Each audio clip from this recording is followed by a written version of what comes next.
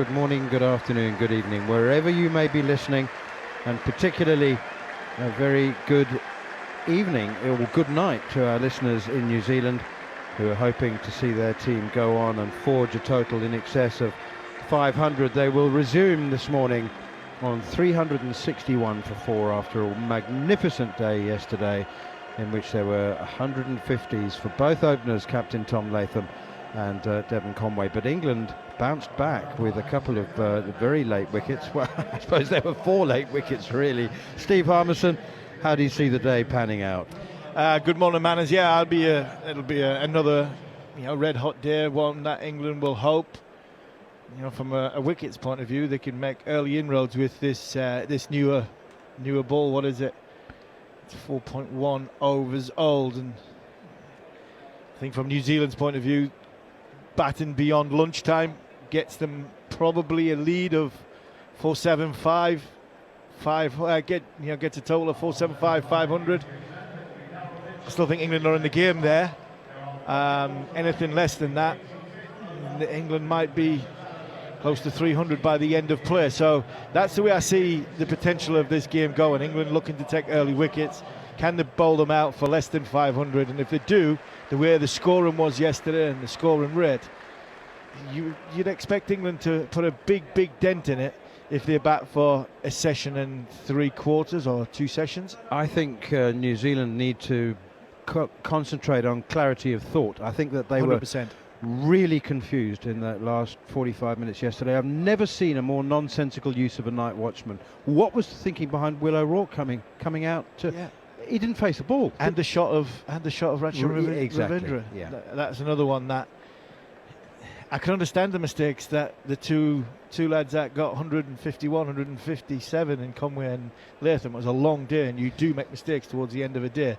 But Ravindra had just come in. It was a poor shot, and that then brings your night watchman in, and he brings your night watchman in, and all of a sudden you run the risk. I always worry about bringing a night watchman in sort of middle to lower order, because you run the risk of that one batter who potentially is set ends up running out of partners, a Blundell or a Mitchell. I think he's good at the job. I just don't think the job was required. No, I don't think it was required on this surface. And some people are saying because he didn't face a ball, he wasn't going to face a ball. The ideal world, Henry Nicholls gets the one off his hip, he flicks it down a fine leg, and O'Rourke faces the last 5 balls. He then does his job as night watchman. Now you've got a bloke at the non-striker's end who's naught without facing the ball, and he normally bats at number 11. That now is a nonsensical night watchman. Did Daryl Mitchell really think he needed protecting from 5 balls? No. I can't believe he did. Jofra Archer to finish the over is in for the first delivery of the morning, and it is Mitchell on strike. Plays his first one away defensively on the onside. Just to clarify, it is, I think, 9 times out of 10, if not more, the specialist batsman who is next in, who has the choice. He has the choice, and Mitchell did have the choice. Did he want to take his pads off and say, all right, I'll get ready first thing tomorrow morning, or did he want to have the night watchman? The night watchman was chosen. Interesting there, I banged on yesterday all day about Jofra Archer's pace not being down. And it's not a knock on Jofra this. All I do is I look at Joff's pace because of the rhythm he gets in. He didn't bowl a ball about 85 mile an hour. His first ball this morning was 86. Here is Archer again, bowls, and Mitchell pushes this one out towards square leg, fielded by Emilio Gay. 361 for 4. And the reason why I bring this up, and I keep banging on about it, is because bowling is not an exact science. We're not robots, well, Manners. We have... you just got to get a little chink that's wrong. You've covered some unbelievable fast bowlers, the likes of Dale Steyn and Moni Morkel, Alan Donald, Sean Pollock. Sean Pollock will tell you, if you just don't get it quite right, if you don't feel quite right, if the rhythm's not quite there, you can try as hard as you possibly can, and it'll come out 5 mile an hour slower. And I think that was Jofra yesterday. It just didn't look at any rhythm. 85 mile an hour was his fastest ball yesterday in, what did he bowl, 12 and a half overs. He's bowled 2 balls now at 86 miles an hour. He looked good. Here is Archer again, and Mitchell opens the face of the bat and is off the mark, steering it past Duckett at backward point. And the first run of the morning, and Mitchell is off the mark. It fascinates me. The whole, it's a no ball. Sorry about that. He'll have to bowl that one again. it fascinates me how fast bowlers don't know. Sometimes teammates I think Alan Donald's a very good example you just mentioned there. He would often have no idea. His captain would say to him, "Are you all right? What's up?" And he'd go, "Yeah, I'm fine. Why? Why?" He said, "Well, you're coming out like a tennis ball." Going backwards, yeah. Yes, many times. I mean, I used to have that with Michael. Michael would stand at mid-off and he would go, "How many? We okay? Yeah, good. Not coming out, is it? No, fancy handbrake, 5 minutes." And that would be a license to go 2 men back, a few cross seamers, bowl it into the pitch, see if you can finish your action off, a few short balls, let's see if we can get some pace up, and then go back to the conventional where we're going to try and bowl. Here is Archer once again, and this one is very full and wide outside the off stump, and it's left alone by blocker O'Rourke. That's his first ball, and didn't have to play at it. One of the secrets to Alan Donald's pace, which he discovered quite late in his career, was the speed of his run-up. Sometimes if he was feeling really good and relaxed, he would run up more slowly. It was a reflection of his mood and, in fact, his confidence. Spring and the bounce of the step. Where he you wasn't feel running in in fast rhythm. enough. You were not trying too hard. Yeah, I get that massively. Here is Archer again, and this one is struck on pad by Will O'Rourke, and he's heading down the leg side. He was playing a cricket shot there. He wasn't blocking that. He was playing a little checked-on drive, but it crashed into his pad. I remember Stuart Broad telling me a story about he copped a little bit off Michael Vaughan on commentary in a game here where he had 0 for 80, and he said he felt good. He said, "Harmy, I felt really good." He said, "I couldn't understand why it wasn't working," and I was like, "Mate, it's a human body. It sometimes doesn't work." And he said he dived into it a little bit further with all the information they've got. Here is Archer once again, bowls. O'Rourke leaves alone outside the off stump. He's very good at leaving, is O'Rourke.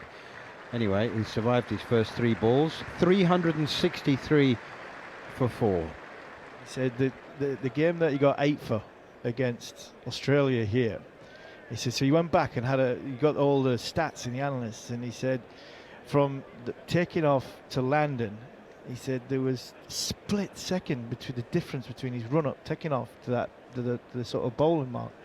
And he said lengths weren't too dissimilar.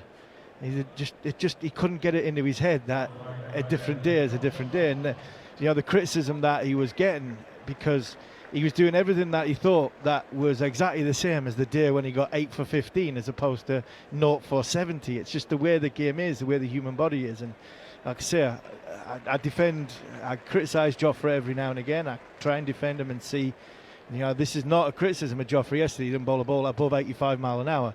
But sometimes, I don't believe in these speed guns, but what the speed guns tell you sometimes is the rhythm of the bowler that he's in. He's a 90 mile an hour bowler, and if he's bowling 83, 84, something's not quite right in his action or his run-up, and that can happen in international cricket. 2 slips gully and a leg slip. That's left alone by Mitchell for 4. He's tried to take the bat out of the line, and he hasn't got it out of the way in time as Josh Tongue bowls one full outside the off stump, and he's nicked it down the leg side, past the off stump, but to Jamie Smith's left, and he's got 4 very fortuitous runs. Have a look at this again where the ball's gone through. Oh my word! I mean, that's a coat of paint off stump. It really is. I mean, it's a thicker sponsor sticker, and that clips the stumps. It really was perilously close. Gosh, that would have put a different complexion on this innings. As it is, 367 for 4 now as Tongue is in once more, and Mitchell drives quite sweetly down the ground. Tongue has managed to get some fingers to this, and it's taken enough pace off to deny Daryl Mitchell the 4 that it would otherwise have been worth, but he picks up 2. Mitchell quickly on to 7. 369 for 4. Yeah, as a bowler, you're disappointed with that. You've got to stop that, Josh Tongue. You've got to stop that. Trying to build pressure. You've gone for 4 the ball before, but it was a ball that puts pressure on the bat, and the shot that puts pressure on the batter. There, it was a longer half volley, but you've got to stop that. Just giving confidence to the batter early on. Here is Tongue again outside the off stump. This time Mitchell does get the bat out of harm's way, and it remains 369 for 4. Good area again from Josh Tongue. A lot of buzz in the field. one thing you can label with Ben Stokes' team is that they never give in. Yesterday it was hot. It was a tough day. It was a grueling day, but apart from one Jofra Archer non-chase, everything was chased to the boundary, culminating with a brilliant bit of fielding from Shoaib Bashir towards the end of the day. Here is Tongue again, bowls, Mitchell defends. There's no run. Some news out of the England camp, well, out of the ECB army, is that Rian Ahmed, Jordan Cox and Ollie Robinson have been released for today's Vitality Blast fixtures. Rian Ahmed is also available for Leicestershire's Blast fixture on Sunday. Matthew Fisher, however, remains with the England men's team. So what's Matt Fisher done wrong? Sorry, Matt, you have to stay in field for the next 3 days. What? Hey, here comes Tongue again, and that's pushed away square of the wicket on the offside. Sorry, Matt. No, I know you'd like to play in the Blast, but we need your fielding. I mean, it's interesting. There's a lot of games within a game in that statement, because so Jordan Cox, Ollie Robinson, and Rian Ahmed have gone back. So they've gone back, they go and play. They'll be over the moon because apparently their hotel's got no aircon. So Yes. They'll be over the moon with that. But it's interesting Matt Fisher's staying over Ollie Robinson, because Matt Fisher's staying just in case there's an injury, concussion. He took that good catch. He's a proper fielder. If there's a bowler cops one on the head, you need a replacement, and that would be Matt Fisher. Oh, there's a big bat pad here, but nobody on the leg side under the helmet. I think it would have bounced over his head, actually. It was an inside edge onto the pad, and it's ballooned away 12, 15 yards, and it's a single to Mitchell, who keeps the strike, 370 for 4. Now that you say that, it does suddenly become very interesting. It does, yeah. It really is interesting that England have decided that Fisher's staying ahead of Robinson. I can only, and to be fair, they'll have 2 or 3. When I walked back to my car last night, there was 3 young lads from the sort of, I think maybe the Notts Academy. They were in England kit walking back. They were the substitute fielders. There'll be 2 of them who are a lot better fielders than Matt Fisher. And Matt Fisher's not in the category of Matthew Hoggard, Steve Armisen, fast bowling, can only stop it with these size 12. Oh, that's it. It's gone for 4. He showed you what a brilliant catch he was. But he's hanging around because you need a spare bowler. A little bit like what my argument with Matt Potts last year, when Matt Potts stayed for the Zimbabwe game and James Rew went to play for Somerset up at Durham. Matt Fisher's the unfortunate one that he's not going to play any cricket because he's still needed to be around for this Test match, just in case there's a bang on the head from one of the bowlers towards the end of the game. Jordan Cox is probably allowed to go and then come back. Here's Jofra Archer again. Forward comes Daryl Mitchell and pushes that one up towards mid-on. I suppose there would be some logistics, they'd work out, well, where are Yorkshire playing, how soon could he get back, what are the motorways like between, and that's probably what they've done with Cox. They've probably identified Cox to go and play tonight, be back first. Cox could go and play tonight and be back first thing in the morning by lunchtime tomorrow if need be, where Rian Ahmed, they've decided that Cox is possibly going to be the spare batter and he'll come back.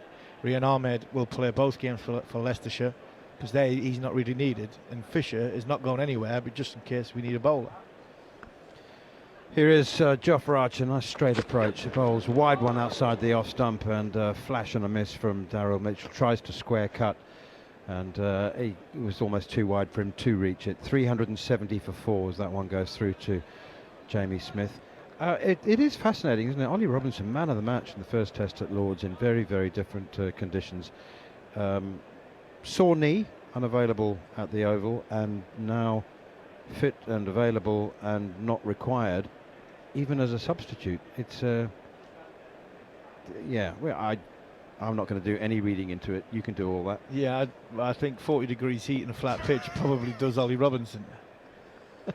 Archer again to Mitchell on the back foot, pushes it up towards mid-off, and there's no run. Maybe Matt Fisher's also, I don't know, mixes a better smoothie. Yeah, and he might not be. Surrey might not, because Surrey have got, embarrassment of riches when it comes to their white ball stuff. He might not be as required as what Ollie Robinson is as captain of Sussex. It might be ECB might have doing counties a favour here by saying, look, Yeah, we understand Sussex are under a little bit of restraint when it comes to financial and bringing in players, and so we'll give you your captain back. Rian is at Leicester, a smaller county, bat and bowl. I think it's the right thing for him to go back. Surrey have got a lot of players. Here's Archer again from the far end, the Stuart Broad end, and it's a bouncer outside the off stump, too wide, left alone by Daryl Mitchell. He's 8. Will O'Rourke's only faced the 3 balls so far. We're into the 87th over of this innings. New Zealand 370 for 4. Fascinating statistic, which John Norman will expand on when he takes over from me, but I'll give you a little teaser.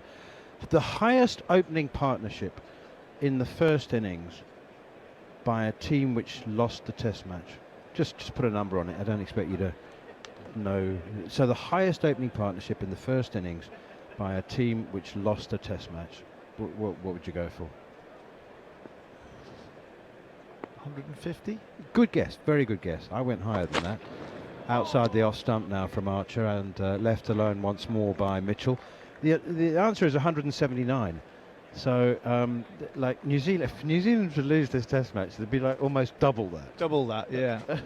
Yeah, I mean, it's madness, isn't it? To think that you could put 300 on, 317 on, and for the first wicket, and potentially we talk about them losing. They've got 370 for 4, and the runs on the board, they're well ahead of the game. I think Mark Richardson and Stephen Fleming, 163 opening partnership against England in 2004 here, and we went on to win the game that day. So that's just popped into my head. But yeah, good memory. It's madness. Yeah, I found it out yesterday when I didn't look it up. Yeah, it was on one of the stats that Gary Morgan gave us. 2 slips in a gully. Archer, another bouncer outside the off stump, and Mitchell's not interested in that one. It was the last ball of the over, so Archer's he's bowled a team delivery there in order to keep Mitchell at the non-striker's end to allow Josh Tongue to have a go at Will O'Rourke. Lot of fans, cricket lovers, staying in the centre of Nottingham where we are, and it's a really pleasant walk, actually, along the canal, mostly the Nottingham Beeston Canal. It's about a half an hour walk, but there's a few patrons in the stadium who sweated up a bit on that half an hour walk. I tell you, it's a very warm day. It's going to be even warmer than it was yesterday, and yesterday was a record-breaking day, so more temperature records likely to be set today. Josh Tongue is going to bowl to blocker O'Rourke, and I say that with both affection and respect. I thoroughly enjoy watching him play within his restrictions and limitations. Doesn't do much. 2 slips, leg slip, gully, short leg. Here comes Tongue. Oh, and he's got runs. He's steered a half volley through backward point, and it really was the gentlest of pushes. He sort of patted that like you would pat an old dog, so as not to upset it too much. He didn't lose his shape. He was French cricking it, dead bat. Yeah. And Matthew Hoggard, 2005, towards the end when we walked out 12 to win. Oh, and he could not. I mean, Hoggy couldn't get the thing off the square, and he hit a 4 through extra cover. And the only reason there's 2 reasons it went for 4. The amount of people in that sand sort of sucking the ball towards the boundary was just got it there, and Bretley was bowling 95 mile an hour. That combination was why it went for 4. It had nothing to do with Hoggard and he's I can't remember what bats he used to use. Will O'Rourke is off the mark with those 2, and he wants another one, but Daryl Mitchell says no. He's pushed it out towards cover. It's fielded by Ben Stokes, whose throw at the striker's end sees Will O'Rourke actually scrambling back. There was a run there. There definitely was a run there, but Mitchell didn't want to take it, and he now walks down the pitch to have a little chat to Will O'Rourke. What are you doing? A direct hit, and I think that might have been close. A direct hit, that might have been close. I've got one for you, man. I've got one for you. As iPad, I'm watching the England under-19s against Young Lions, and my son's playing, and it's red hot at Loughborough. And my wife sent me a message earlier to say, I don't think this game should be off, it's too hot.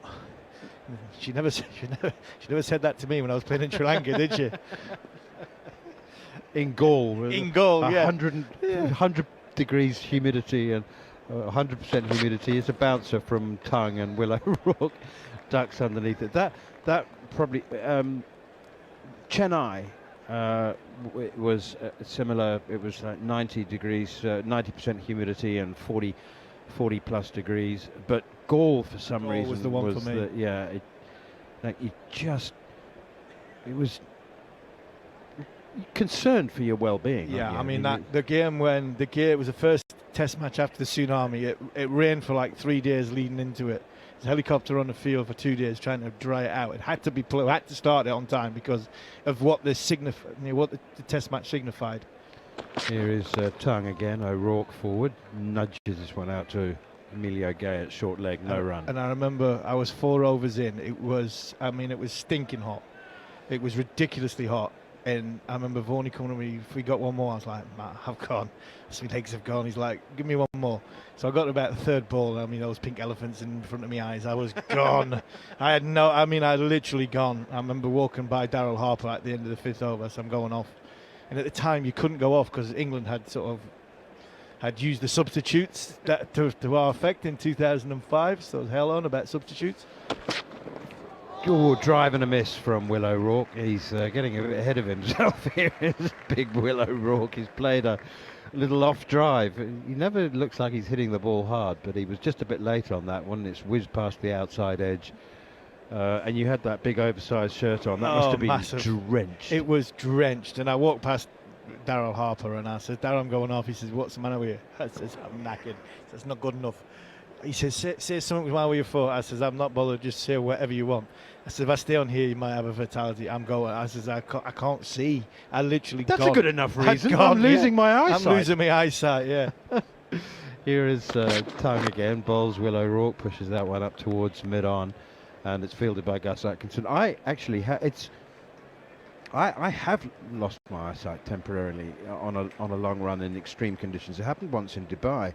First time ever it happened in Dubai, and my vision became blurred, and I thought, I was like shaking my head and rubbing my eyes, thinking, and then it just carried on, and I literally lost my eyesight.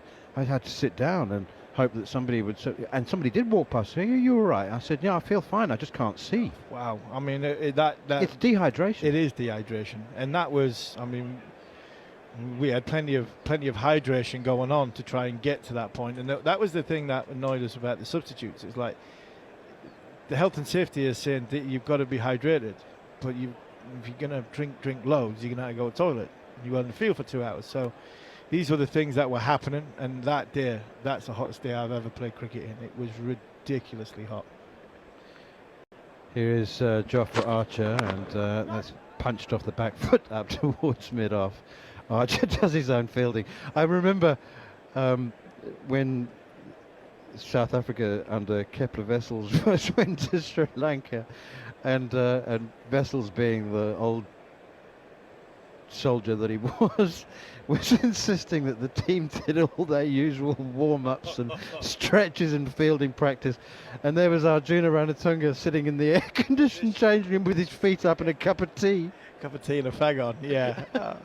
Yeah. And some of the South Africans who'd never been there before were saying, like, how come the Sri Lankans cope so much better with the heat than we do? And somebody said, well, they don't do warm-ups for a start.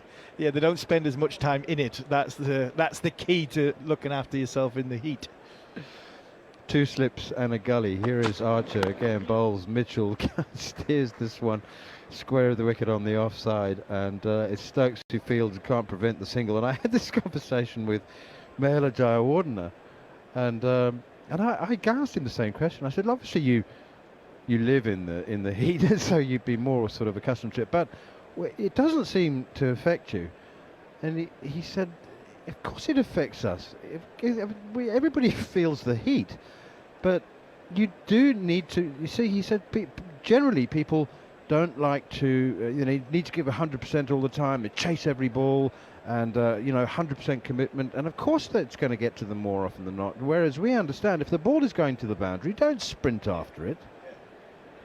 Yeah. That does make a huge amount of sense. Yeah, the man from Barbados didn't fancy chasing it. The man for Sheffield gave him a volley yesterday afternoon for not chasing it, even though it was going to the boundary. Here's Archer, bowls to Will O'Rourke, and the big man stands upright and tall and pushes it square of the wicket on the offside. Manage yourself, Absolutely. I remember you mentioned Mahela there. I mean, in that game at goal.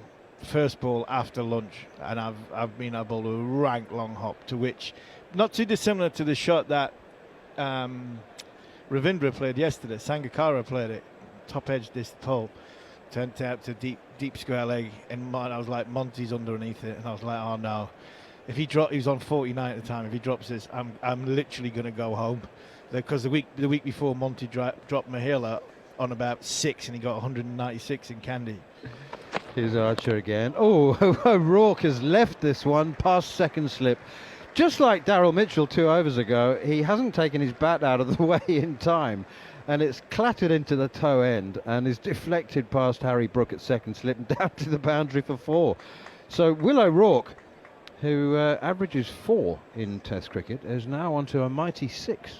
Yeah, well, they've got 16 runs. They've got 16 runs so far this morning, Manners, and 8 of them they've left. They've got 8 from the leave. That shows you how good this pitch is. You can leave it for 4 twice. Inside the first 20 minutes. 2 leaves for 4. 1 from night watchman Will O'Rourke and 1 from Daryl Mitchell. There's a man at Silly Point now. Archer in, wide of the off stump. Left alone by Will O'Rourke, and it's taken behind by Jamie Smith. Well, Will O'Rourke's done his job.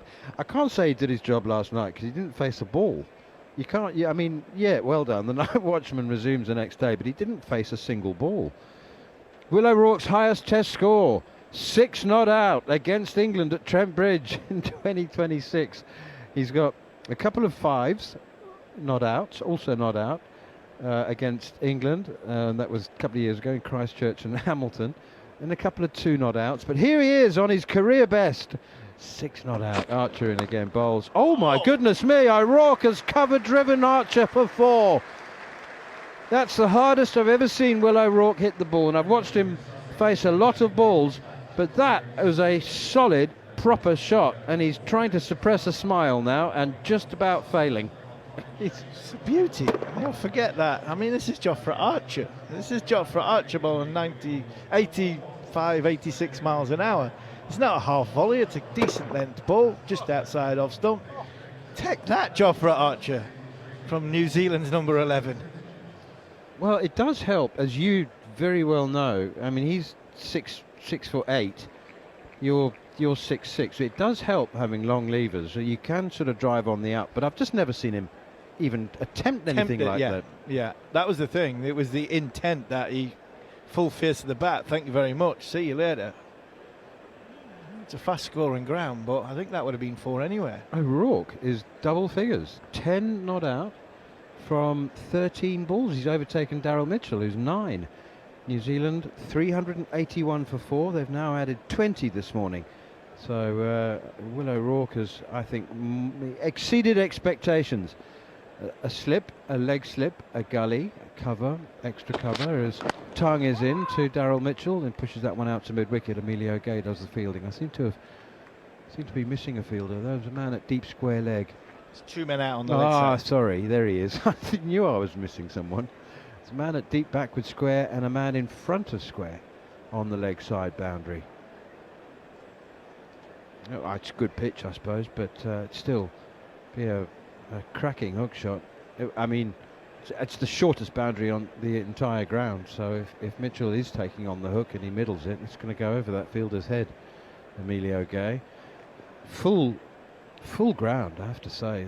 That very, very few empty white bucket seats. Here is Tongue. It bowls full and almost Yorker length outside the off stump, fielded by Ben Stokes at mid-off, and there's no run. Mitchell's gone on to more or less onto off stump, and I just wonder if he's thinking if Tongue does drop it short, he's going to try and help it round the corner, as in go more behind square with a pull. We know Daryl Mitchell likes a pull shot. We know that he's sort of quite compulsive when it comes to the pull shot, and actually the largest part of that leg side boundary is square. So I just wonder if he's gone on to off stump to say, if you do bowl it short, I'm going to try and bring you around the corner and pull you behind square where it's a hell of a lot shorter. Here is Josh Tongue again, bowls, and Mitchell opens the face of the bat, guides it away into the gully. It's nicely fielded by Jacob Bethel, diving to his right. 381 for 4.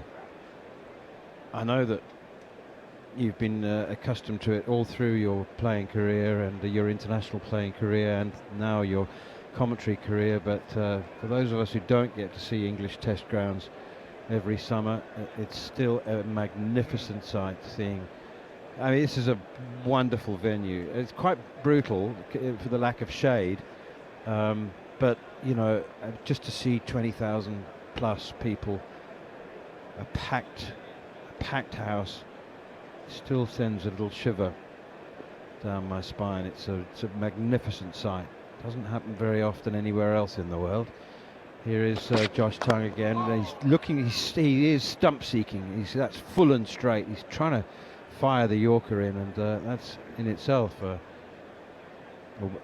wilting art. Talking of wilting, there's a lot of people who are very warm already, but they're not moving.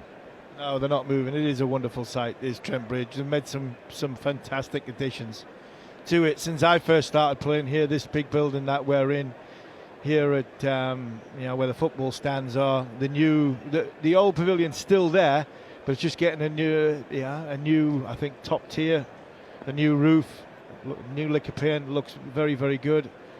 It will do, won't it? That's short and pulled away to a deep backward square. They won't take a single. When I started covering county cricket in the late 1980s, Trent Bridge and Headingley were the most run-down grounds. Yeah. Trent Bridge was. Do you remember the seats were still wooden slats? Yeah, they were. Yeah, I remember that, and so was Headingley. I remember playing. We talked about yesterday. I played a game for Durham here when it was basically just the foundations, concrete foundations, with wooden slats which were rotting. They were rotting as well. And, the stand to our left, the stand to our right, they weren't there. I think the one next to the new pavilion, I think that had just been built. Yeah, I think that was the first step towards refurbishment, wasn't it? Bouncer from Tongue to finish the over down the leg side, left alone by Daryl Mitchell. I mean, I still remember all as well.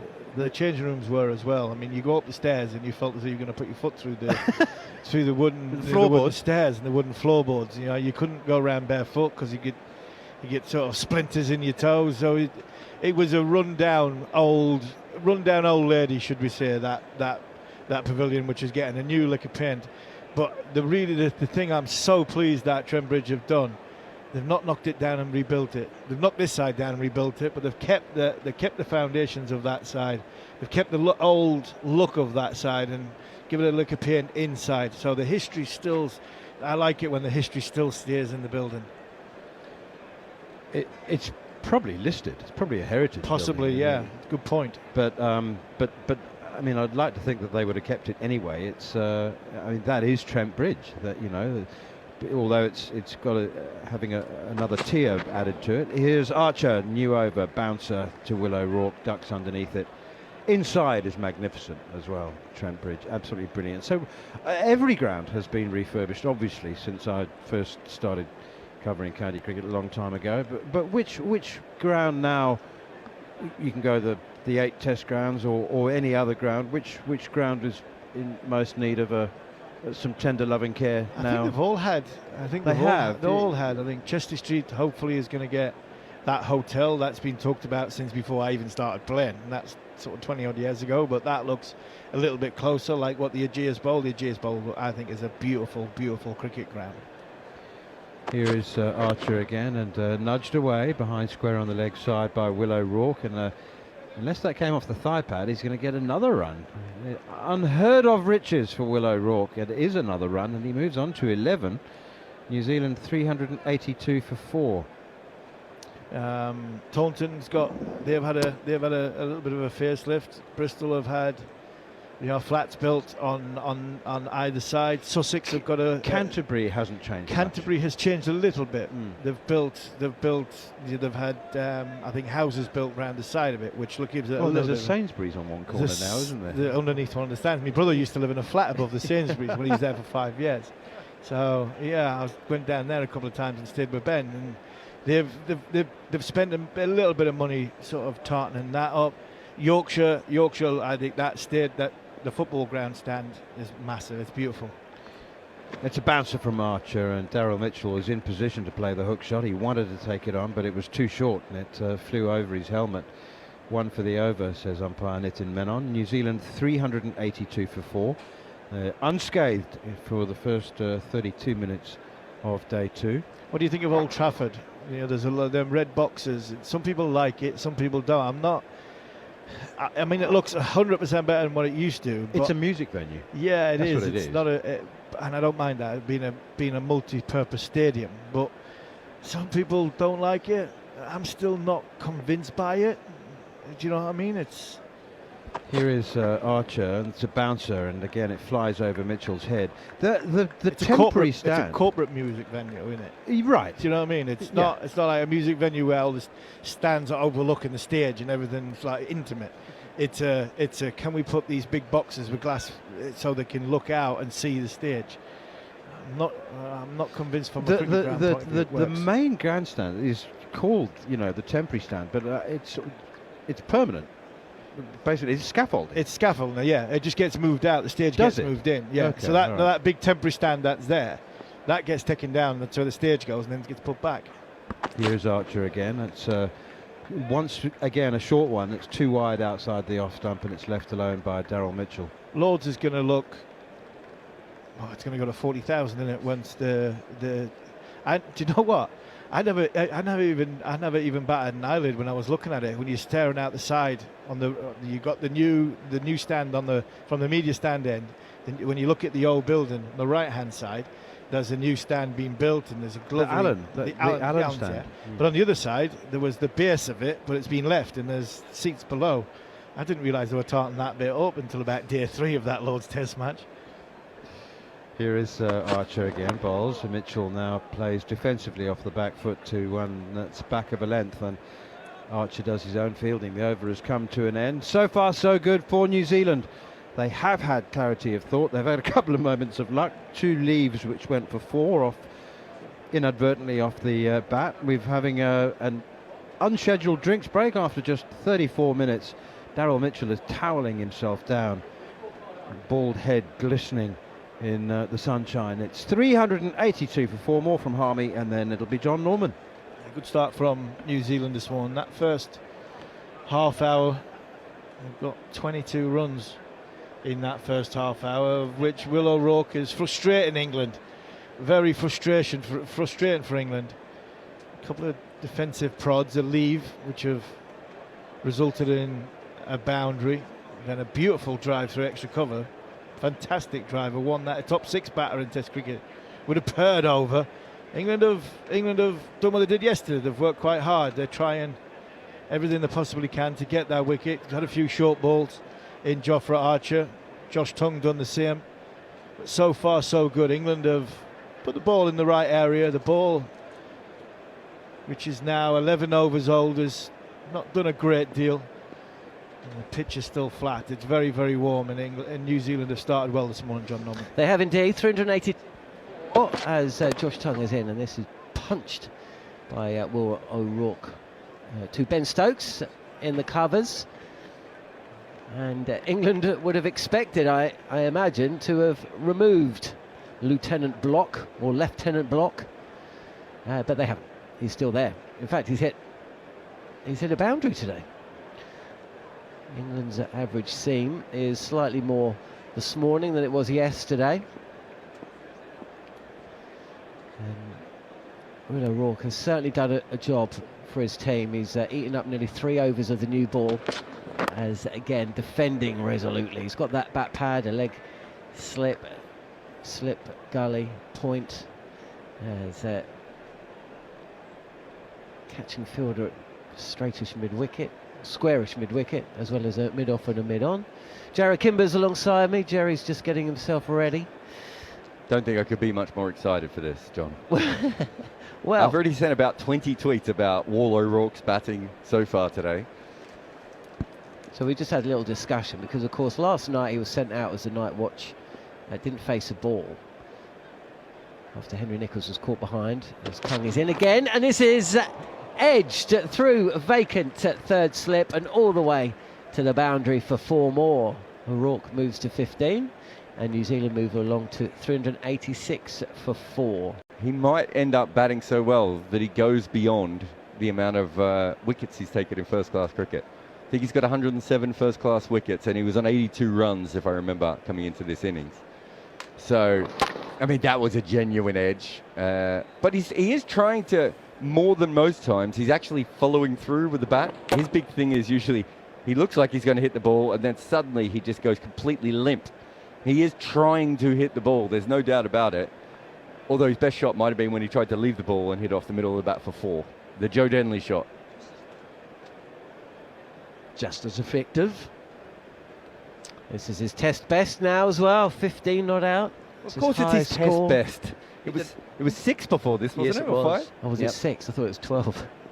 No, he didn't have double figures before. Wow, big moment for the O'Rourke family as a second slip is put in, and this is fielded at Ghali. I think before today, if I'm not mistaken, he had something like 22 runs off 230 balls in Test cricket. So he's currently a shocking 15 off 19. My favourite bit, though, was when he hit the ball on the offside and didn't know what to do because it involves running, and he'd never done that before, Jerry, and he suddenly got very lost. Well, they had to put a man who was just in front of him on the offside. They had to take him back and run saving. Defended with a straight bat by William O'Rourke. So last night, O'Rourke comes out, and then Henry Nicholls is dismissed. There's 5 deliveries left in the Jofra Archer over. Now, you know, if you accept that minor moments in cricket matches can have, you know, big long-standing effects, and cast your minds back to that Shoaib Bashir boundary saving moment, which meant that it was Rashan Ravindra facing for the last ball of the penultimate over of the day. His tongue is in again and defended again. England have been robbed of a Jofra Archer over, because not only have, or 5 balls of it, because not only did they have the opportunity, I mean, New Zealand might have sent out another night watch, right? So Jofra Archer would have had 5 deliveries at this new batter, or maybe another batter if he'd got a wicket. But fast forward to today, of course, if he's only bowling 4 over spells, he had to finish the over from last night as well. So he could have had that over last night and another 4 today. Yeah. Anyway, the law is changing, right? Is that what we've decided? Yeah, Jeremy was just saying that the law has changed, and the reason, will change. It's in October, I think. Yeah, it comes next. in. Yeah, that's right. And one of the reasons they're changing it is what happened last night is we had a really exciting finish to the day's play, but we don't get the full 5 balls at the end, and it doesn't make any sense that we've always done this in cricket. It's one of those rules that only exist because of batters, right? You know, laws, playing conditions. Here is Stokes, and this is glanced fine by Daryl Mitchell for a single. He moves to 10, and that brings William O'Rourke on strike, who's scoring quicker than Daryl Mitchell. 387 for 4. Yeah, he's getting a nosebleed.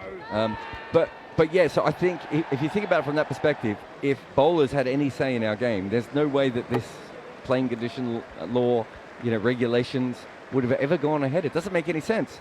The most exciting time quite often is when there are wickets in the last over, and you want to see them all the way to the end. It is a peculiar one, isn't it? 2 slips and a Ghali backward point in place for O'Rourke, and just plays inside the line. Effort ball from Stokes. He picked up the first wicket yesterday. Tom Latham, I thought the crowd reaction to that wicket eventually came after 5 o'clock on day 1 was terrific. And fair play to England as well. I think a lot of teams would have given up in some regard at times yesterday on a day that just seems so weighted in favour of the batters, and they never ever appeared to do that. And of course they picked up those 2 wickets with the last 2 balls of the day as Stokes comes in. Oh, this is a big shot from William O'Rourke. A dive at Ghali from Jacob Bethel, and it flashes to the boundary for 4 more. He's going after Woods. This one was certainly wide, and he saw it out there and he just flashed at it. It was close-ish to Bethel, who was diving to his right, not perhaps his favoured hand, didn't get anything on it at all, and away it went. They'll be putting a third man in next. Look at Ben Stokes' face. He's like, wait a minute, this guy has never played a shot in his life. How has he just slashed me through backward point? Surely it's going to be the similar ball from Stokes. Oh, he's edged and dropped twice! Ben Stokes has got the outside edge of William O'Rourke's bat, and Jamie Smith, diving to his right, has dropped the catch into Joe Root, who was diving to his left, who's dropped it as well. I mean, it's not a second drop. Of course it isn't. Well, technically it is. For a moment, it did pinball around that slips cord, though, didn't it? It's just back of a length, the top of off stump, and Jamie Smith made a late decision to go for it, and he dropped it into Root's hands, didn't he? It was the rebound, almost directly into Root's hands as he was coming to the left. It's all going on. Stokes again, and this is just dropped down to the offside. Jamie Smith was shaping to go to his left, then realised he had to go to his right, dived, got one hand to it, and basically parried it into Joe Root's two hands. That was actually Root's catch, maybe. No, that's Smith. He went to the left, as you said. He took way too long to realise there was an edge there, and there's no foot movement. Have a look. Really, the keeper should have a bent left leg so that they can drive off that. And that's where Smith lost his power. Here is Stokes again, and this is straighter and defended back to the bowler. Stokes showing his displeasure there. Smith put down one yesterday. That was regulation. This two drops, and New Zealand find themselves 391 for 4. It's always going to be one that goes into the gap, isn't it, Jeremy, because of the angle, because the wicketkeeper is assuming that ball was going to land over middle stump. I think he overcommitted to the leg side, Smith, so he made his first error there.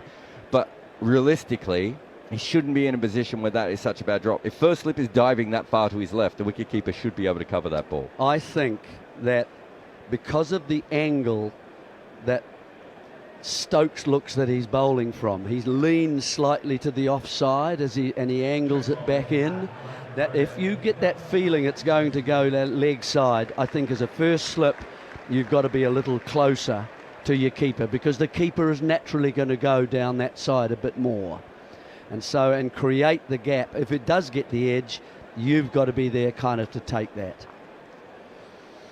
So, one of the small little nuggets that we threw up there yesterday was the fact that William O'Rourke was on the field meant that maybe, just maybe, he would help block out the new ball, and he has seen off Jofra Archer and Josh Tongue. Here is Atkinson. Oh, that's a rasper. That's beating the outside edge, Darryl Mitchell's bat. Glorious ball there from Atkinson. He hasn't blocked out the new ball, he's slashed the new ball. Yeah, I didn't suggest that might be. That would be out there, right? There is a moment with Will O'Rourke, my favourite shots that he plays, and Jeremy won't know this, he probably won't play a lot of video game cricket, but when you're playing video game cricket, sometimes when the ball comes down, you press the buttons too late, and so your player doesn't play any shot, and occasionally Will O'Rourke just does that. He doesn't play a shot, the ball just sort of hits his pad or sometimes he doesn't leave it. Here's Atkinson, and this O'Rourke is called through for a really, really quick run. And is that Root running in? It's Bethel. He doesn't collect the ball. I think there's a run-out opportunity there. If he collects the ball and throws down the stumps, I think O'Rourke is surprised by that call and could have been run out. This is the second time they've had a bit of a miscommunication, the two batsmen. I mean, they're having a chat now, but I don't know what Mitchell will be saying to him. He might say, back up a bit more, lad. But it was a pretty tight run, I thought, really. And certainly I don't think O'Rourke was expecting Mitchell to take it. The ball went straight to arguably England's best fielder as well, as Atkinson with a short delivery, and O'Rourke ducks below it. So after they had that conversation, just to prove that Will O'Rourke is not a professional at this, he just dropped his bat. And I saw some of the England players just laughing and going, oh, come on, how can we not get a guy out who can't even hold his own bat? Yeah, so that video game thing, you know what I talk about, John, when you press the button but it's too late and you don't play. And when he plays his leave, Jeremy, it's not that he plays an active leave, he just doesn't play a shot. Stays in the stance. Yeah. Here is Atkinson, and this is dropped down to his toes by O'Rourke, who's faced 28 deliveries now, all of them against the second new ball. So what's that? Four overs and 4 deliveries. If he just keeps playing the way he played that last ball with soft hands under his eyes, this is a really tough pitch to get him out on. I mean, I know they've had a chance. I know he's getting ahead of his skates and he's played a couple of balls through the offside, but but if I was Daryl Mitchell, I'd say you don't need to do this. You might face 100 balls on this pitch just because it's really hard to dismiss you because of the way you bat here. Nathan Jones on the Talksport Cricket YouTube channel chat feed says, definitely 2 drops. Defended again by O'Rourke. And there's a bit of criticism for Jamie Smith from a couple of the Aussies, saying that, you know, he did have a tough tour of Australia and he's back in the side, obviously, for this test. The drop yesterday was a bad one. I was going to say, it's not his worst drop this test. This one, I think we can understand from the angles why it happened. I still think he makes a mistake technically, but we can understand why it happened. But the one in the yesterday, Jeremy, I don't even know how you explain that. You don't explain it. It's like watching a T-Rex try to take a catch. Here's Atkinson and O'Rourke again. No real movement, just pops forward a touch, defends. Also, Ben Stokes got his hands in the air for. I'm not sure. No. Have you been across the clapping today? Have you seen much clapping? Suppose he's bowling a bit more, so he's using his hands for other things. No, he definitely hasn't been doing it today. I think it was I know this sounds weird, but I think it was something that he did very much in his mind yesterday, that he wanted to clap. He wanted everyone to know he was out there. It was a big part of it. I don't want to say it was a power play, but I do think he made a decision that he wanted the team to hear from him, and I haven't really seen much of it or heard much of it at all so far today. Yes. Mind you, I have been absolutely obsessed with Will O'Rourke. Did you write your piece about the field changes? I did. Where can we read that? During the lunch break? During the lunch break, you can read it at goodareas.co. Talked about the 54 field changes in 50 overs. Here is Stokes coming in and bowling to Daryl Mitchell with a deep square leg. There's a fine leg. There's a man at deep backward point, a couple of slips, as well as catching fielders in at mid-wicket and cover with mid-on and mid-off. And Mitchell just blocks this off. 392 for 4. So I counted, Jeremy, every field change that was strategic. So not when the 2 batters changed ends or not at the end of the over or anything, but when someone, generally Stokes, made a decision to change it, and he makes more than one strategic change per over. And I don't think yesterday was a particularly high strategic change day for Ben Stokes. Here is Stokes and defended again. Neil Van Keulen says, Jared's got his sass pants on today. What does that mean? I don't know. My 6-year-old, she's 7 now. She talks about sass. I mean, we know what being sassy is. Okay, is that what it means? Well, I don't know, unless he's just misspelt something. Jared's got his sass pants on today. Maybe Neil can explain what he means.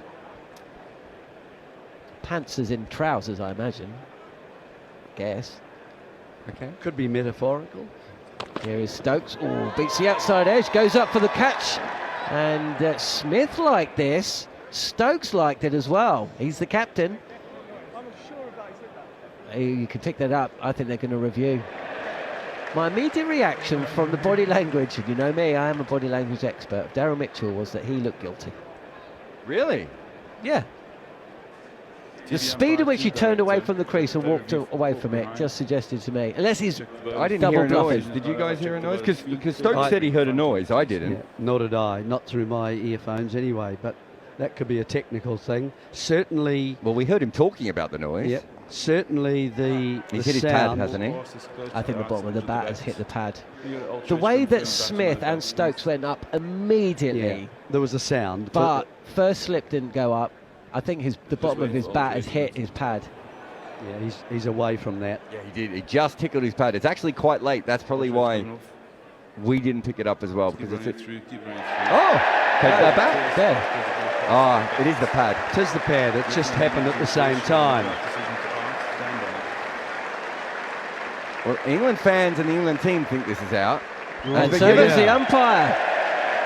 That's interesting. Mitchell's not convinced at all.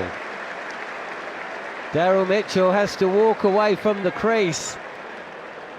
He's looking up at the big screen. He's indicated there that his bat has hit his pad. Yeah, I don't think the third ump has looked at this one too closely here. See, it's very difficult to register. There's a registration either side of that, the two little we get a sort of a broken screen, don't we? I just don't think the umpires had a lot. I mean, I don't want to get on the high horse again about why we need specialist third umpires, but you need more than one view of that. He's looked at one view and he's seen that the bat's in front of the pad, and so he said, well, it must be an edge, but he hasn't noticed that the toe of the bat is right there at the same time. Yeah. We just need more angles. I'm not saying he didn't hit it. What I'm saying is you can't make a clear decision off that. That's a mistake of umpiring. Even if he hit that, I think they made an error there. Yeah. SSK Manent SA says, review the review. Now there it's hit there. You can see it hitting at the same time the ball goes past. He is on the left-hand frame. He's hitting his pad. But if you look at this frame over here, that's not the part of the pad that it's near. So I think it's possible he did edge it. I just don't think they've looked at enough angles to 100% get that right. That would be the only question I would have on that. It is a very sharp spike, a little sharp spike, which usually suggests that it is the ball. Well done to England anyway, because we didn't see it in the same way that they did. I did. Well, no, you didn't. You said that Daryl Mitchell looked guilty, and he was still walking off saying he wasn't out. No, I don't think he was. I think he... And also batters don't always know. I thought his body language of the batter, and also the reaction of the keeper and the bowler. But I don't think the third umpire looked at this long enough. And also, of course, it was given not out on field. So you have to factor that in as well, because it has to be you're overturning a decision here. Very possible that he hit it. I've got no issue with that, but I just don't like the way that the third umpire does this. I bang on about it all the time. Me and Manners were talking about it in the press box this morning. There is no reason not to have specialist third umpires. There are more angles that we should have seen on that one. But isn't it great that Will O'Rourke has outlasted Daryl Mitchell? Well, they've put together, 30-odd runs, the two of them, at this point. So slightly controversial. Blundell facing his first delivery. Stokes with the breakthrough, and Blundell calls O'Rourke through for a single first ball. T3485 says, maybe the third umpire was convinced about your body language assessment, John. Possibly, if they're listening to our commentary overseas. I don't think they're looking at that at the time there's a split screen. No, but there is the way that your mind works. If you are like John and you saw what Daryl did there is an element of you're pre-coding yourself a little bit. Also, we've seen Daryl Mitchell annoyed on the field. That wasn't Daryl Mitchell, angry. True. That wasn't red warning. That was orange warning. Here is Stokes again. Oh, beats the outside edge this time. Stokes is... well, he's seen one go down, and he's seen one go his way. Rogue A1 says, Jarrah Kimber is a serious talent. There might be a glitch on the... Maybe they've misspelt talent. Yeah, tyrant. Wait a minute, I got you home last night when you were lost. You got lost last night? How? No, I didn't get lost. I went straight home. You were at the pub 2 establishments away from the hotel. No, you're not staying in a hotel, are you? No. Of course. Stokes again, defended by O'Rourke, who's 19 from 31 deliveries, 32 deliveries now. That's the end of the over. A breakthrough for England as we approach the conclusion of the first hour of play here on day 2 at Trent Bridge. Daryl Mitchell caught behind, and that means Blundell's at the crease. New Zealand's last recognised batter, would that be fair to say? Very unfair on Will O'Rourke, but I actually think they have quite a long tail in this game. When Tickner can hold a bat, but not really. Sears can hold a bat, but not really. I think they both average about 12 or 13 in first-class cricket. Well, Blundell got 50 in his last Test match. No, Blundell's fine, but it's the Santner, Smith, and then the other guy. Santner's not the worst. Smith got a 30 or a 40 in the last Test match. But where was Santner? Santner was number 7. He's a substandard number 7. I know he's going to bat at number 8 here, but... Yeah. Oh, so Smith's carded to come in next, is he, or Santner? It'd be Santner next, won't it? I was thinking Santner, yeah. But... Atkinson continuing running away from us, and Blundell just seemed to be hurried a touch. There's a few messages of angst on the chat facility here. why the third umpire was so eager to get the batter out instead of taking more time to scrutinise the whole thing carefully. To change a decision, doesn't the evidence have to be beyond any doubt? Yeah, it's as I said, we've looked at it a bunch of times. It's just asking for more angles, and that's why you want specialist third umpires, because once they understand, wait a minute, there's anomalies here, and this is the weird thing about these umpires.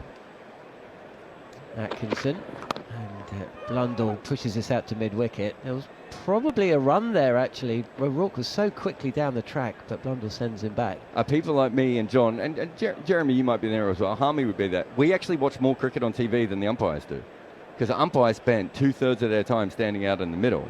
We spend a lot of our time watching cricket on TV professionally, and it means that we know when the wrong angle is being used or when you haven't looked at the full amount of data. These umpires don't. How can we have a situation where we're better at understanding what camera angles you should be asking for than the professionals making the decisions? As I said, I won't rant about this again after my third rant on it. Fuller from Atkinson and driven into mid-wicket by Blundell, who... That yesterday, and you went against me. No, I don't think I went You against did. you. You said I was an idiot. You made me cry. It was worth it. And if you want to see Gerald cry, head over to yesterday's feed, and it's about 6 hours in. We were all crying by the 7-hour stage. Atkinson again, and this is pushed to mid-wicket, no run. I just felt he bowled about 3 overs yesterday, earlier in the day, when no one else ever put any good overs together, and he did. And then later on, I still thought he was bowling well. So I do think, but when you think about it, what is Ben Stokes' main skill as a bowler? It's flat pitch bowling, right? It's partnership breaking bowling, and I think he's certainly bowled well enough, within his skills to be able to break the partnership at times. He just hasn't always got the luck. But I do think he's bowled some very good spells in the first day and a bit. Atkinson is in, and this is a touch wide and left alone by Blundell. As we approach the end of the first hour, drinks will be called. There's a lot of chatter. Well, the chatter, if it's about the actual did he hit it or not, There it is. could have been cleared up if the umpire had got more information. Then there wouldn't be some of us thinking, oh, is that out or not? We know it's out now. Yeah. He's off the field, but it would have been nicer to have more clarity about the whole thing.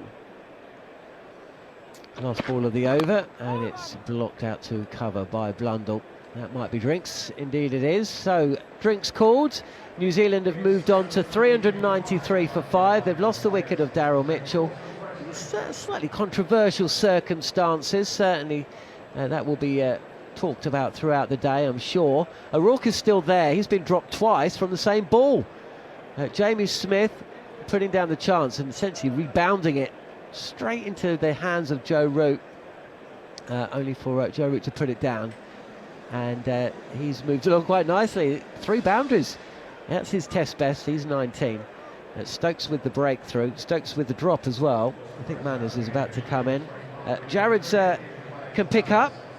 He's sticking around for another half an hour in his SAS pants. My SAS pants. Yeah. You never got an explanation on SAS pants? No. We'll get producer Scott to Google it later. We gave him lots of things to Google last night. Look, I think in New Zealand are in an interesting spot here because you've got Will O'Rourke and Tom Blundell, and both of these guys like to hit the ball directly under their eyes. They use very soft hands. They don't push at the ball. It might actually be very difficult for England now that ball's got a little bit older to be able to just get the breakthrough because of the way that these two play, especially if Will O'Rourke stops playing the odd attacking shot. It's worth saying that O'Rourke has 19 runs, and I think in his entire Test career he has 22. So he's about to double his total in this particular inning. So good on him. But this pitch does suit that kind of late style that he has, playing under his eyes. And Blundell, that last ball that Blundell just faced there, he played it almost behind his right hip. He waits for the ball to come to him so much. It's quite hot out here today. So still a lot of people walk in. If you've never been to Trent Bridge, it's always worth trying to get a hotel sort of on the ground side so you can walk in. People were still doing it. It's almost a tradition here. I used to stay at a hotel which was the Jury's Inn, which I think is now changed to one of the other brands, but it's about a 20-25 minute walk, and you can walk along the canals in the morning. I saw the ECB last night. A lot of their backroom staff were actually walking along the canal on the way home as I was walking as well. So it's a popular way of enjoying this game, this ground. It's one of my favourite test venues in the world. Neil Manthorpe, is it one of your favourite test venues in the world, or did the food yesterday put you off it forever? No, I love the canal. I love the walk as well. The Jury's Inn is now the Rembrandt or something, isn't Yes, it? that's it, isn't it? Yeah. But that was the hotel to stay at back in the old days, wasn't it? Because you had the 25-minute walk into town.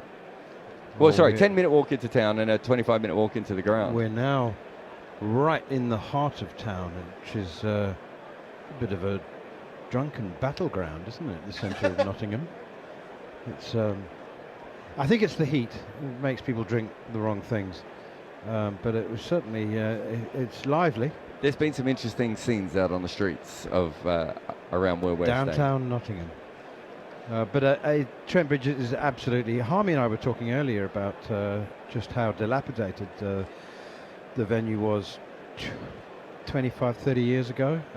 Really has been spruced up, rebuilt actually, basically, apart from the pavilion. And once that has finished being restored and refurbished, it'll be right up amongst the very, very best venues. The only thing is it could do with a bit more shade.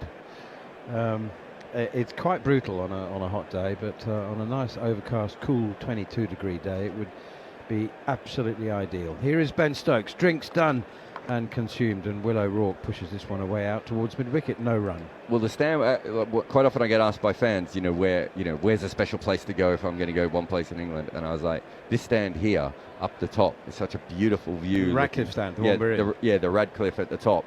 It's such a beautiful view looking down. There actually aren't that many places in England when you get the high, straight view down, and I suppose as someone who grew up in Melbourne where it's very easy to get that view, it's I just think it's a beautiful way of watching Test cricket. Here is Stokes once again, running towards us, towards Will O'Rourke, leaves alone outside the off stump. His judgment is precise, a bit polite way of putting it. He's a very, very good lever of the ball. So good a lever that he left one for 4 early on in his innings, as did Daryl Mitchell, who's gone now.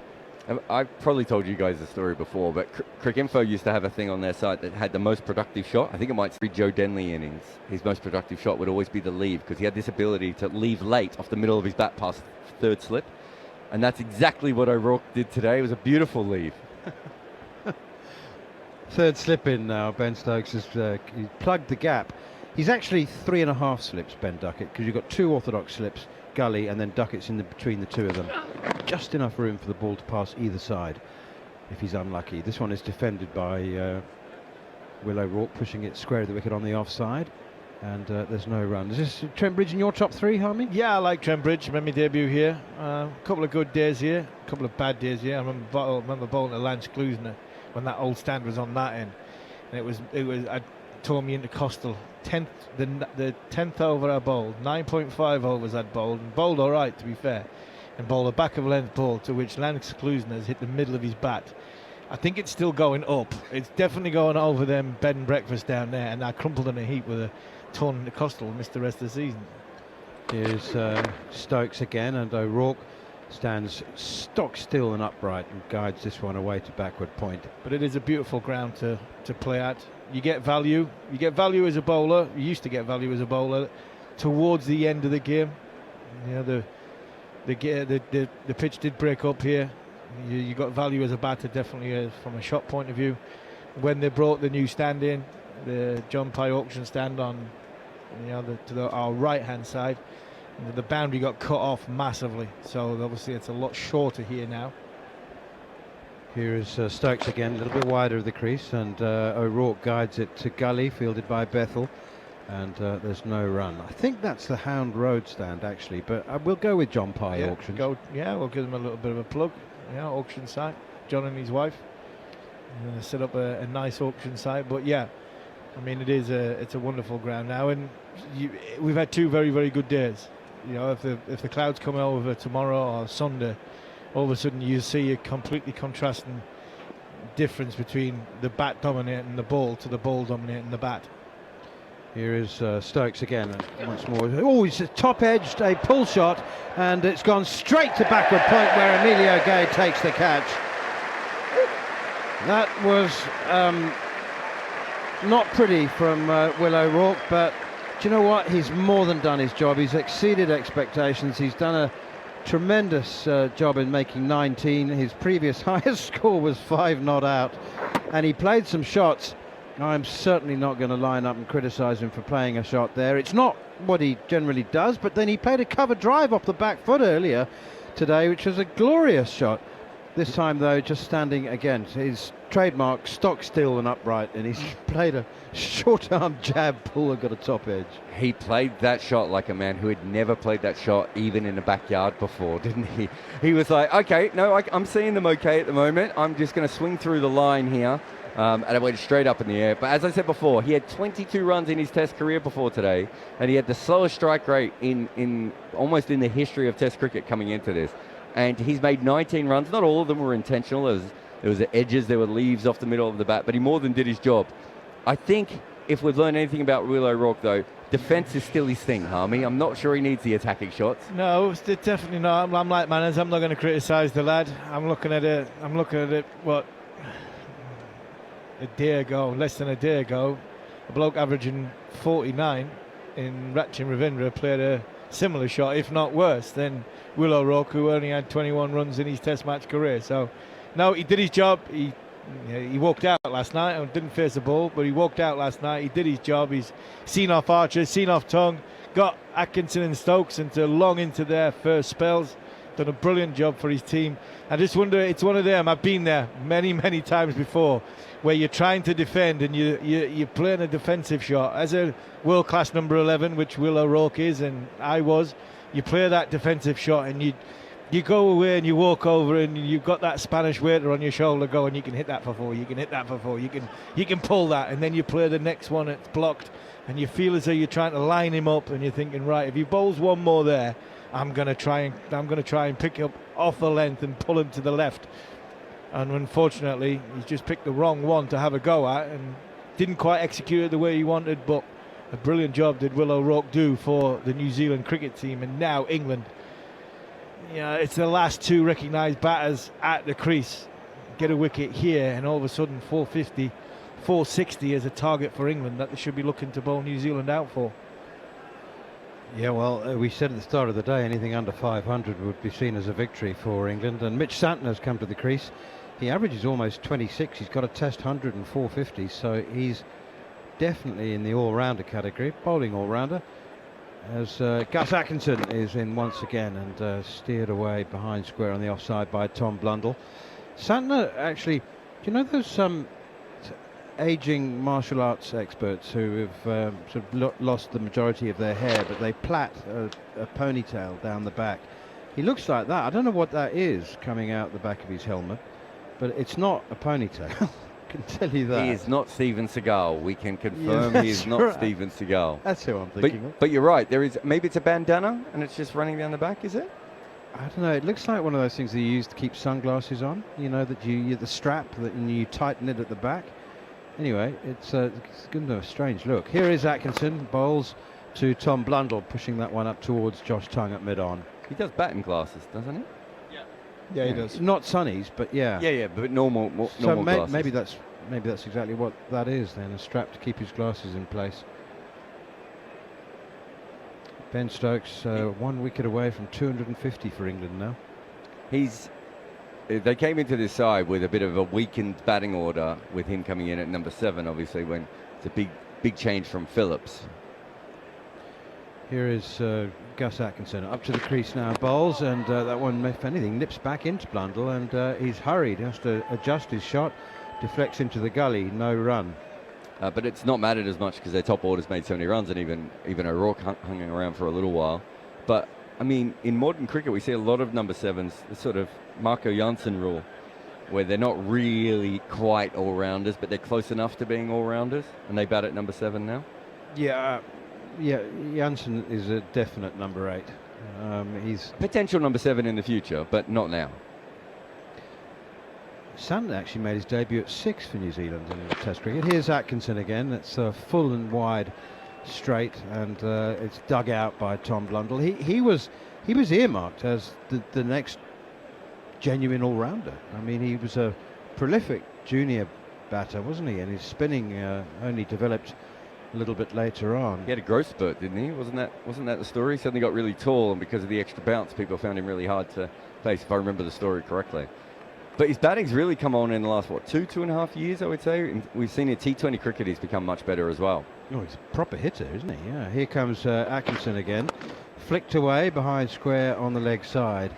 And they go through for a couple. Tom Blundell adds 2 to the one that he had previously. He moves on to 3, and New Zealand up to 395 for 4. And when I say hitter, I don't mean that as a simplistic term. I think his understanding of where and how to hit is what I'm actually referring to. He's not just he's not a muscle man by any means. He is, however, one of the most genuine people in international cricket that I've ever met. He's just a fabulous human being. Here is Atkinson again, bowls and full and straight and driven by Blundell again, only as far as Josh Tongue at mid-on. Good discipline from Gus Atkinson. Actually, England have bowled well this morning. They have. They've bowled up. They've bowled well. They've stuck at it. I think throughout this whole, 98 overs they've bowled so far. It is a good pitch. It is very, very warm. And to be fair, New Zealand have played nicely, but England have kept going. They've kept it their lengths. They've tried to drag the batters forward. They haven't given too much away from a short point of view, unless they were going specifically to that short ball tactic.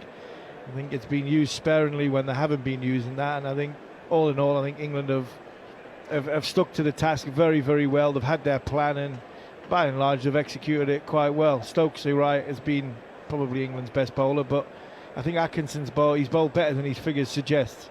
1 for 65 off 19. I think he's bowled a better line, a better length, and he's done all right as Gus.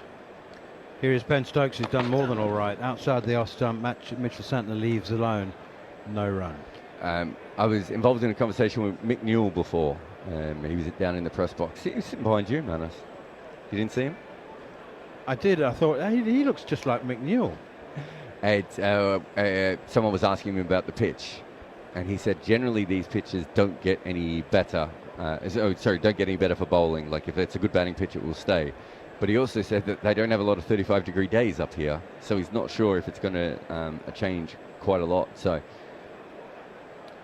here is Stokes again outside the off stump, left alone by Mitch Santner. 395 for 6. So if it doesn't change, the point being is if you can bowl them out for 460, 480, 500, England have a chance to score a similar total here.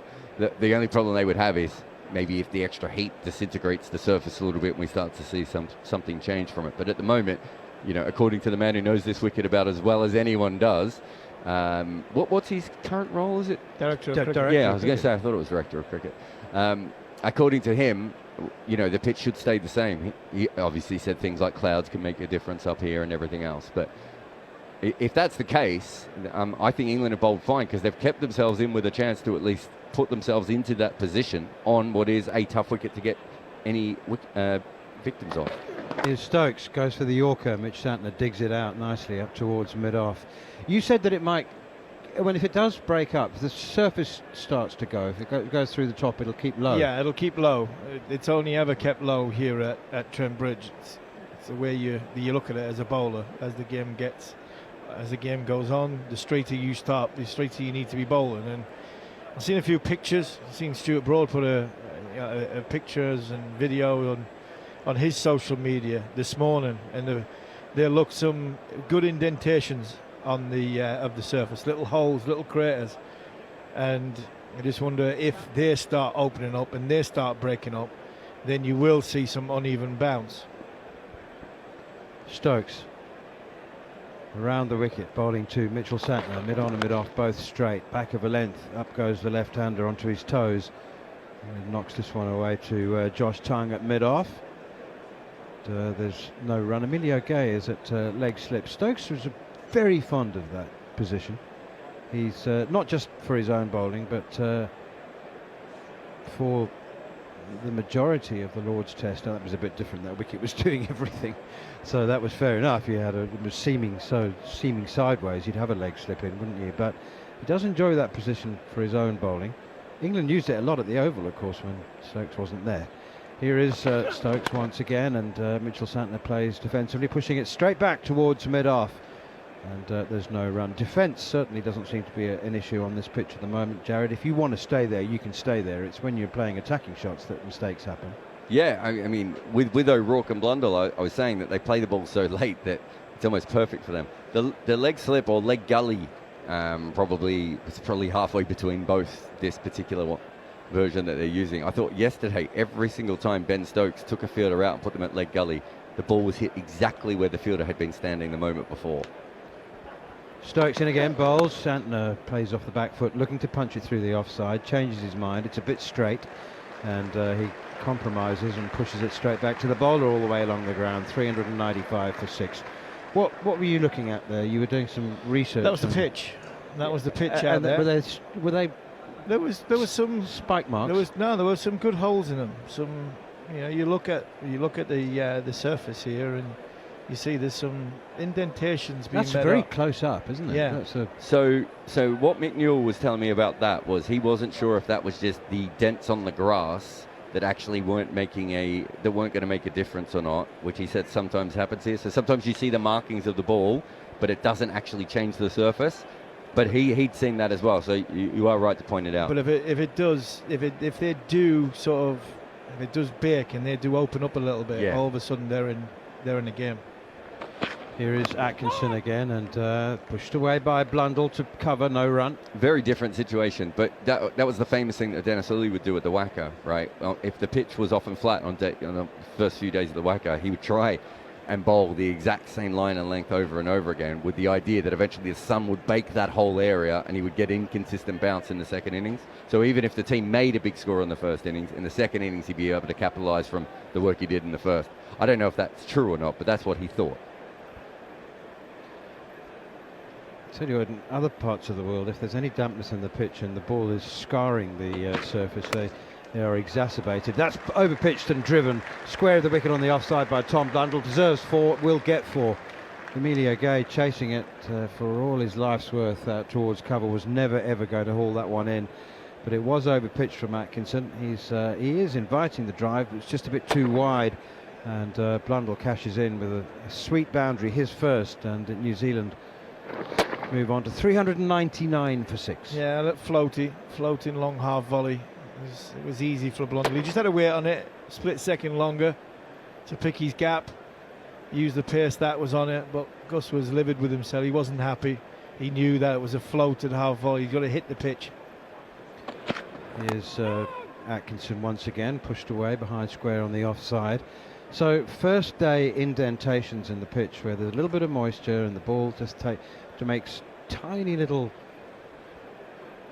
circular indentations in the pitch. When it dries out, if it's really hot, then the ball pitching either on the back or the front of those indentations makes it shoot along or makes it keep low or bounce upwards. Or if they bake it and it starts to crumble, then all of a sudden it sits into that and doesn't come off as consistent. And that's where you get like the puff of dust. You see the breakage of the scarring breaks and the surface breaks, and it starts to go crumbly. All of a sudden, the batter doesn't have the confidence of timing the ball and the ball coming onto the bat, and that's why we always say here at Trent Bridge, you then now have to go a lot and bowl a lot straighter. Change in the field. Second slip has gone to mid-wicket, and the man has dropped out to deep square leg. Atkinson in, bowls short, pulled away by Blundell, and it has gone straight to Shoaib Bashir at deep backward square. Not straight to him. He has to run 20 yards to his left and dives and tumbles and stops it. They've gone through for 2. Were you just making a note of that fielding change? Are you still counting them? No, I've stopped. That was quite an intense day yesterday. You know, sometimes I will give myself, that's a 400 up as well. Beautiful shot to do it, even if they only got a couple. Sometimes I will give myself like these ridiculous tasks to do. Have I ever told you about the one where, I think it might have been Joe Denley actually, I decided to follow, no, it wasn't Joe Denley. Here is Atkinson again, bowls, and that's guided, I'm going to say, past solitary slip. I think Blundell's played that on purpose. He knows that second slip is out, his own, only a solitary slip in Harry Brook, and I think he's just steered that off the outside half of the bat down to the boundary for 4. Yeah, just classic Blundell shot, almost playing it behind his right hip. He hits it so late and just guides that down, that shot where he hits it on top of the head, which he's got from Kane Williamson. I went to the Oval one day and I decided that I was just going to watch one player the whole game, and there were 2 all-rounders in the game, and it was Ricky Clark and Joe Denley. It was a Kent Surrey last game, or 40 over game actually, it might have been. Here is Atkinson again, bowls, driven through extra cover, 4 more. 2 full from Atkinson, drive length, and drive Blundell did, and sweetly through extra cover. Second boundary for him in the over, and he moves up third actually. 17 he has now suddenly. Mitch Santner yet to score. New Zealand 409 for 6. His timing in that over, certainly the 2 more forceful shots was beautiful. Yeah, so I decided to watch one player for the whole game, and I had to choose between the 2 all-rounders. I picked Ricky Clark, who didn't have much of a game, and I think on the other side of it, Joe Denley made 100 or something and took a bunch of wickets, so I picked the wrong all-rounder. But I just watched one player the whole time, so I do these weird things sometimes, Manus. The purpose of this? I wanted to see how many balls an all-rounder was involved in a cricket game. Right, I wanted to see what actual, like in T20, if there was a bigger impact, because generally your all-rounders are in your key fielding positions as well. True. Here is Ben Stokes, who's up to the crease outside the off stump, left alone by Mitch Santner. There's also something about, and I've done this quite a few times before, where I would look at like one player. I think I did a piece on Freddie Flintoff where I watched him when he made his comeback at finals day. There's something that you see things differently when you watch one player rather than a whole game. That stands to reason. Yeah. Yes, you would. Have you ever seen the Zidane documentary where it's just the camera on him and you don't see any of the rest of the football game, but just him the whole game? No, but I've seen that with Lionel Messi a few times. Here is Stokes again, and steered away past Harry Brook once again down to the third man boundary, and Mitch Santner is now off the mark with a steered 4. It is extraordinary. They talk about how Lionel Messi reads the game, and but he has so much time to read it because he spends half of it just standing still. Yeah, standing still. There's a brilliant one it's on YouTube. There's about an 8-minute one on Paul Gascoigne in the Dutch game when England won 4-1 Euro '96. I think he touches the ball something like 60 times. And 55 times he doesn't sort of touch the ball like twice in one go. It just, everything's like one touch pass, little flick round the corner, the space he has.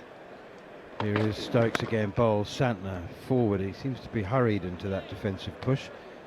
So when the ball went to him something like 60 times, and I think in 55 occasions he had less than 2 touches. He had 2 touches or less, and he just waltzed around Wembley as though he owned the place, in full control of the game, and in the game all the time. But all he did was he just created space on his body, opened the space up for somebody else to go into, and through pure class and vision and touch and skill, he managed to access that space, and England were always on the front foot.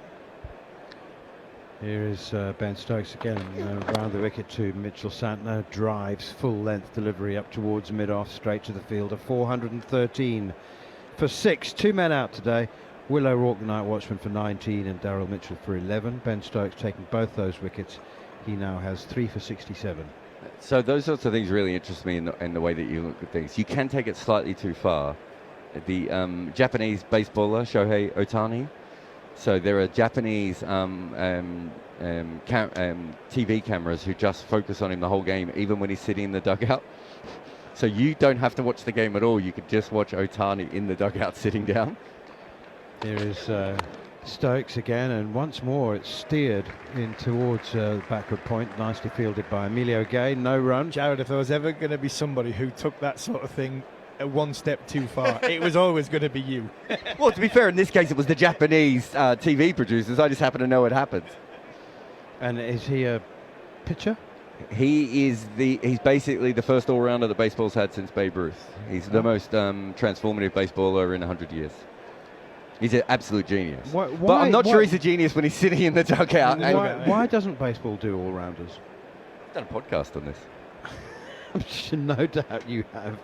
Here is Stokes again. Ball bouncer hits the gloves. Caught. I reckon that's out. It is.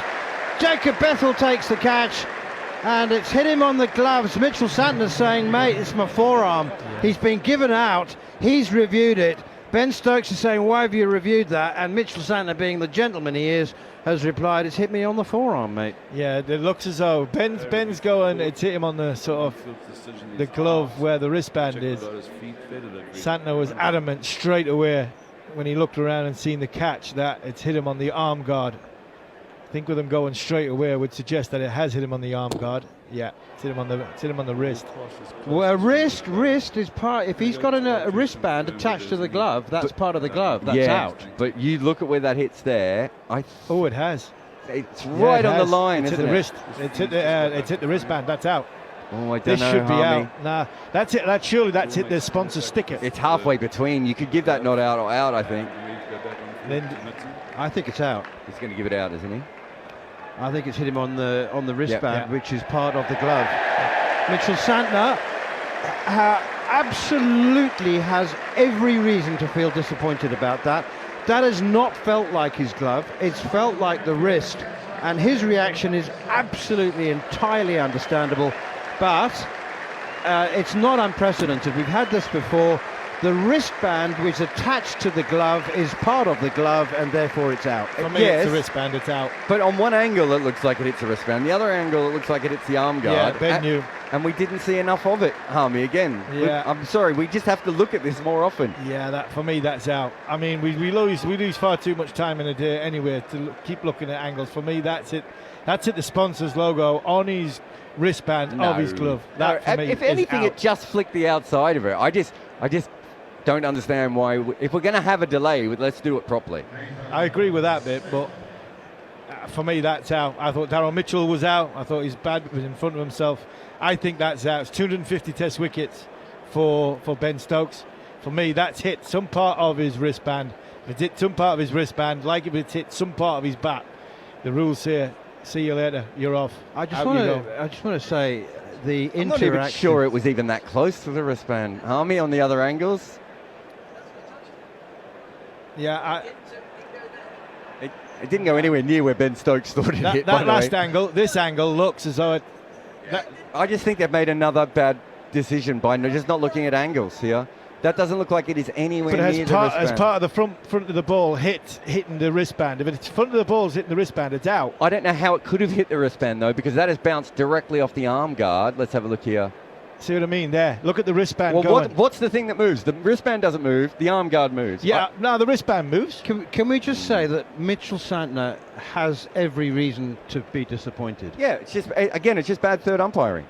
It's very Harmy might be right, but the fact that Harmy's seeing one thing and I'm seeing another thing shows that they haven't looked at enough angles. Enough angles, yeah. I get that because that angle there showed me that hit the wristband. The angle before, when it was side on, showed me that it hit the arm. I think we just again second time today we need specialist third umpires. Either way, it was close enough. It's the second time every day Yeah. that we say that we need specialist third umpires. Really. Here is Gus Atkinson, and it's on the back foot, pushed away by Blundell. Like, can I just say, I don't think anybody is at fault. Adrian Holdstock, we can understand why he's made that decision as third umpire. With all the caveats, he's got to be 100% sure that Nitin Menon, who's given the on-field decision out, he needs sufficient evidence. And for me, that wristband unequivocal moved. evidence. Yeah, that for me, that wristband moved. So that's telling me that it's hit the vicinity of where it is. I agree with what you're saying because it should have took a little bit longer.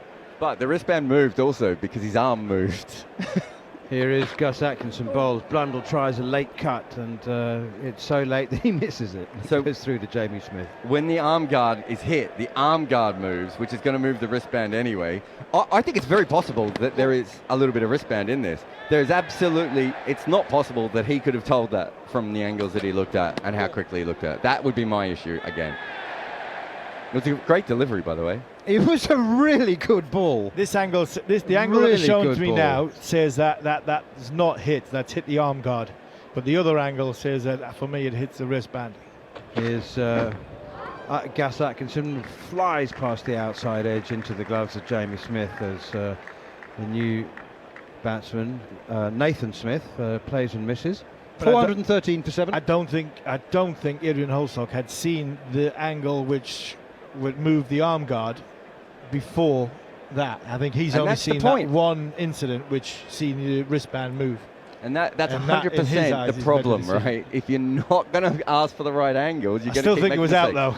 though. It might have been out. I've got no issue with whether it was out or not. It wasn't, but Here is Gus Atkinson again, bowls full and straight. Nathan Smith defends. I just think it's one of those decisions that, well, it's an incident in which I don't think there is any blame to be apportioned. It's entirely understandable that from everybody's point of view. There was an interesting little exchange between Ben Stokes and the departing Mitch Santner, which I would like to say I am pretty convinced was good-natured. But, you know, Ben Stokes actually just sort of touched. He was speaking to Mitchell Santner about why he was reviewing it and why he wasn't walking. But it was good-natured. It wasn't confrontational. There wasn't any element of unpleasantness, and it's pushed away out in the onside, and that's a reflection of what I was saying earlier about Mitch Santner. He's one of the nice guys of world cricket. Largely down to the fact that Ben, as he turned, he had been appealing, and as he turned, he nearly ran into Mitch Santner. So Mitch Santner's give it the obviously for the DRS, and Ben just like, I don't see you there. He's pointed to his He's wrist. pointed on him, his He said, "I wristband." saw you. I saw it. I And- hit you on the wrist." and in that case, Santner was 100% correct because he would have known it didn't hit him on the wrist, even if it did flick the strap. He would have known it didn't hit him on the wrist. Here is Atkinson again, and forward comes Tom Blundell, pushing out towards extra cover. We probably haven't spent enough time talking about how well Ben Stokes has bowled this afternoon. Well, he started in the morning, and it's now well into the afternoon. It's 12:30, just gone, and New Zealand are 413 for 7, with Ben Stokes on a sensational 4 for 67 from 18 overs. Not only has he taken all 3 wickets to fall this morning, he's barely conceded a run. He's going for like 1.5. Here's John Norman till lunch. He's not conceded a run. He's looked $1 million with it running and bowling, whether it hits the wristband or it hit the arm, whether it hit the outside edge of Daryl Mitchell's bat or his bat hit his pad. It don't really matter. New Zealand are 413 for 7, and England's captain has wrestled the initiative not back in England's favour, because 413 is a hell of a lot of runs if that turns into 450 and beyond. But Ben Stokes has shown what they missed last week at the Oval, not just the firepower with the ball, but the actual character in a contest when his team needs him, John Norman. And his team continue to need him today as Nathan Smith, the new Kiwi batter, comes forward and just pushes this out into the covers. New Zealand, they don't do aggrieved, unless Paul Collingwood has persisted with a run out. But I just think they've got reason to be aggrieved today. 2 decisions have gone the way of England. They might be the right decisions, but I don't think the third umpire took long enough to make his decision. And at the end of the day, when you have hold-ups for pretty much everything, surely the one hold-up you don't mind is whether a batter is out or not. Stokes is in, and this is tucked away towards Shoaib Bashir, who we haven't seen bowl, and possibly won't now today, because England need just 3 wickets to bowl New Zealand out. New Zealand were 317 without loss. They're now 413 for 7, and they've lost wickets in. They lost 2 wickets for 2 runs, 2 wickets for without a run being scored, 2 wickets for 1 run. So if that continues, England might be celebrating again shortly as Stokes comes in, and this is sliced really on the drive from Nathan Smith out to Emilio Gay at backward point. I'd be fascinated to hear Jerry's thoughts on that dismissal. He wasn't on duty. Jerry was out the room when Jared and Harmy had a difference of opinion really surrounding the Mitchell Santner dismissal. First question for you, Jerry. Do you think Mitchell Santner should have been given out for that short delivery? Well, I think there's some doubt about it, and I'd like the third umpire. There is Stokes again, and it's Smith's off the mark with a nicely placed clip off his hips for 2, 415 for 7. I'd like the umpire to please start investigating just exactly where did it hit.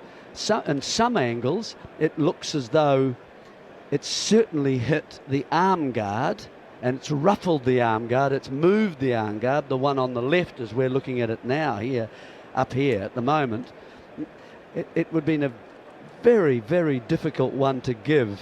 It's all right, Stokes doing that. That means absolutely nothing at all.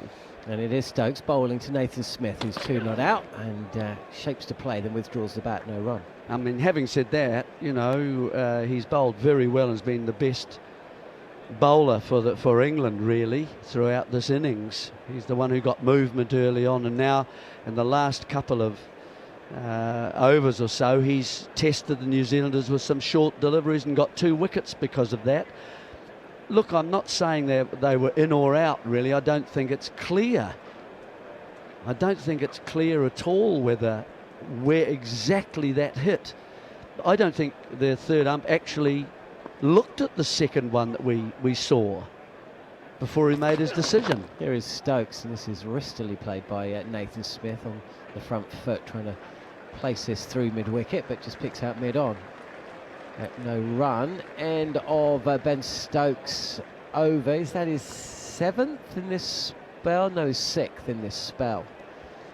He has bowled brilliantly well. He's picked up all 3 wickets today. I think the feeling is, Jerry, is that due process wasn't followed. When you consider how long we took to wait to see whether the Shoaib Bashir save on the boundary was 3 or 4, why are we rushing to a conclusion when it comes to a wicket? Well, he only looked at one angle, didn't he? But why? I don't know. That's what I'm saying. We need more information. We need proper third umpire work to show us different angles. And then he can probably make some decisions from that. But I don't think it was straightforward and obvious at all. Well, the moment the batter calls for a review suggests it wasn't, because the batter doesn't think, and the batter knows what part of the arm it's hit as well. That might have been close to the wristband. Well, it obviously certainly hit the arm guard. We can see it moving. One slip in place. Josh Tongue back into the attack. Oh, that's a delivery which just lifts off a length. It's got a leg slip, gully, backward point. Ben Stokes is off the field. He's just bowled his 6th over. And Josh Tongue is replacing Gus Atkinson, whose 5-over spell went for 17. 2 maidens in that, so there was a little flurry of boundaries towards the back end of his spell. But Stokes now looking to nip out these last 3 New Zealand batters. Smith, of course, can carry a bat, scored a few runs at the Oval, as can Blundell, who is facing now, and this is angling in on the pads and pushed out to mid-wicket by Blundell, no run. Whatever the situation is, anyway, they're out and they've left the field, so 415 for 7, and New Zealand have basically lost 98 runs for 7 wickets. They lost their first wicket at 317. So England have done very well, I think, in these conditions to pull this game back their way. Yeah, I've got a question about that, because I was thinking something similar as Tongue is in. This is a tempter, it's 4, it's wide, and Blundell threw everything at this. No connection, goes through to the keeper. So we look at this track, and we look at the lack of play and misses yesterday. We look at the 317-run opening partnership for England, and we think to ourselves, this is a 550 track, 600, and indeed it may still be. You never know. But there is also another way of looking at it, because New Zealand were fortunate at times yesterday. There was a drop catch, there was a leg before decision which wasn't reviewed. There was a lot of Tongue again, and this is defended out to cover. When England went short, there weren't play and misses. They don't go down as the play and the misses, but they did hit a lot of balls that just drop short of fielders. On another day, one of those 4 or 5 instances goes England's way. The leg before decision is reviewed. The drop behind the stumps is caught. Are we maybe misreading this pitch a touch? Maybe it isn't a 550, 600 pitch. Just going through a replay of the Santner dismissal. I mean, the other thing with the Santner dismissal, he reviewed it immediately, which normally says the batsman knows. He hit it, or didn't, defended on off stump. So the question is, with the better spinner of the two sides in their bowling attack, a pitch that's maybe degraded a touch, do you think that possibly this isn't a 550 pitch, it's actually a 450 pitch? I think there's been some pretty good bowling on it actually this morning. I think Stokes is really, he's got a couple of deliveries that the angles, the ball, that he's always challenging you, and the stumps and the body, and he's got the old short one that he's got his last 2 wickets with. I think England have bowled well. I think you're absolutely right. As Tongue comes in, and this is left alone. There's lots of noise in and around the batters. Lots of encouragement for the bowlers. Ben Stokes is back out onto the field. He's had a little drink. He's mopped his brow. He's just going to give that little rag, white rag that he's got in his right hand to the umpire, I imagine. And he looks set to bowl over number 7 in a spell which has yielded 3 wickets and gone for just 12 runs. Brilliant display from England's skipper.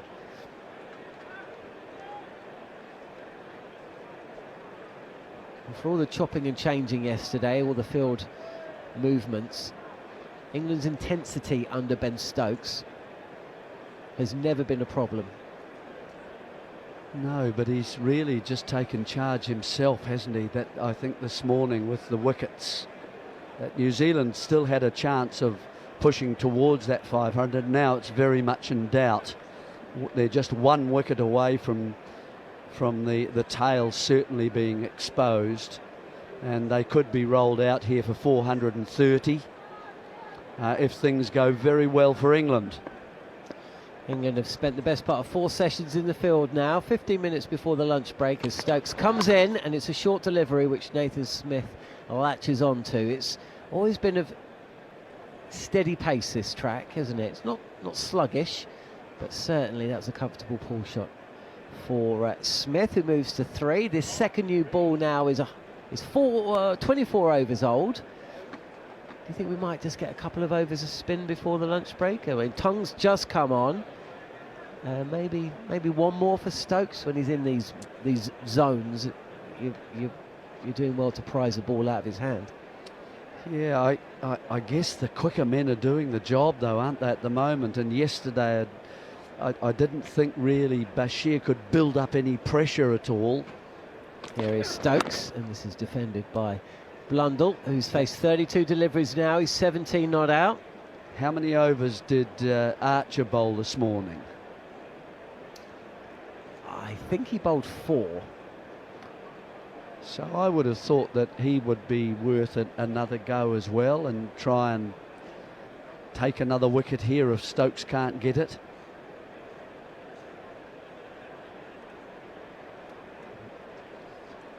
Gary Morgan has just sent through something of interest.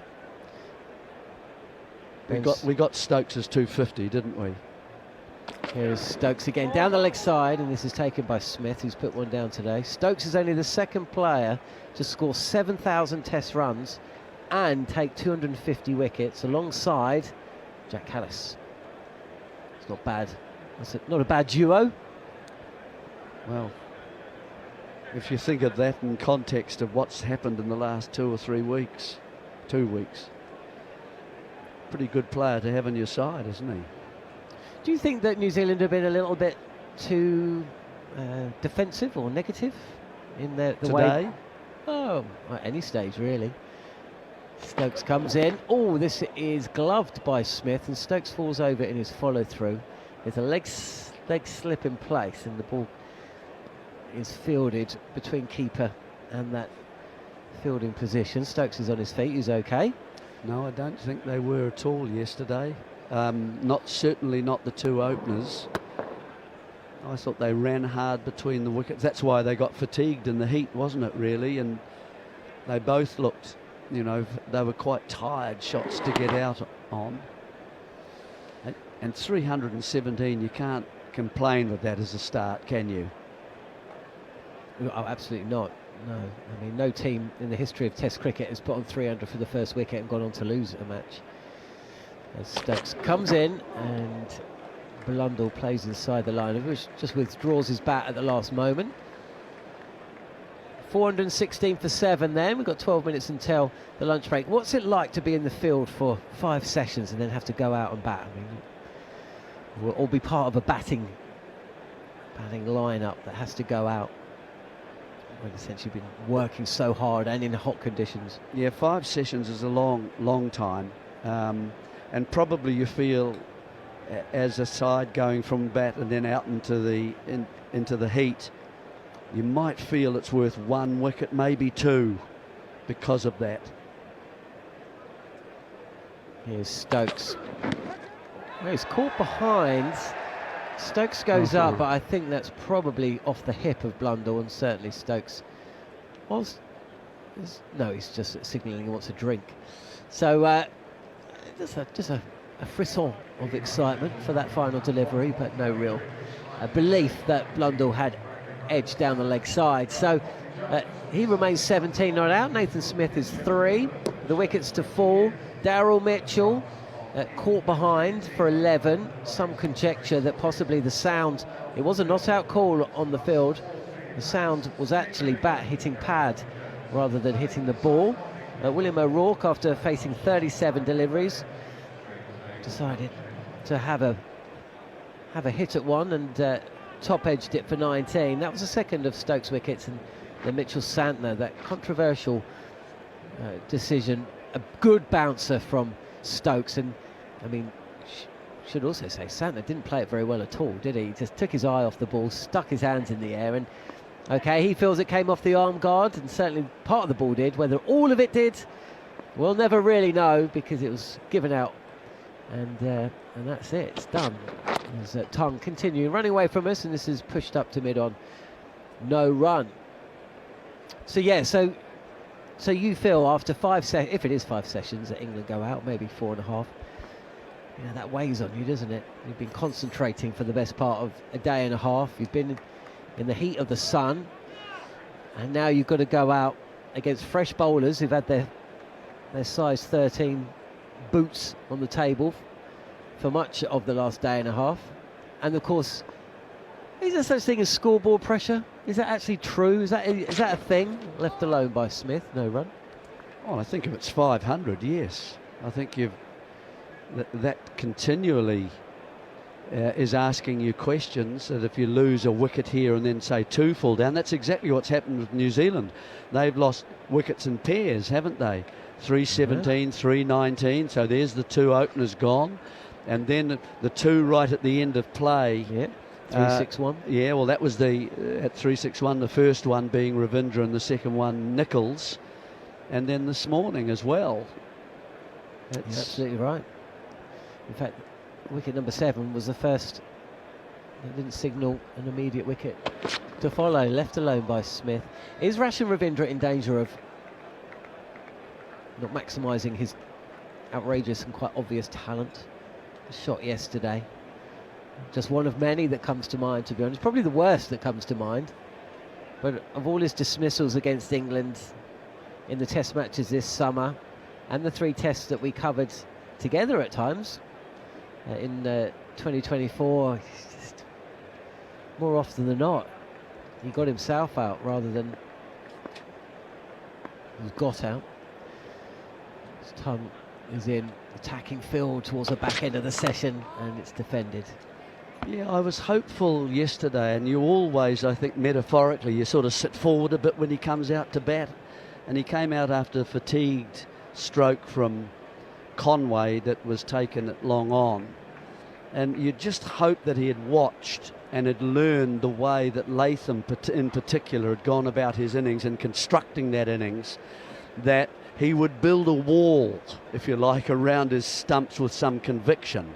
That's what I'd like to have seen him using the information he could glean from what he had seen already that day, a clear plan, you know, about the construction of his innings as well.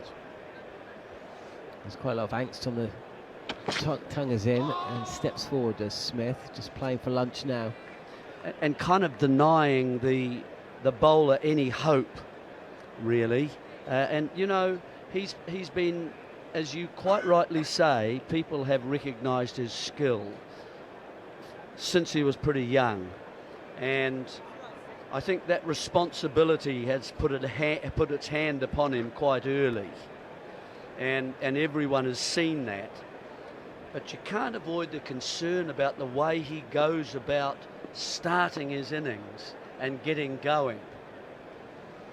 Here is Tongue again, and squared up a touch is Smith, who's forced to play with a leg slip and a leg gully.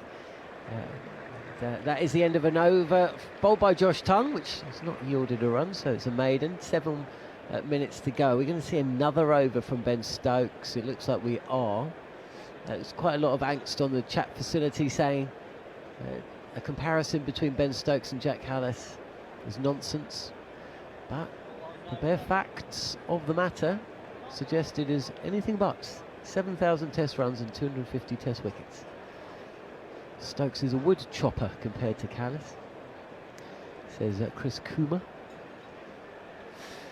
Well, yeah, well look, I mean, when you look at the ages of this New Zealand batting lineup, I'm not sure when New Zealand are carded, or scheduled rather, to come back to England, but it's probably a good 4 years, probably 3 or 4 years away. There's Stokes continuing in and defended by Blundell.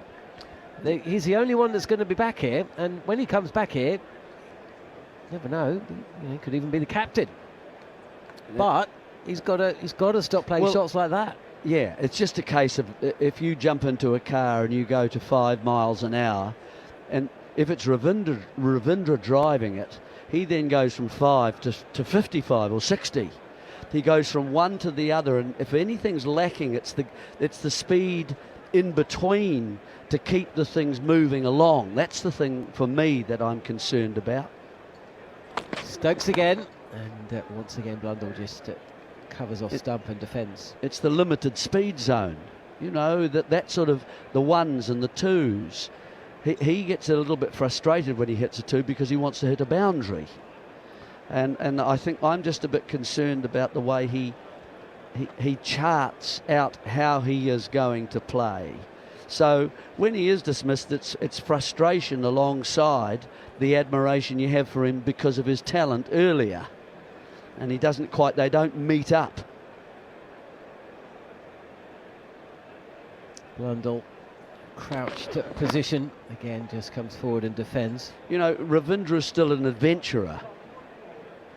And for me, he's had 39 innings in Test cricket.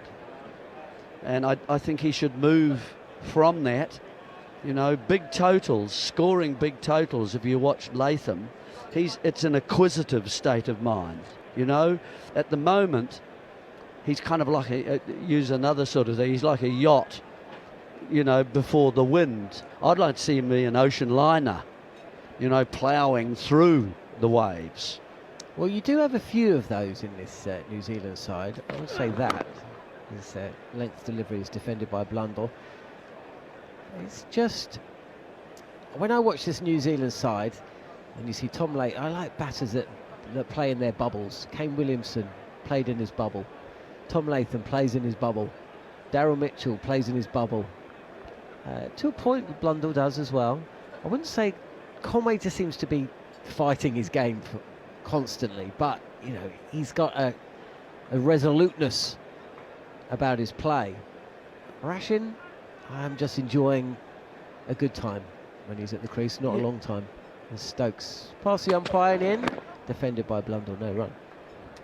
Yeah, I mean, it's just looking to play the bouncer the way that he wanted to outside off, you know. if he'd leave those, he might get some fuller deliveries straighter on his pads, and he can collect off those, especially late in the day with a second new ball. And, you know, then the opponents might say to themselves, well, you know, he's using self-denial here because, you know, they depend on Ravindra's determination to dominate the attack.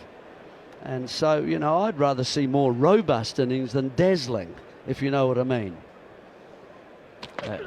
Stokes again. Just realised how few runs New Zealand have scored in this session. Defended out to cover, no run. 361 for 4 overnight. Again, this goes back to the point I was making. You know, how easy is this track for batting? I do think England have bowled very well today, but they've only added 55? No, 55 runs. That can't be right. It is. 55 runs.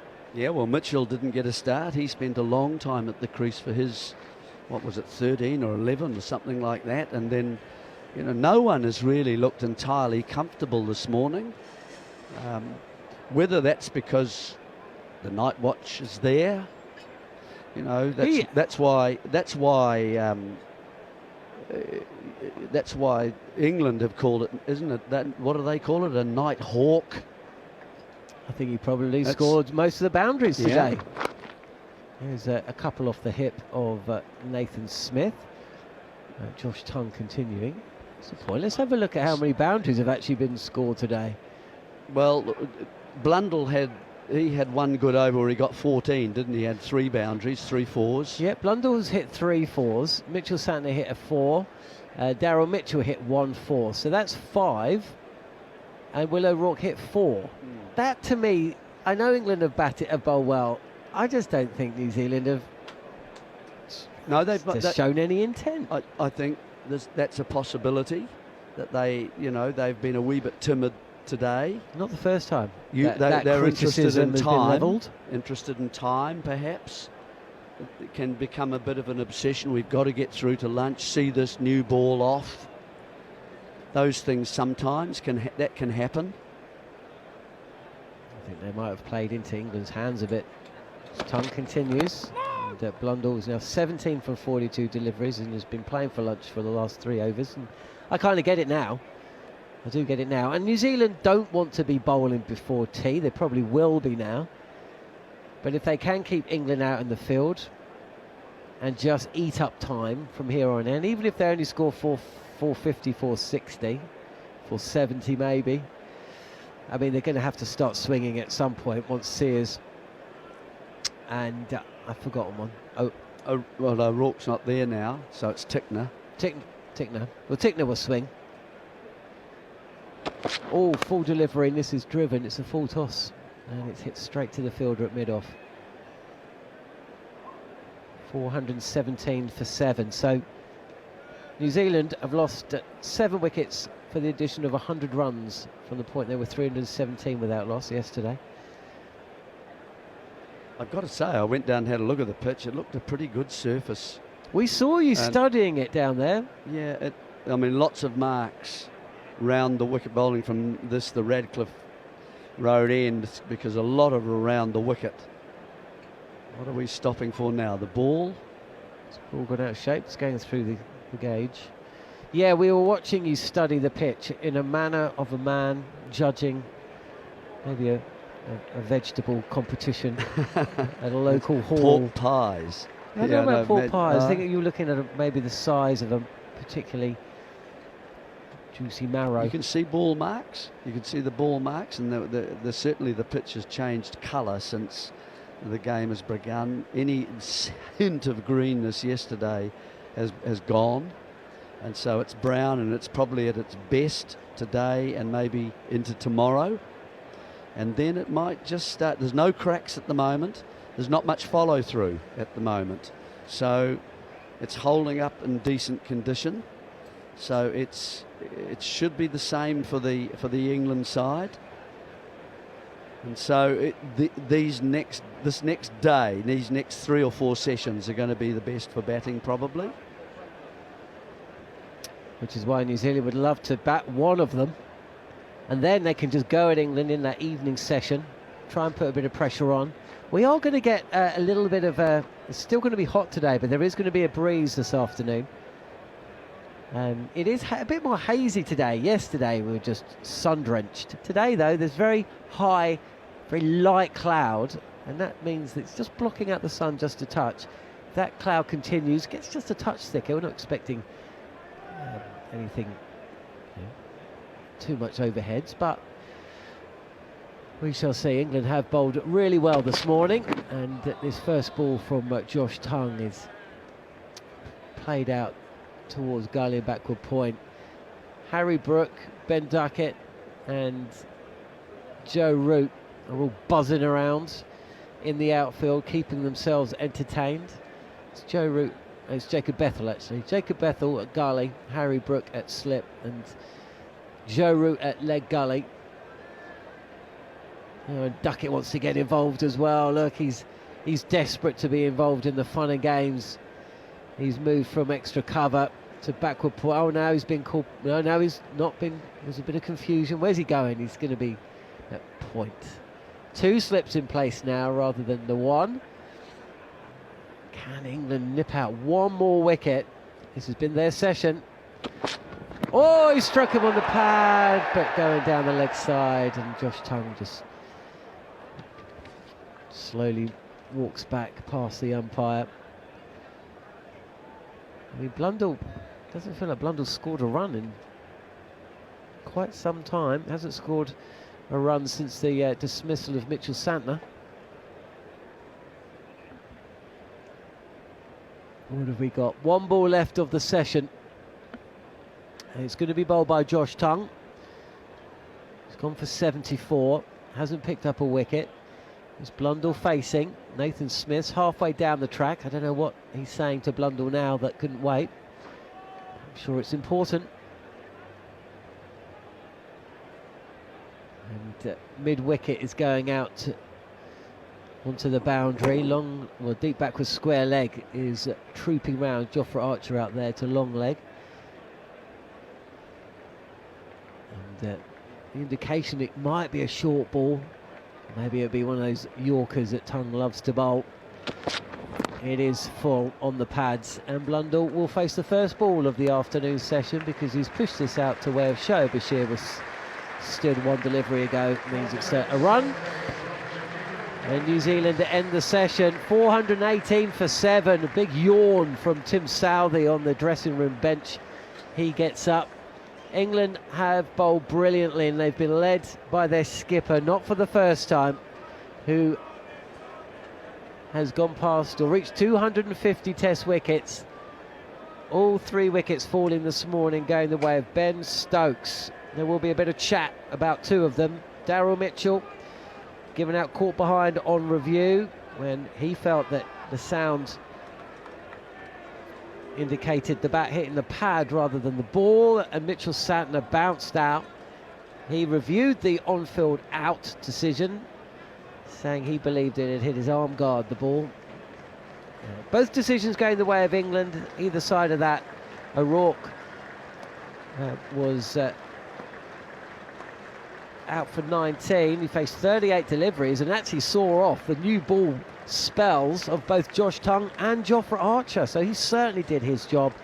But it's Stokes who the camera operators are focusing on as England make their way from the field. Terrific session for them, but New Zealand still in a handsome position. 418 for 7. And New Zealand are still batting. The great Australian captain Steve Waugh had a saying. He said, whenever you take a team into a 5th session in the field, it's the equivalent of starting with 3 wickets.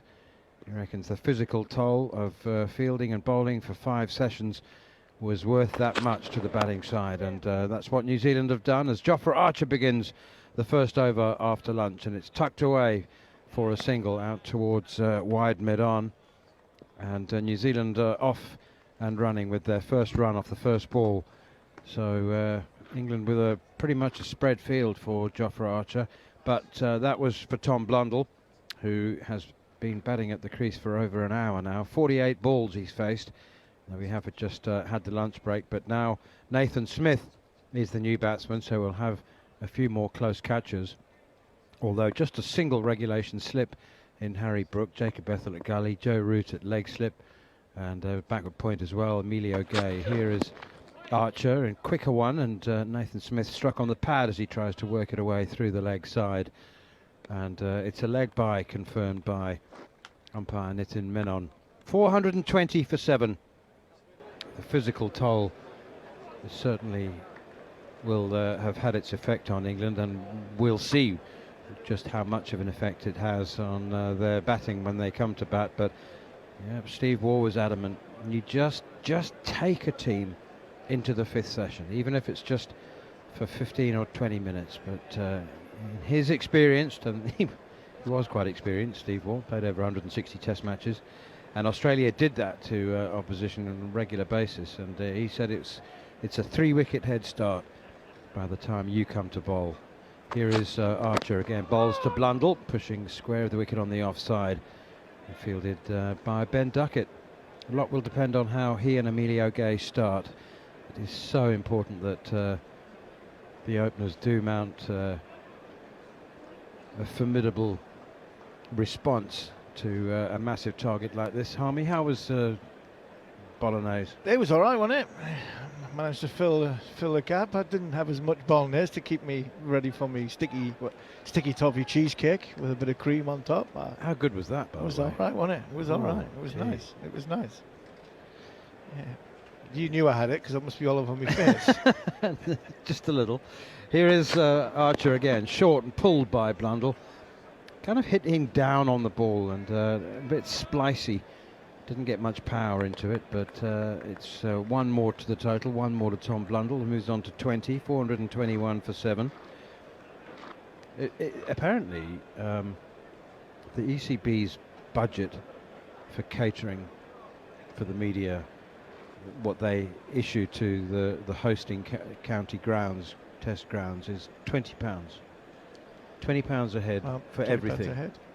Yeah, I can see £20 a head in Trent Bridges' budget. Yeah, I think they spent I'm most just of eating it. £20 worth. Pushed away off the pad again by Nathan Smith. It'll be once more a leg bye. I think they spent half of that on the chocolate swirly cheesecake thing. Chocolate cheese. There was a cheesecake. There was another sticky toffee one. There was a chocolate one, gluten-free one. Yeah, I would say I got me £20 worth at lunchtime and quite enjoyed it. How do Lords feed us like they do on £20? That's a separate budget. I mean, you always get a little bit extra in London, don't you? You always got a little bit extra meal money in London. Yeah, you got £18 off a county. I think we used to get £18. Yeah, outside the M25, but inside the M25 you got 22. You always got that little bit extra. Here's Jofra Archer. He's got a slip and a leg slip in a regulation slip position. It looks quite asymmetrical, and that's pushed away by Tom Blundell defensively on the offside, and there's no run. I must say I'm very grateful. It's not every sport where you get fed. When you're covering the Premier League and you're doing Newcastle games, do you get sandwiches and tea? No, you get fed. There's a meal before. It's normally a pie and chips or a lasagna and chips. If it's a Sunday, you might get a little bit of a roast chicken. I reckon that's £20 a head as well.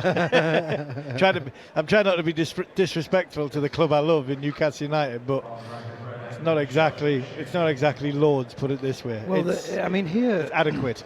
They've cut corners in interesting ways. I'm all in favour of the greening of no plastic water bottles, but unless you're told to bring a bottle to this ground, you can't get a bottle of water unless you go outside and buy one. And there used to be an assortment of drinks. We used to regularly get bacon sandwiches on arrival for a test match day. That's gone now. That's gone. Well, there's a McDonald's behind us. I had a good one of them this morning. Shoaib Bashir for his first bowl of the day, and he starts off with a gentle, juicy, welcoming full toss to Nathan Smith, who punches it down the ground for a single. Yeah, I went into McDonald's this morning. A conversation I had with a gentleman standing next to me, and he obviously a Glamorgan fan, and he quizzed me on the wicketkeeper situation at first. Why is Ben Foakes over James Smith? So that's topical because obviously he's dropped a catch. Here's Bashir again. Full toss followed by half volley outside the off stump and squirted away by Tom Blundell down to the unguarded third man boundary. Atkinson chases and keeps them down to 2. And he mentioned Mason Crane about how well he's improved his batting. And I was like, yep, he has. Very good. I disagree. I think he's improved his scoring. I think he's scoring, yeah. He still looks the same. Yeah, you I wouldn't be convinced, would you? No, I mean, and I did reply that he's not got Jameson, Henry, O'Rourke bowling at him in first-class cricket. Bashir in too much width outside the off stump. He started with 3 poor deliveries this over. That's cut away. It's only a single. He's got a man sweeping, providing insurance on the cover boundary. Is the air conditioning still broken in McDonald's? Yes, it was hotter inside than it was hotter. It was hotter inside, and I couldn't get away from him. But his last question was a good one. It was, do you see a point where you think Richard Dawson could potentially be England coach? Forward comes Nathan Smith defending, and your answer was maybe. I wasn't the category saying no, but I think I lean towards I hope so. I hope I see a day where somebody like Richard Dawson could be England coach.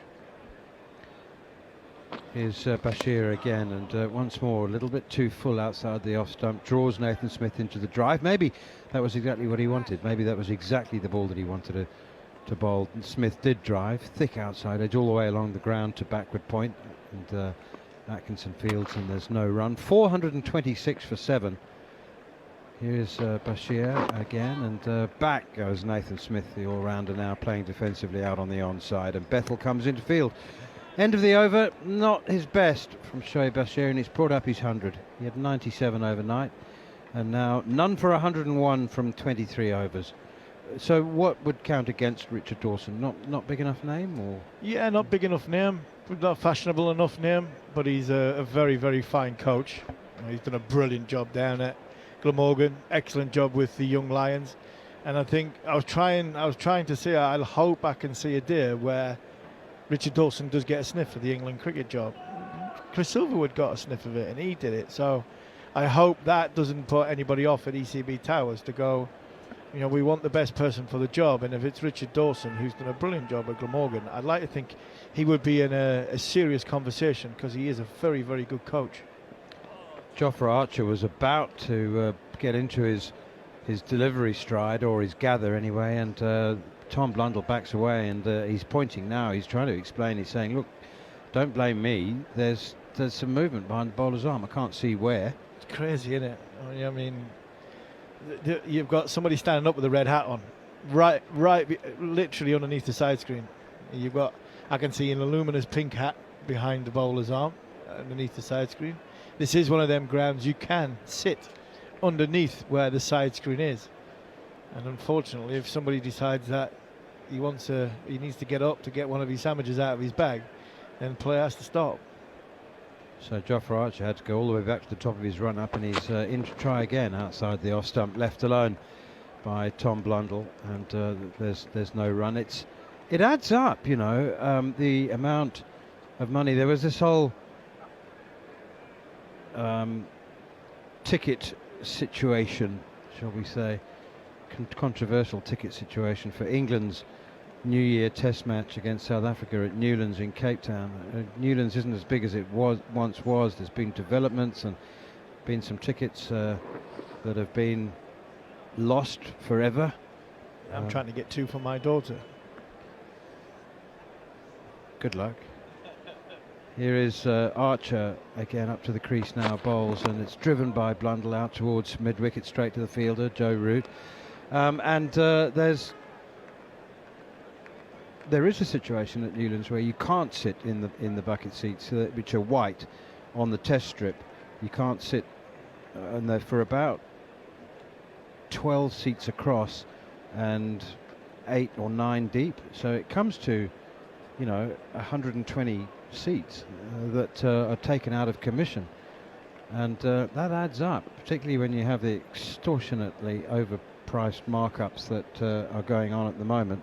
Here is Archer again, short, pulled, hooked actually very nicely by Tom Blundell. That's a delightful hook shot. He kept it down, and it was like hooked at forehead height as well. It's got right up high on Blundell, and he somehow managed to maintain control of it. He's got 4 runs, 430 for 7. Yeah, good shot. Managed to help it round the corner. He just got it on the top of its bounce and got the middle of the bat as it's pirouetting at the crease on his left leg. And I mean, Shoaib Bashir is a long way back, the longest part of that boundary, and he is.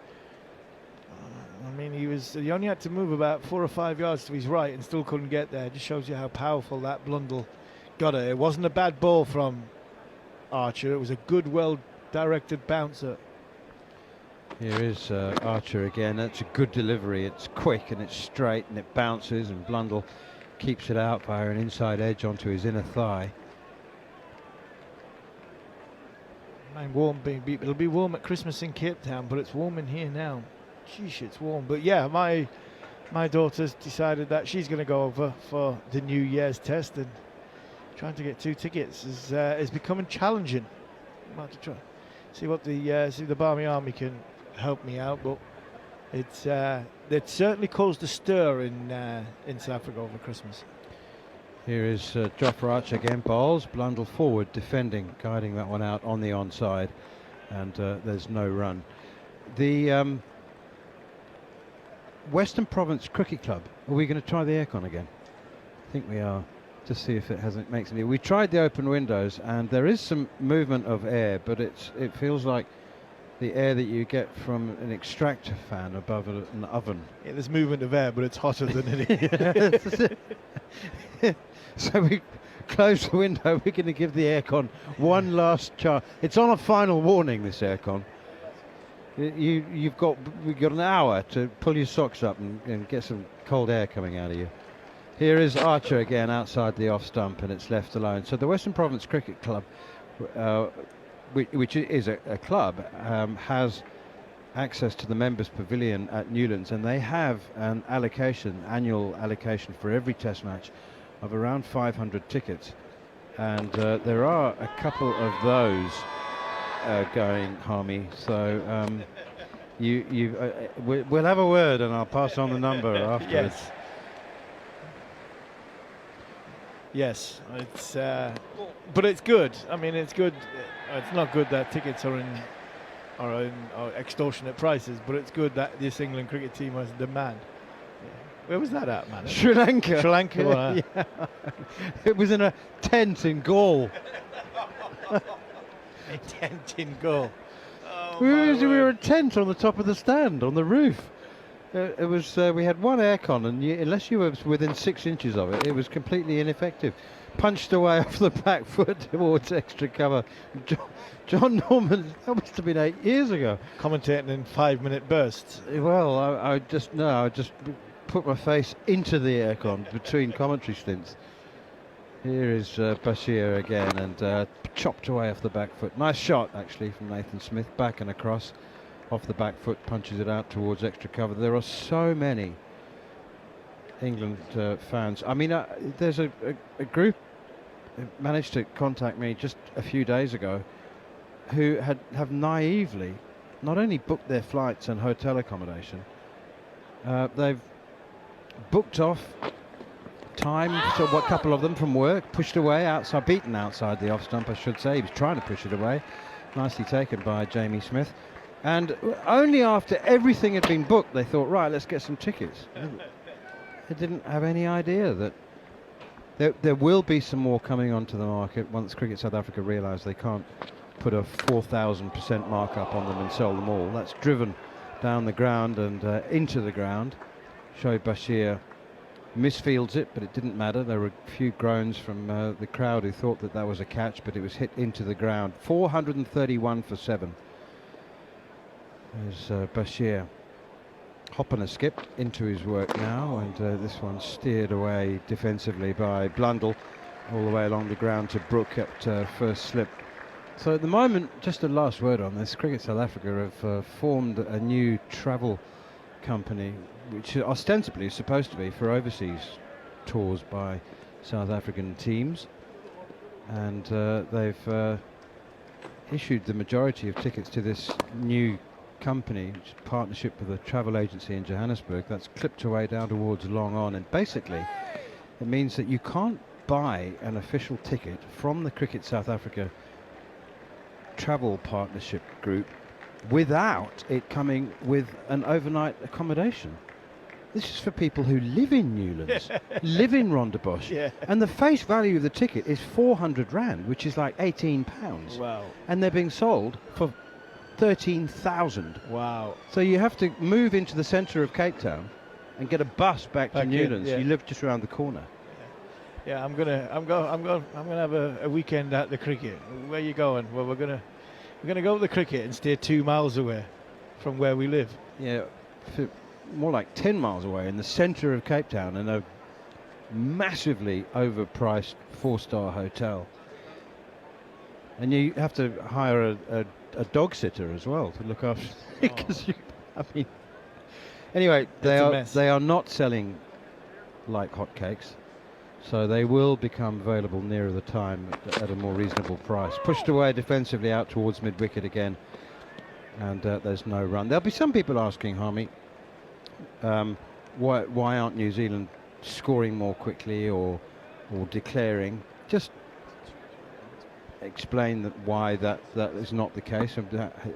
We are still very, very early into this Test match. We only just started the 5th session, and remember there are 15.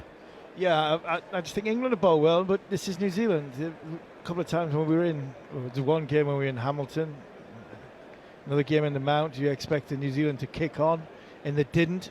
Just battered themselves into. Short, hooked out towards deep square leg. Shoaib Bashir's coming in, he can't get there. He picked it up late. He's there at deep backward square leg for the hook shot. Tom Blundell obliged. He got the top edge.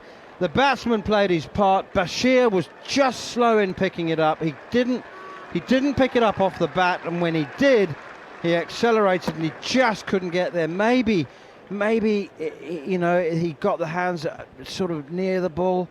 I think he did actually. He just got fingertips to it. Yeah, he got fingertips to it. He's unlucky. He got himself set, and it just dipped on him at the last minute. It's a difficult one. He's had to go a long way. Jofra's not too happy. He's had to go a long way. He got himself set and then misjudged where he was, and it just dipped on him last minute, and it's just fingertips just above the grass. It's a good effort. Here is Archer once again. Does he do the same thing to Nathan Smith? Oh, it's played very, very close to his leg stump. Short ball in at the hip, dropped down at his feet. Momentum took the ball back towards the stumps. Nathan Smith wanted to kick it away, and it was one of those super delicate moments where the ball was so close to the stumps that he didn't actually dare kick it, because he might have kicked it onto the stumps or even kicked a stump. So he just had to hope for the best. And it was, what, 3 inches away? 3 inches away. It's just rolled past the stump. Hit his dart pad off the glove, roll back down. Jofra's getting a head of steam up here. Two half chances created by England. Slip in a gully, backward point, extra cover, mid-wicket, driven to extra cover. Ben Duckett does the fielding, and there's no run, full and straight from Jofra Archer, whose lunchtime figures are 1 for 65 from 16 overs were tidy. Ben Stokes absolutely outstanding, 4 for 70 in 21 overs. That was an 8-over spell that he bowled in the last hour and a quarter before the lunch break, and he conceded 13 runs in 8 overs. No, he was in he bowled beautifully, and he bowled good pace, bowled a good aggression into the pitch. You know, he had a good line, a good length going, and he just kept going in the same way, same ball, putting New Zealand under pressure. Here is Archer again, right up in the block hole, driven out towards extra cover from down into the ground. Ben Duckett fields once again, and there's no run. So, you know, somebody asked me whether Ben Stokes would be around for next summer's Ashes, and I said, well, absolutely, if he wants to be, yeah, cool, definitely. And then it just got me thinking, next Ashes in Australia, he'd be 39.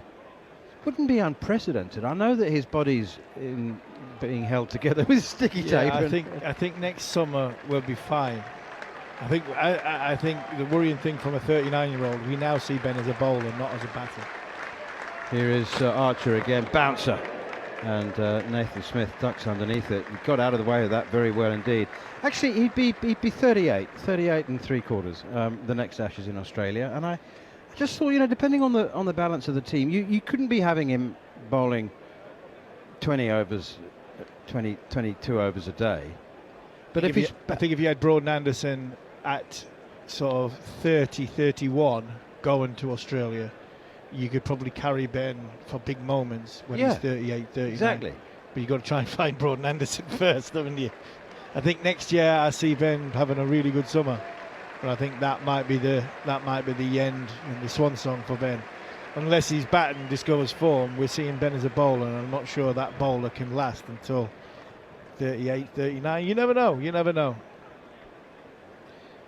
Here's Bashir, and short again, cut away, bad angled at about 45 degrees from Tom Blundell.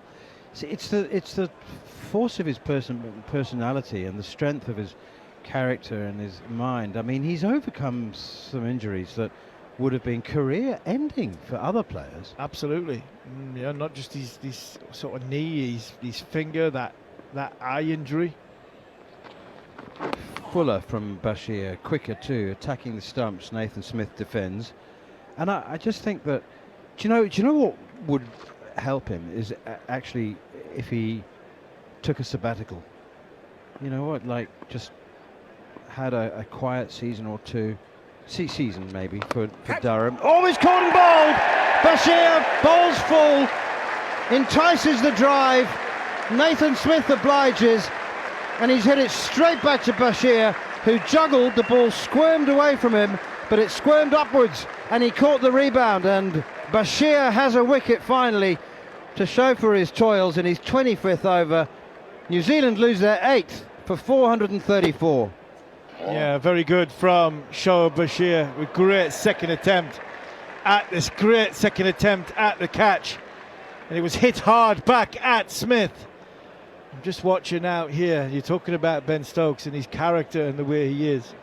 I mean, I'm watching, I'll tell you about it in a minute. I mean, Nathan Smith, I think that's, he's faced 28 balls. Now, I actually think he's deserved more than 6 runs. I think England have bowled very, very well at him. And Bashir's deserved that. For what he went through yesterday, to then do that bit fielding towards the end of the day, to give it a chance to sort of give a good attempt to try and catch the one off Jofra Archer off Blundell. He's deserved that wicket, has Shoaib Bashir. He really has. 24 and a half overs, 1 for 104 on a pitch which has not offered him a great deal. On a hot day, I think he's done a good job for his team, has Shoaib, and I think he deserved that catch. But Manners, I'm just watching, and I feel for him a little bit. He gets loads of stick, does Jofra, doesn't he? He keeps getting stick. He's bowling, he's down at fine leg, and Bashir gets the wicket, so the ball comes back and it hits him in the back. So Jofra is about 5-10 yards away from the drink station that's positioned at fine leg, and instead of coming in, he's turned round, and as he's walking back towards getting a drink, he's clapping, as much as he can to acknowledge that Jofra has got the wicket. I mean, that Shoaib's got the wicket. He's got his hands in the air, he's clapping above his head. He's got the wicket, he's gone for a drink, and as they've all come together, Stokes has just volleyed him. He's just shouted Archer at the top of his voice as to say, get into this huddle. We are a group, we are a team. So he's hauled him into the huddle. So you're talking about, there, exactly. You've just seen it on our camera now. I feel for Joff because I would like, look, he's acknowledging, right? But I would love to see the camera show what Jofra did when Shoaib got the wicket, because he was celebrating. Pushed away outside the off stump, missed by Blair Tickner, the 32-year-old. It's what we were talking about earlier, about managing your exertions, managing your energy levels, and conserving energy when you need to. That's punched off the back foot out towards extra cover. For those of you who missed it earlier, Harmy and I were talking about playing cricket in extreme heat and conditions, and talking about the fact that the Sri Lankan Test team, on particularly hot days in Galle and Colombo, do their match preparation stretching routines by putting their feet on a table and having a cup of tea, and conserving their energy. And I wonder, you've got the emotional argument, the psychological argument, which Stokes is saying, we're a team, get into the huddle and come and congratulate Shoaib, and let's all for one for all. I wonder what the biokineticists and sports scientists would say. Actually, Jofra is doing the sensible thing, and what's the point in him running 70 yards each way just on a hot day like this? Reverse sweep, big appeal for leg before wicket, up goes the finger. Thought about it, but not for long, did Rod Tucker. Tom Blundell, reverse sweep, and I think he knows he's gone. It was very full, very straight. He has reviewed it because why not? He's 30 not out from 66 balls. They've got the review in the bank. Maybe there certainly wasn't a bottom edge. I mean, he's not hit it. That's for certain. And he knows he's gone. It's hit him in front of what effectively becomes middle and off, but it's actually middle and leg because he's playing the reverse sweep. But I think he knows he's gone. Yeah, it's pitched. I thought it hit him on the full. So I thought it was hit him on the full when he's reverse sweeping. Has he hit it? Keep running through for me, please. I don't think he has hit it. Okay, I think if anything, the ball's at the ground. It's missed the bat. Gap on the left-hand It's side. pitched. I didn't think it had pitched. This probably is pitching. This might be pitching outside leg stump. Well, I don't think he's turning it too much. Tracking ready, please. No.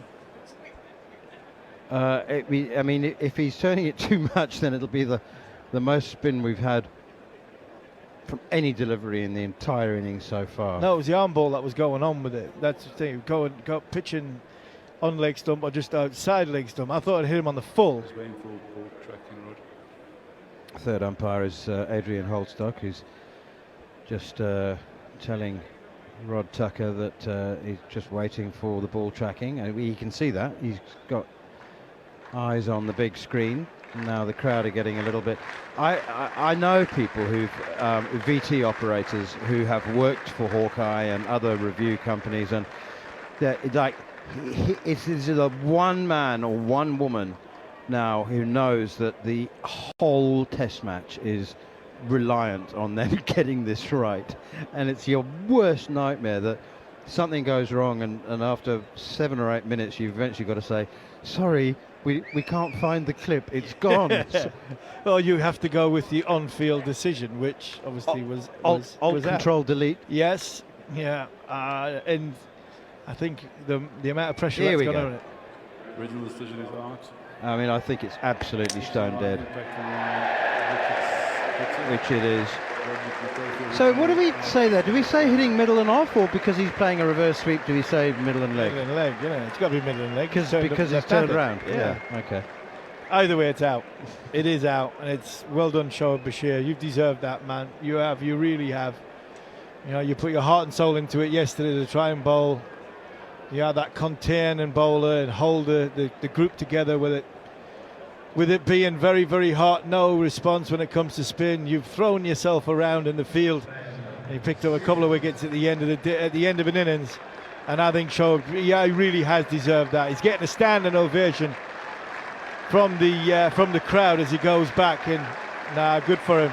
Really, really pleased for Shoaib Bashir, because he's had it tough recently. He needed a bit of luck. Didn't get much yesterday. He's had a little bit of luck this morning because he's bowled nicely, and he's been just rewarded. Fantastic for Shoaib Bashir, fantastic for England, 435 for New Zealand. Sounds like a lot of runs, but I'm not convinced it is that fantastic, John Norman. Sorry, I thought you had to pick your microphone up there. Thank you, Harmy. Am I on? I can't hear myself.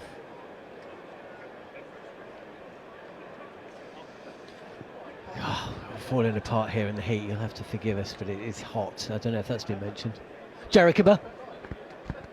it is incredible, the difference of air conditioning. I just had Simon Mann from the BBC was down in the press box downstairs, and he said it's about 12 degrees cooler downstairs than it is in our little boxes up here. They've got a fridge in theirs. Archer looking to wrap things up here at Trent Bridge is in full delivery, and Blair Tickner back in the side is defending this out to mid on. Well, nothing's happened particularly quickly in this Test match, but New Zealand, who've really gone at been on the slow go this morning, and I think that they are suffering because of that. Do you think they should have batted quicker this morning? Because you I haven't might have mentioned mentioned it yet. I might have mentioned it. To be fair, the funny thing here, I was going to say to be fair, but to be unfair, Will O'Rourke was the one scoring quickly. Well, exactly. He scored nearly half the boundaries in the morning session. Oh, he's just been hitting the side of the face. Has Blair Tickner. Short ball, he's bended back, and Archer has a cursory ask to just check he's okay. He's back on his feet, and the medic's just rushing out. It looks fine, but it didn't look good. Shades of Lord's 2019 with that one. Great bouncer from Jofra Archer, but all I could think of is it's kept him in the heat a little bit longer, because then we're now going to have a 2-minute break. Do you see the speed on that one? Not yet, no. Made a huge noise. You would have heard it all through the through the stump mic. Backed away. He took, well, I shouldn't say backed away. He tried to bend down. He took his eye off the ball really early on, which is a terrible idea. Well, neither he... Oh, it seemed back as well, to be fair. It's really followed him, hasn't it? Yeah. Because he started to duck away from the ball, and then it's really followed him. Actually, he's taken his eye off the ball, but not quite as early as Mitchell Santner did. The dismissal that saw him go caught in the slip cordon. 435 for 9 then, New Zealand. They were 317 without loss yesterday. It was still very similar to what the bouncers that Jofra Archer bowled Glenn Phillips at the Oval. Just angling in and seaming back at him and making them really, really tough to get away from. He's only faced 4 deliveries though, right? So, and he's not a frontline batter. He's not Glenn Phillips. He's not Glenn Phillips. I mean, Blair Tickner, if he was an animal, would be a horse. I don't know what Glenn Phillips would be. Is that because of the start of his run-up? Yes, you thinking that? Yes, it is because of the start of his run-up. It's a jump, isn't it? It's a prancing jump. It is. It is. It's a shame that we never got that Sonny Baker, Blair Tickner test, and maybe we never will.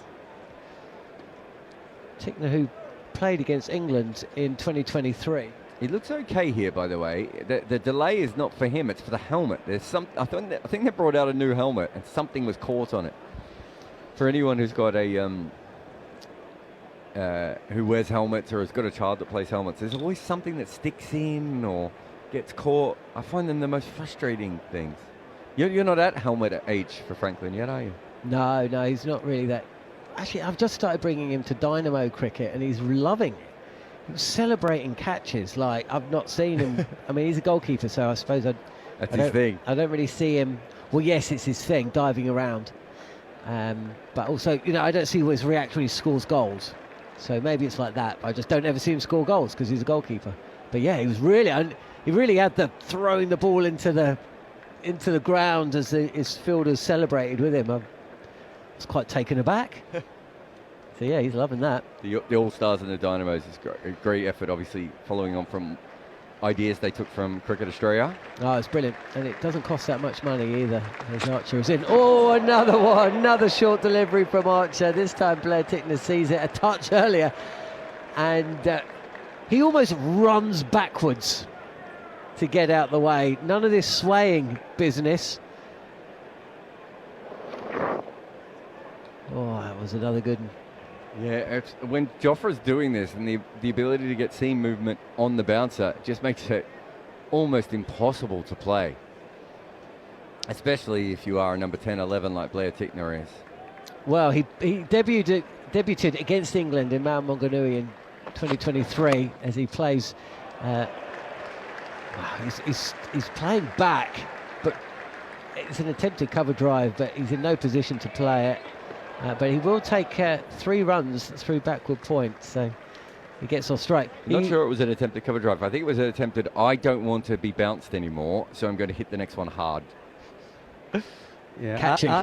Archer has a very nasty bouncer though, doesn't he? It comes back at you, and if you do go leg side of it and try and get out of the way, it follows you. Steve Waugh said, watching Archer bowl reminded me of Courtney Walsh. He said that the bouncer, it just feels a little bit quicker, and it just, because of the angle, it follows you in. Ben Sears has never scored a run in Test cricket. This is his third match. Is that the same? Yeah, I haven't either. John, you? Not yet. Still time. Not yet. Here is Archer in. Oh, he struck him on the pads, and he's been given that leg before wicket. Archer doesn't even really appeal. And Ben Sears is going to review, but he's kind of caught between, I better go and get ready to bowl, and oh no, we've got a couple of them left, so I may as well review. He's already walking off. I think that's out. You can't do that. If you review like that, you've got to stay out there. You can't walk off and leave, as all the players have now leaving the ground. Now he's turned around and gone back, and that's, you've got to. You can't just and leave him to give nobody out. He's just looked at one review, and now he's not just walking off the ground now, he's almost running off the ground. Yeah. He missed that by quite some distance, gentlemen. And it hit the lower shin. I don't know if there is a lower shin, but see, Tucker is saying to Sears, come back here. Look, see, he's pointing, and he wants him to come back and be given out on the field, and that's quite right.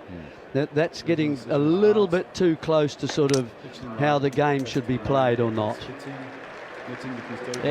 3 reds and you're out, but Ben Sears is already off the field.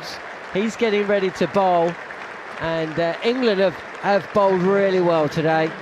Maybe a couple of grumbles about the manner of the dismissals and the intent shown by New Zealand, but to get yourself in a position just after lunch on day 2, when with an hour to go until stumps on day 1, they hadn't even taken a wicket. 317 without loss has become 438 all out. Brilliant 8-over spell in the morning session from Ben Stokes, and it's been backed up by Shoaib Bashir, who's picked up a couple of wickets, and Jofra Archer as well. And if not for a couple of fumbles in the field, then maybe, New Zealand wouldn't even have reached this score. As it is, it's still a good one. Whether it's a match-defining one, we'll find out over the course of the next day or so, Jared. Yeah, I think New Zealand would have to be disappointed. Last night was disappointing. This morning they didn't really score, despite the fact that it still looked like there was plenty of opportunities to do so. England didn't have defensive fields, they didn't bowl defensive in any way, but New Zealand got themselves stuck. And then they got a couple of half decisions that maybe went slightly against them. These things happen. But, when you look at the Rachin Ravindra wicket, when you look at the way that they batted today when they were playing well, without really scoring all that quickly, I don't think you can go through any session of cricket where Will O'Rourke is your fastest scorer and not think to yourself, you've probably done something wrong here. So at this stage in the game, they probably should have been an extra 45 runs, even if they were bowled out by this point. So I think they'll be disappointed. Hopefully they take that energy into their bowling. As far as England goes, it's still over 400 runs. We can talk about how flat the wicket is and everything else, but New Zealand have just lost a bunch of wickets for about 120, 130 runs. There's no reason why the same thing can't happen for England, so they have to make sure that they bat well here. But realistically, this feels like well under par for me. I don't know how you two feel. Jerry, under par?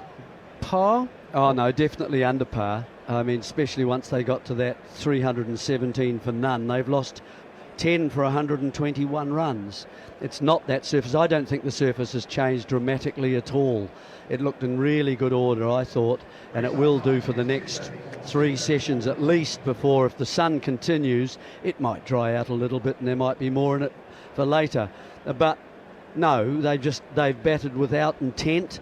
They've batted. You had to see the new ball off a little bit this morning. There was that. But there was no real intent to try and move out of your crease a little bit, to get back and run hard at there was either a block, waiting for a bad ball and then going back into their sheds and shells. So I really, and then the shed, and so that was not a good effort from New Zealand from today, really, the start of today. I mean, if you look at that opening partnership, Jeremy, I think they should have scored 3,170 runs. So they've really left themselves short of that. Yeah, well, yeah, I was just looking at how they've lost their wickets, and you can tell me. I've got a feeling they lost them in pairs for a start. You'd find 1 and 2 were close together. 3 and 4 were close together. Yeah, 3 and 4 the same. Yeah. And then you'll find that was what we were at this morning, 4 down for 361, and really the lack of runs, they'll be very close together from then on as well. It's like the whole team had pad rush from watching the opening partnership for so long, and they just didn't get in. I thought Henry Nicholls looked really well. I thought Tom Blundell looked really good as well. So they had a couple of players that came in, and I thought that were in decent form and everything else, but those two didn't go on, and some bad decision making from some of the New Zealand players, and then on top of that, England stuck around, right? I'm not sure this is a brilliant bowling performance by England, but they certainly stuck with it as long as possible, and eventually New Zealand made mistakes. I think Stokes is the one, isn't it, this morning, who just came in and added a little bit of oomph, got the angles right, created problems with length. He bowled a lot more shorter deliveries today, caused some trouble, and New Zealand really had no answers to those, and I'm not quite sure why. I heard Kumar Sangakkara on the TV yesterday said he did think there was a good length on this pitch, and he thought it was slightly back of a length. And if you look at what Stokes did, Stokes basically did that but bowled from quite wide on the crease. So a lot of those balls are above off stump and middle stump, which is not traditionally where you would see someone like Stokes bowl or where you would bowl on a pitch like this. But they decided that that was a good method. And I do think it caused New Zealand some problems. It kind of got them stuck a little bit. Yeah, I think the intensity shown by England, at no stage did they get ragged. I mean, some of the fielding was a little bit ragged, but the bowling, less so. And look, Ben Stokes, 21 overs, 3 maidens, 4 for 70. He does have a little bit of a point to prove, doesn't he? But, all the clapping in the world yesterday can't make up for 4. I mean, he's got the best bowling figures. Not only is he taking the most wickets, his economy, if you take Joe Root out of it, is better than any of the other bowlers as well. Joe Root tragically underbowled. Now, look, this is an ideal situation for Ben Stokes because it's the absolute best of what he wants to do, which is he wants to try a different thing almost every delivery. He wants different angles. He wants different deliveries. And he had the ability in a pitch like this where he could bowl in that style over and over again. And he eventually found something he liked and stuck with it, to be fair to him, for longer than he sometimes does. So I think there was definitely a lot. I thought he bowled really well at times yesterday as well. So I'm not surprised he ended up as the best bowler in this game. Shoaib Bashir, there's nothing that we're seeing with Shoaib Bashir that we didn't know before. He's still struggling with his length specifically, and he's not in a great control of his line because of the technical deficiencies that he has within him. But he stayed with it. He kept trying very hard, and eventually got himself in did that great fielding yesterday, took the catch, and then got the lucky wicket of Blundell on the reverse sweep when he was playing with the tail. You take that, he worked for it. Yeah, the wickets, as I suspected, they're in clumps, aren't they, right through. There's no nice, even development and run scoring throughout the innings. 2 falling together, 317, 319. 2 at 361, Ravindra the first of those, of course. And then 392, 393. That's Mitchell and O'Rourke this morning.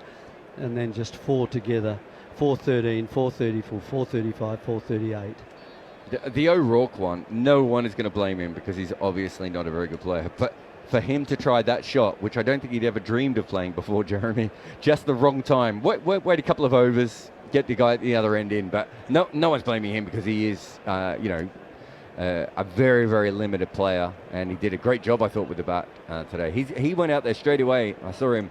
He's already finished his warm-up. He's very keen to get the ball in his hand. This puts pressure on New Zealand now, I think quite a lot, especially if England start and they start to get to sort of 4.5 and 5 runs and over, if that's possible. Well, this is where not having Zach Crawley is an issue. because this is the sort of time when Zach Crawley would come out and hit a 40 of 60 balls and take their complete momentum away from the opposition, even though we know he's, maybe eventually going to get to 60 or 70 and get himself out. In this situation, Emilio Gay probably is not going to play in that same style. And, obviously Emilio ran out Ben Duckett in the last game as well, so there's something to be watched there. There's a lot to be watched. Which of the New Zealand bowlers do you think will bowl the Ben Stokes? O'Rourke. Jerry? Well, we're really... O'Rourke is going to have to find the length, that's all, if he's going to be like Stokes. He will certainly test out shorter lengths. He is a menace, there's no doubt about that. It's a question of how long can they keep going back to him if the others are starting to be hit. Sears is decent pace. Tickner is much more like Henry, really, and I think probably if he does bowl a decent line, you'll find Blundell might stand up to him and try and steal a few yards of the pitch from the batsman. And then, of course, I'm missing someone, aren't I, at the moment? Sears, O'Rourke. Yeah, Tickner and Smith. And Smith. So he'll just bowl his little outswingers, which he might, if it keeps a little lower, that brings him LBWs into play. But Santner was going to play a big role here, I think, to try and keep control of things in terms of run rate. I know it's the warm-up pitch and not the main pitch, but I was watching Santner. He's getting real spin and real bounce. I'm not expecting that so much, but he looked in a really nice rhythm in the warm-up out there. Tickner's inability to bowl the same ball 2 or 3 deliveries in a row on this kind of pitch might actually help him a little bit with the short ones and the accidental balls down the leg side and everything. But yeah, if the innings goes long, I think Smith might be the most important bowler overall. But O'Rourke is their best chance of having a lead, I think, at this stage. Well, we have 3 full days, essentially a session and a half still to come in this test match. Ben Duckett's raced out onto the field. Emilio Gay, shadow shots behind him. And there will be a little bit of pressure. There was a few questions over Ben Duckett. Are we going to see the Ben Duckett of first innings at the Oval, and the one that we've enjoyed so much over the last few years, but less so in the last 12 months? Oh, New Zealand going to take their catches, all those moments in the way or the manner that England didn't yesterday. And that's the other thing, on a pitch like this, the old cliche is you've got to take your chances, and you don't want to have to carve out 14 wicket chances to take 10, and that is what happened, because there's been another couple of drops today. Yesterday we saw a missed LBW decision and a drop catch. So essentially England's bowlers have created enough chances to take 14, 15 wickets. If New Zealand are canny and they take their catches, maybe the chances will come a little earlier. And then of course there is that scoreboard pressure. New Zealand don't want Joe Root walking out to the crease with 150 on the board. How quickly will England go at New Zealand? Ben Duckett is not a Tom Latham, Devon Conway type of batter, that's for sure. And it's Nathan Smith who's going to take the new ball. Is that a surprise? A little bit of a surprise, yeah. I didn't see him warm up that much, actually. It felt like all the other bowlers did a lot more warming up than he did. He's coming around the wicket. Duckett strode out there like he was desperate to have a bat. 3 slips in place with a gully and a backward point as Nathan Smith bowling around the wicket. First ball, and it's... Oh, he's played on the front foot as Duckett. He's not really connected, and it's kind of sliced off the face of the bat to backward point, but along the ground, no run.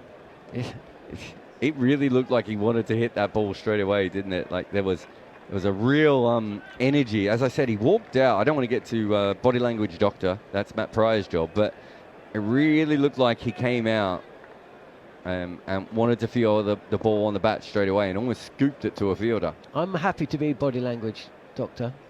As Smith is in, and this is on the pads and pushed with good timing and power, but straight to the fielder at mid-wicket. It's Ravindra out there, I think. Yes, it is. Thumbs up from Jerry.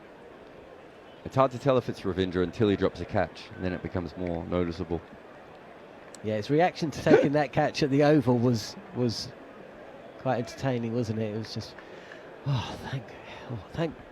It was relief. It was relief. It was. One stuck. Well, he's where he was when he took that catch. Quite Where he was when he dropped one of them. touch wider of the crease this time from Smith, who's bowling first 3 deliveries at what seems good pace, 84 miles an hour. So he's going quicker than Jofra Archer at the start of his spell yesterday. It's about to say the same thing. But also everything's hit pretty much the middle of Duckett's bat. In 3 matches here, he averages 95.67. So, well, he does play his cricket here, of course, at number 3. When did he move here, though? I'd like to say maybe 4 years ago, It's 3 not- years ago. Yeah, it's not that long, is it? But clearly he likes his surface. Most batters do. As Smith comes in, and this is driven through the covers. Blair Tickner sets off, but the ball will win this one. And crowd indicating 4 without loss in England. Yeah, Smith looking for a little bit of movement if there's any there at all. He's looking. He will bring it back into the left-handed Duckett, but Duckett a good stride in, bent knee, so he's getting over the ball. Found an easy gap there, big gap there actually, between a sort of a backward point and mid-off. Here is Smith again. Again. Just pulls it back a touch, and it's on-off stump as well. And Duckett looks at his bat and gets ready to face the final ball of the over. It's going to be a really interesting hour's play.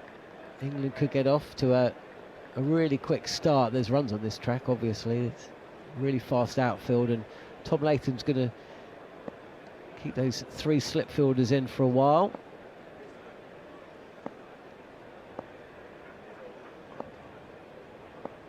Last ball of the over then, as Smith is in. This is wide and crashed to the boundary for 4 more. And England are 8 without loss at the end of the over.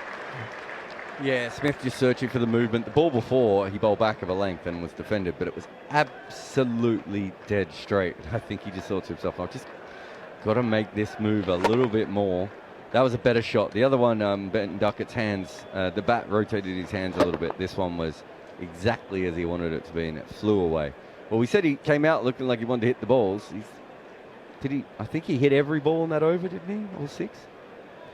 And I no plays and misses, none he couldn't reach. He just went for everything. Yeah, I'm not sure they're going to be searching for swing for too long if it keeps disappearing to the boundary. Yeah, time for bouncers, I agree. So Will O'Rourke coming from the other end. So I think I would have given Will O'Rourke the first over, Jeremy. I just think he's more suited to this pitch, but also he's the natural leader in the future. But maybe they thought to themselves, swing bowler, first over. I don't know. that is where Stokes took most of his wickets as well, that end. So it may be that. He's bowling round the wicket to Emilio Gay. And first ball, gets one to bounce a touch more. And Gay looked a touch uncertain. Just walks away from the crease and has a little word with himself. That's a good start from O'Rourke. He's actually, while he leans over at delivery and is looking to angle it back in, he's got that one to swing away just slightly from Gay, who was uncertain and was looking to play it because he initially had to with the line and then just followed it a bit. So play and miss.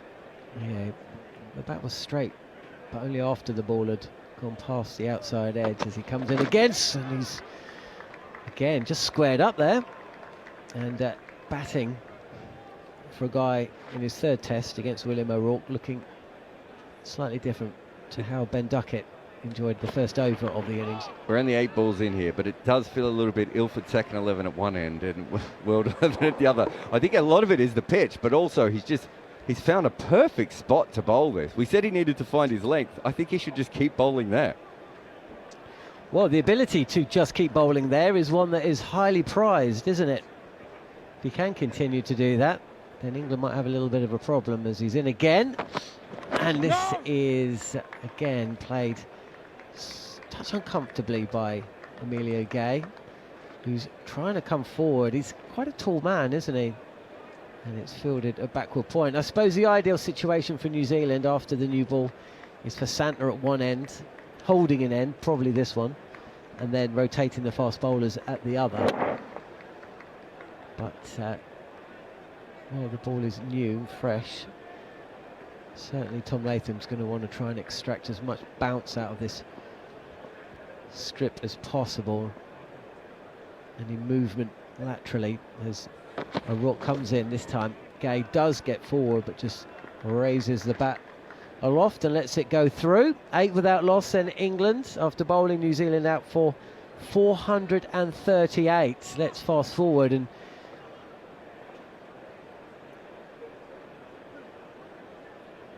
we've got another 3.5 hours of play today. England usually go at about 4 and over. How many overs have we got left in the day? Must have about 56, so it'll probably be about 220, 230 at the end of play today, so would have knocked off half of the deficit. O'Rourke in, and this is down the leg side, and he's gone up for a caught behind, and Emilio Gay's body language suggests he's touched it, and indeed he has. He just turns away from the crease and slowly makes his way back towards the dressing room. And Emilio Gay has been dismissed for a duck, the second over of the innings, and England are 8 for 1. Yeah, he'd been beaten a couple of times outside off stump, or struggled a couple of times outside off stump, so he's moved further across there. And unfortunately for him, O'Rourke has just slipped that one down the leg side. It was a mistake of a delivery, but that extra bounce and everything, is that just top of the bat and glove, perhaps? Certainly a little bit of the bat, I think, on the way through. And because he's now on the offside of the ball to cover those balls that had squared him up earlier, it means that that ball slipped down the leg side and he's just followed it and got a touch on it and it went through. And yeah, he didn't even think about reviewing it. He knew straight away that he'd made an error there. So he's watched the other openers put on a 317-run partnership, but he's lasted 5 balls. Cricket is cruel. Well, we did discuss, didn't we, Jeremy, what it's like to be in the field for the best part of 5 sessions and then have to come out and bat against, you know, your opposition who... Okay, William O'Rourke enjoyed about an hour at the crease, but he's been sitting up, feet up on the dressing room table, eating a pot noodle, maybe a bag of crisps, and now he's out there bowling for his country. It's just one of the unique challenges in cricket. Yeah, well, I did say it was worth a wicket or two, and certainly that's not being Nostradamus. That's just simply, you know, the tiredness and the fatigue. But there was some good bowling to actually create that, I think. And then the batsman trying to negate the problem outside his off stump and having one that's relatively close to the leg stump as well. So Gay felt he needed to play at that ball. And there's the bounce of the new ball, the hard new ball. And it's just taken the glove top of the bat area and flown through to Blundell, just going to his right. Bethel to face a final ball of the second over as O'Rourke comes in. Oh, again, you know, the England batters, Bethel and Gay, are trying to come forward, and O'Rourke is just banging it on a length, getting that bounce and pushing them back. Looked like it hit Bethel on the glove. I think it did, yeah. Certainly the way he moved his hands. That's it, yeah. I wonder whether there are a man in there on that leg side or the offside to O'Rourke is well worth a go. I was going to suggest it once he beat him and then got just a bit confused on the offside with Gay. I think with the left-handers, either side would be quite handy positions to have because you can't control that. No, well, also, that wasn't that short, Jeremy. That wasn't the length you would expect to be hit off the gloves on. That has spat up just a little bit. So really, really good delivery there from O'Rourke. So the other end, we haven't seen anything like that as Smith comes around the wicket to duck it, gets a edge, but a controlled one. And it's taken in the gully, and there's no runs there. So it's completely different at these two ends at the moment, which is what John Norman was saying before. We expect to see a little bit of Mitch Santner bowling from this end later on. But just having a look, yeah. So O'Rourke's length suggests that he's not bowling back of a length, but he's getting the bounce and carry off those. It's right on the edge of where back of a length and length meet each other. But he's getting the bounce as if he's bowling at a metre or two shorter than that. Here comes Smith again, and this one is defended to point by Duckett. Good bowling. Neil Manthorpe is here. It's a little cooler, a couple of steps away from. It's like being in a greenhouse. I feel like a tomato that's being fed fertilizer and being forced to grow very quickly. It is very, very warm at the front of our commentary box. It's a little warmer just outside it, though. Now it's warm for England too. The early loss of Emilio Gay. Here is Nathan Smith, bowls to Ben Duckett, plays defensively, straight back up the pitch, and there's no run. I was talking earlier about how important it was that the top order gave the middle order some respite, took some shine off the ball, made conditions a little easier. But I sometimes it is said that a batsman is unlucky being caught down the leg side, and it's said just as a matter of course. And sometimes it's not true. Sometimes batsmen do make errors. I don't think that Emilio Gay was at fault on that particular occasion. There are times when it's just out and out bad luck. Here is Nathan Smith again, but edge dropped at second slip, put down. Henry Nicholls at third slip, I should say, and he's put down an absolute sitter. Ben Duckett has a life. They don't come a great deal more straightforward than that at third slip, and Henry Nicholls has shelled it. Yeah, it's gone straight in and straight out. I don't think he's laid a mitt on it. I think this is it, the top corner of his thumb. It's held its line from around the wicket. Ben Duckett, shoulder of the bat, and it's got his right thumb into the midriff, and he couldn't get it. Second attempt. A good delivery from Nathan Smith. Very, very good decision from Tom Latham to give Nathan Smith the new ball to make England batters play. Here's Smith again, bowls Duckett on the back foot, rubs salt into the wounds with a wonderful back foot punch through extra cover for 4. Well, a bowler of Nathan Smith's pace really has got to get the length absolutely right, because he's not quick. He can be skiddy, but on a pitch like this, just especially to Duckett's stature, you know, I mean, he capitalises on. When Smith bowled it, he probably didn't even think it was back of a length. No, back of a length and a touch wider, where Ben Duckett he creates his own width, he creates his own natural width. We're disappointed there, Nathan Smith, that he didn't follow that previous delivery up with another full ball. Here's Smith again, bowls Duckett, defends up towards mid-on, and there's no run. It's gone straight to Mitchell Santner, who's at mid-off. I think he'll have a good deal of work to do, will Mitch Santner. The early breakthrough, Emilio Gay, caught down the leg side by Tom Blundell off Will O'Rourke for 0. 1 for 8's become 12 for 1. And it's an absolute roasting day. The forecast is actually for temperatures to start cooling significantly from tomorrow, with overcast skies and even a scattered shower. Hopefully, anyway. We're about to show a new phase on YouTube, which is commentating on your underpants, because it's getting to that point where clothes are starting to come off. Here's new over from Will O'Rourke, and it's pushed away defensively by Jacob Bethel up towards mid-on. Bethel needs some runs. Yeah, just to pick you up on what you're saying about getting caught down leg side, I always felt tall bowlers, me being the tall bowler I always felt as though I had more chance of getting a wicket down, caught down leg side, than I did having maybe caught at third slip, just because, especially of a left-hander, because I'm trying to sort of cramp them up for room, and if my natural back of a length makes the ball bounce above the batter's waist, if it just goes on with the angle, especially from around the wicket, there's more chance of getting a little glove down leg side. Punched away off the back foot by Bethel, and then he is onto the front foot, steers at the backward point. But when I'm swinging it back, I would have bowling over the wicket, and if I was swinging it, bowling that back of a length and getting the ball to come back in towards the rib cage, the likelihood is the ball, if you get a good piece on it, a bit of glove, a bit of thigh pad, I brought short leg into play. If I just get a little faint bit of glove, I'm actually bowling to bowl into that rib cage. I think Will O'Rourke is bowling to bowl into Emilio Gear's rib cage. And if it straightens, then he squares him up. And I think if it doesn't straighten, it goes on and clips the glove, then it's good bowling. Here's O'Rourke again. Bethel drives gloriously behind square on the offside for 4. Full flow of the bat. That was Jacob Bethel at his very best. John Norman has this interesting theory about Jacob Bethel, and that's that in the first innings he tries to bat like a number 3, and in the second innings he just bats like Jacob Bethel. Hopefully he just bats like Jacob Bethel in the first innings today. Well, with a bit of luck, he bats like Jacob Bethel today. He knows the game's in front of him now. He knows that New Zealand have got to score.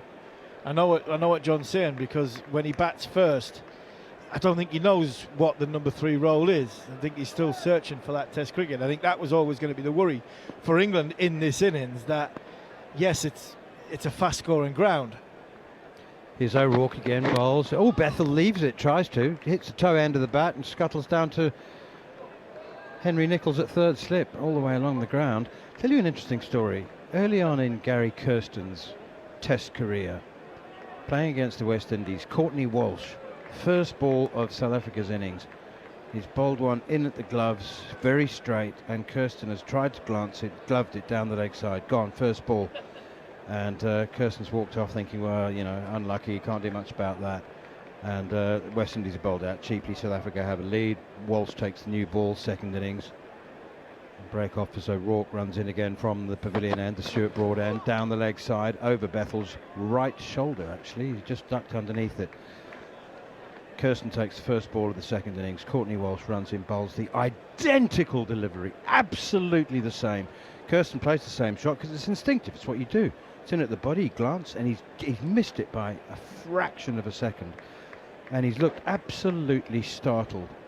And years later, because you wouldn't ask him straight after the match, but years later, when Courtney's retired, Gary Kirsten's coming towards the end of his career, and their paths cross once again. Here is O'Rourke again around the wicket, and bowls to Bethel, defends it behind square on the offside. And Kirsten says, "Courtney, I've got to ask you something. Did you bowl that? Were you trying to get me caught down the leg side?" And Courtney's like nonplussed, and he goes, "Of course. Why would you even ask?" And it was incredible, because Kirsten is a Test cricketer early on in his Test career, but as a Test cricketer, it never occurred to him that a fast bowler would actually try and get him caught down the leg side. And I think that for a tall bowler, I don't think it happens too much I always felt as though left-handers, I could get left-handers caught down the leg side, not a problem, especially if there was any sort of movement coming back to him. But you sometimes would actually bowl. I would be bowling. That was your plan. Yeah, I'd be bowling for it. I'd be bowling for it, especially if it was swinging, because you're trying to go on, trying to connect the sort of dots with the front pad and trying to expose the front pad. But if you naturally drag it down, you bowl a bit shorter, then you're trying to square a batter up. Nathan Smith in past the outside edge of Ben Duckett's bat, pushing forward a little bit tentatively at that, for Duckett anyway. Batter doesn't like it around his rib cage. No batter likes it, right-hander or left-hander. If you're bowling a ball and it's going around the rib cage, the West Indians are tall bowlers. Will O'Rourke, tall bowler, natural length, you're exposing rib cage of batters. The last thing the batter wants is to be hit there. Top 7 batter won't wear protection around his rib cage. The lower border will. So what the instinct is to sort of fend it, to push it and defend it. So as a tall bowler, a right-hander going right across his stumps. I got Ricky Ponton a couple of times doing exactly the same thing. Here is Smith once again, tiny bit of width outside the off stump. Duckett makes it look like he's bowled a wide long up, which it was not, and he's cut it for 4 through backward point. That's frustrating for a bowler. Like, that didn't deserve, that wasn't a cut ball. It was too short, and it's too short. It's far too short for Ben Duckett. It really is. I think from Duckett's point, this is where Crawley and Duckett were an excellent partnership, because you just slightly got the wrong length of the wrong one, and you travelled, and there. It's not a bad ball from Nathan Smith. It'll exactly. It was a little bit short. But it is to Ben Duckett, and you know what Right. Ben Duckett's areas are. Okay, it was short to Duckett. It wasn't a short ball. Pushed away by Duckett up towards mid-on. I just, as a final word on that Kirsten Courtney Walsh story, is that he wasn't trying to get him caught down the leg side in the first innings, because they'd never played against each other before. It was the first time they'd ever played. But having happened, he had the ability and skill to bowl the identical delivery. And get him Almost got him out. You try that. I remember playing a game at Durham one afternoon, and the members were jeering me because I kept bowling balls down leg side. It was like 4 and 5, 3, 4, 5 and over were like swinging down leg side, the rib cage, and the wicketkeeper was more or less standing as if it was a left-hander as a right-hander. Here's Smith again, bowls. Duckett flicks it away nicely off his pads through the onside. There'll be a chase out towards the deep mid-wicket boundary for Rachin Ravindra, who's got some atonement to make up for his first innings shot. Anyway, and I think from that point of view, if you're a right-arm bowler, tall, swinging it back in towards the left-hander, it was bouncing, it was going down the leg side. Members were getting a bit irate, but I had a plan. I knew what I was doing. It was like, I'm going to draw him across the stumps, and at some point I'm going to the one that doesn't swing is going to square him up, and he's going to nick it towards slip. But because it's swinging big and bouncing, I'm going to make him feel really uncomfortable bowling in towards a rib cage. Here's Smith again, 3 slips in to Ben Duckett, and he clips it firmly up to mid-on, fielded by Mitchell Santner again, and there's no run. So from a bounce point of view, the tall bowler dragging the batter across the stumps, you then have got an option of LBW. You've got an option of a little nick down leg side. I had a leg slip in play, and all of a sudden you've got the batter outside off stump. He's got his eye line outside off stump. And like I said before, Will O'Rourke's got it. The West Indian bowlers had it. Andy Caddick had it as well. Tall bowler.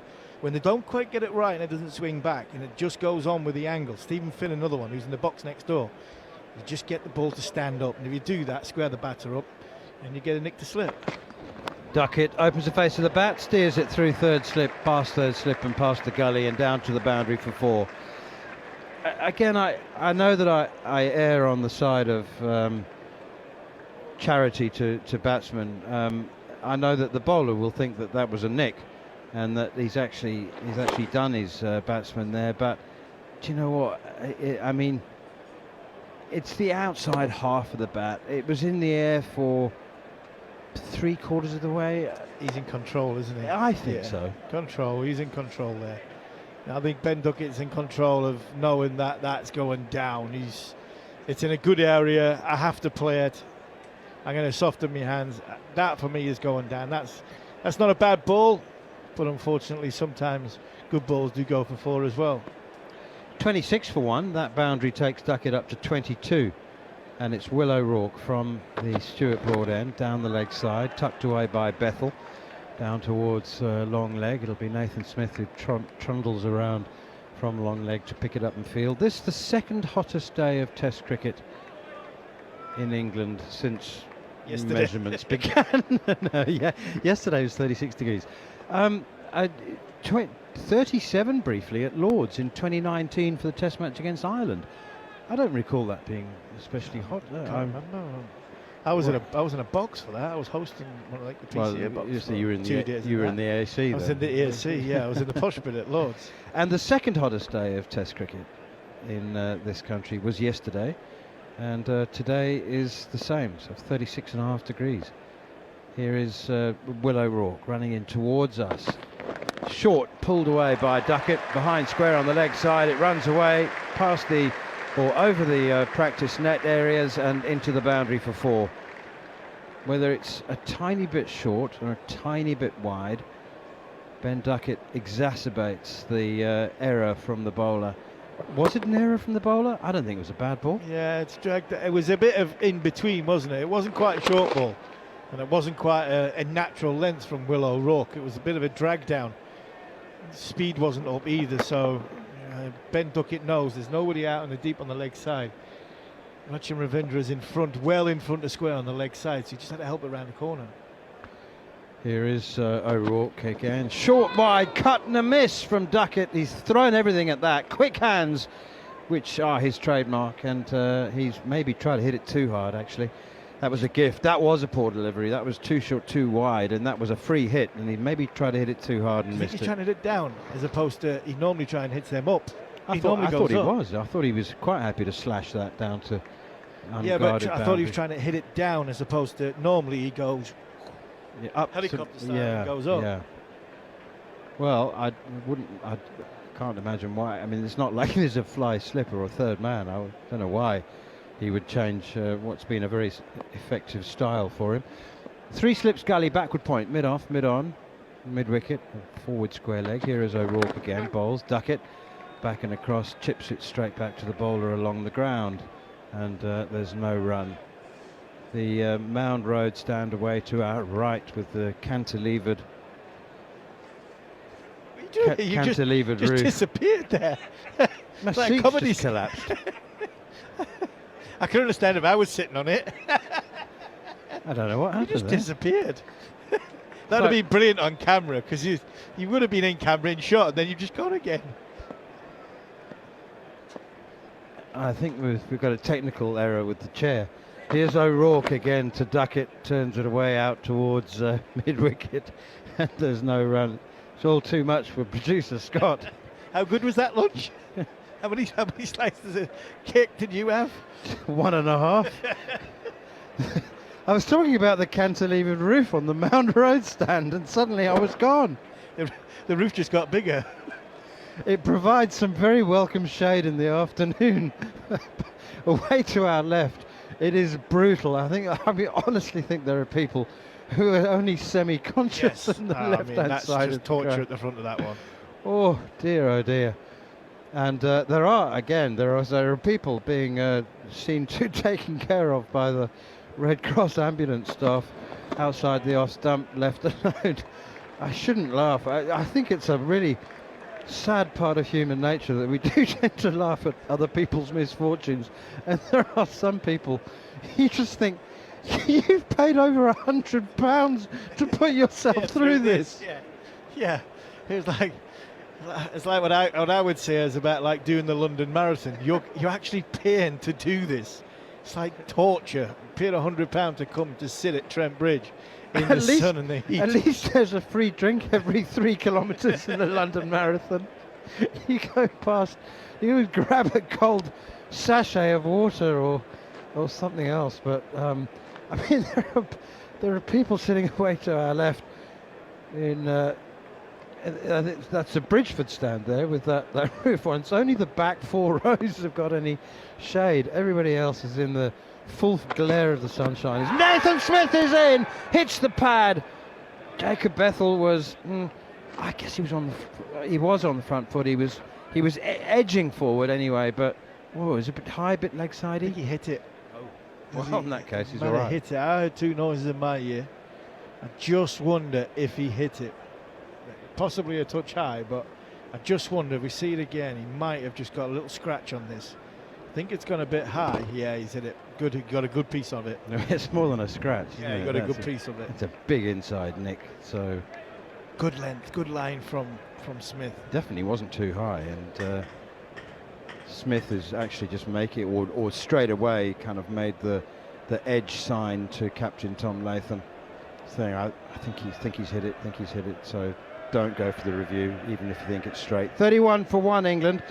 New Zealand 438 all out.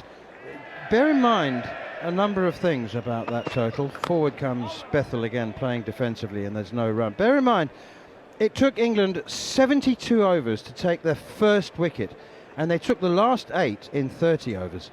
I do not think that enough credit, I don't think that too much credit is possible to be paid to Ben Stokes in particular, and this bowling attack, and this England team, and the resolve and the spirit and the determination they showed after an opening stand of 317, which would have broken the spirits of many teams, to then 317 for none to 438 all out is one of the most impressive test comebacks I've ever seen. That's pushed away behind square on the offside, and there's no run. And Ben Stokes led from the front, and it wouldn't have happened without him. No, it wouldn't have happened without him. He had a great spell this morning, 8 overs this morning. He picked up a few wickets, set the tone very, very well.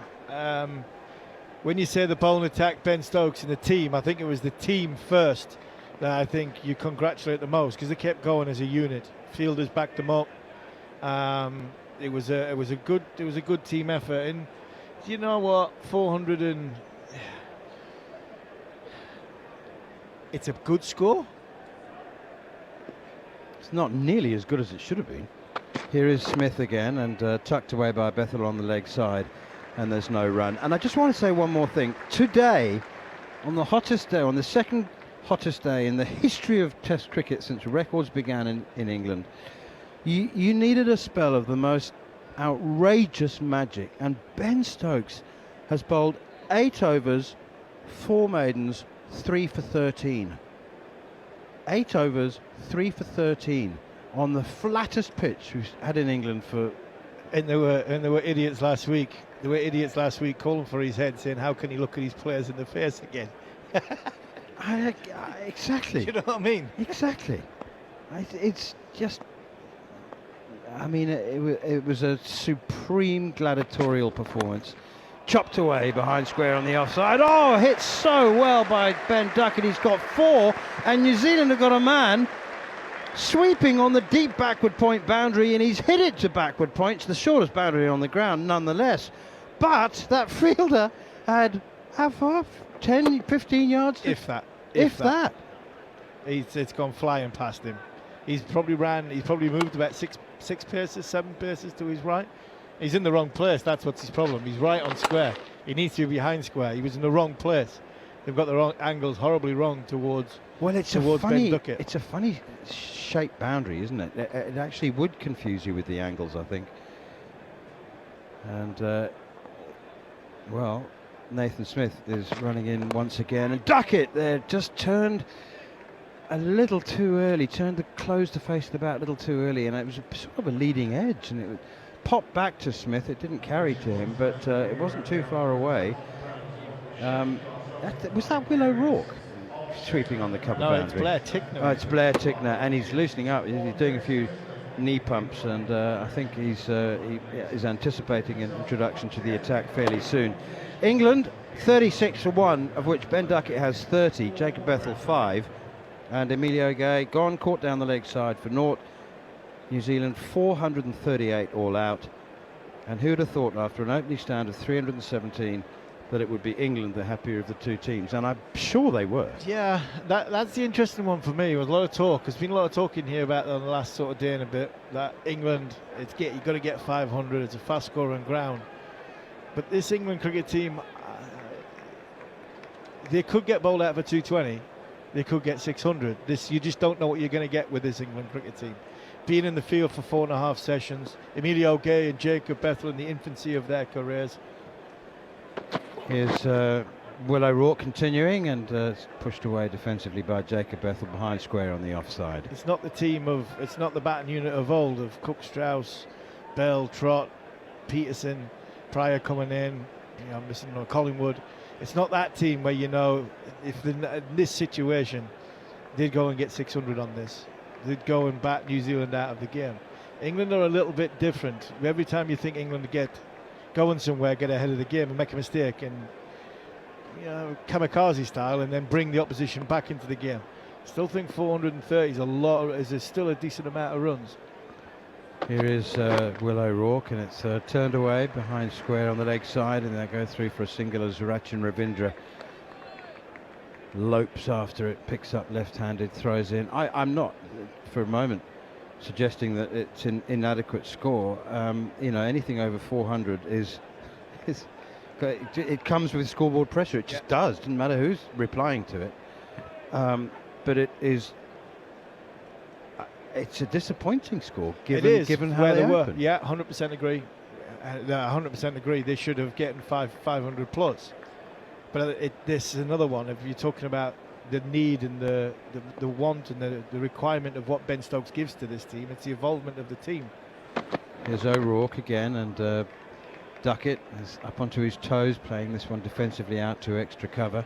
If this team wants to be the team that's going forward, be one of the best in the world, to be all conquering, all singing and all dancing, on a surface like this, in a game in this situation, they've got to be ruthless and go, we need to get 550. It's the best time to bat on it. It's all of today, maybe it's tomorrow. So this is where, if England cricket team want to be serious of changing from what happened in the winter, and be more ruthless in identifying situations and making sure that they're not giving cheap wickets away. This is the day to prove it. Here's O'Rourke again, bowls down the leg side. Duckett there wisely into position to glance, and then actually at the last moment just lifts the hands and the bat up out of harm's way and doesn't glance. There isn't a leg slip in place, but he is aware that O'Rourke's had his opening partner, his fellow left-hander Emilio Gay, caught down the leg side. That was really judiciously played. Yeah, it was very well played. He did. He got his hands out of the way very, very quickly, and that's what O'Rourke can do to you. You know, when he doesn't quite get it right, goes on with the angle, because the natural length is a little bit shorter and bounces. It does cause problems around the rib cage. Here's O'Rourke again, and down the leg side. This time it is glanced and glanced for 4. Really, really good shot that, for much less chance of being caught down the leg side, glancing a full length delivery. And he's just got enough on it to beat Tom Blundell, comfortably beat him on his right, and that's 4 more runs. It wasn't a great ball from Will O'Rourke. He's tried to go full and straight, and he's gone full and leg stump. Hasn't quite adjusted his line, has he? He's bowled a lot of balls back of a length to Ben Duckett to square him up, to get him playing on the back foot from the crease. But unfortunately, when you do go that little bit fuller, you need to readjust your line, and just strayed too much onto leg stump there. 3 slips in a gully. The field hasn't changed. Here's O'Rourke, short, pulled away by Duckett behind square on the leg side. There's a man at long leg, Nathan Smith. There's also a man at deep backward square leg, and they go through for a comfortable run, and Ben Duckett keeps the strike. He's batting beautifully. He's not dissimilar to the way he started at the Oval before Emilio Gay unfortunately ran him out. 42 for 1. Duckett is 35 off 29. So this is we're back to Ben Duckett Mark 1, aren't we? We are. He's been missing for a few months, nearly a calendar year, to be fair. This time last year he was the best all format opening batter in world cricket. He was difficult to bowl to, difficult to try and build pressure towards.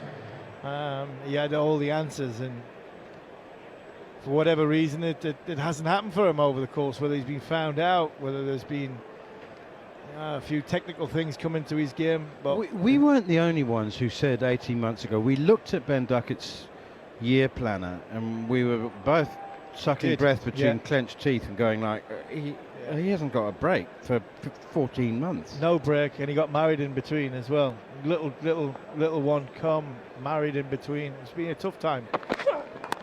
Steered away behind square on the offside, and they go through for a single. We shouldn't say tough. I don't like the word of that. Tough time. It's tough been time, a challenging, mentally tough time because of challenging.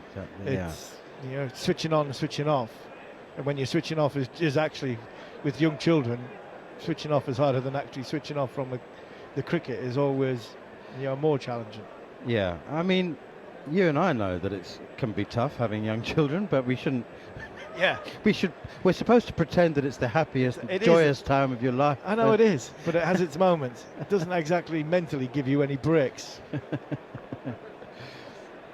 Oh, here we go. Here's Blair Tickner into the attack. His first delivery pushed away behind square on the offside by Jacob Bethel. He's gloved him actually. It's hit him on the bottom hand, and he's just shaking it. But the gloves have done their work on this occasion.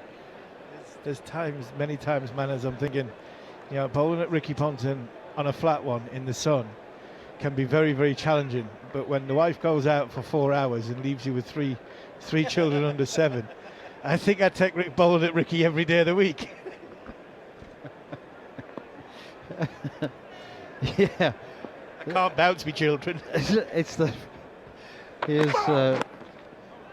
Tickner in again, clipped away by Bethel out towards mid-wicket, unless it's on your knee up and down. Yeah, exactly. Yeah, I can't bowl bounces to my children as much as I've really wanted to at times.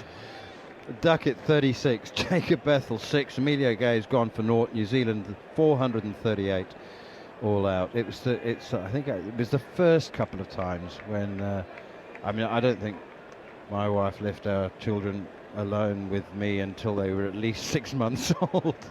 She didn't trust me.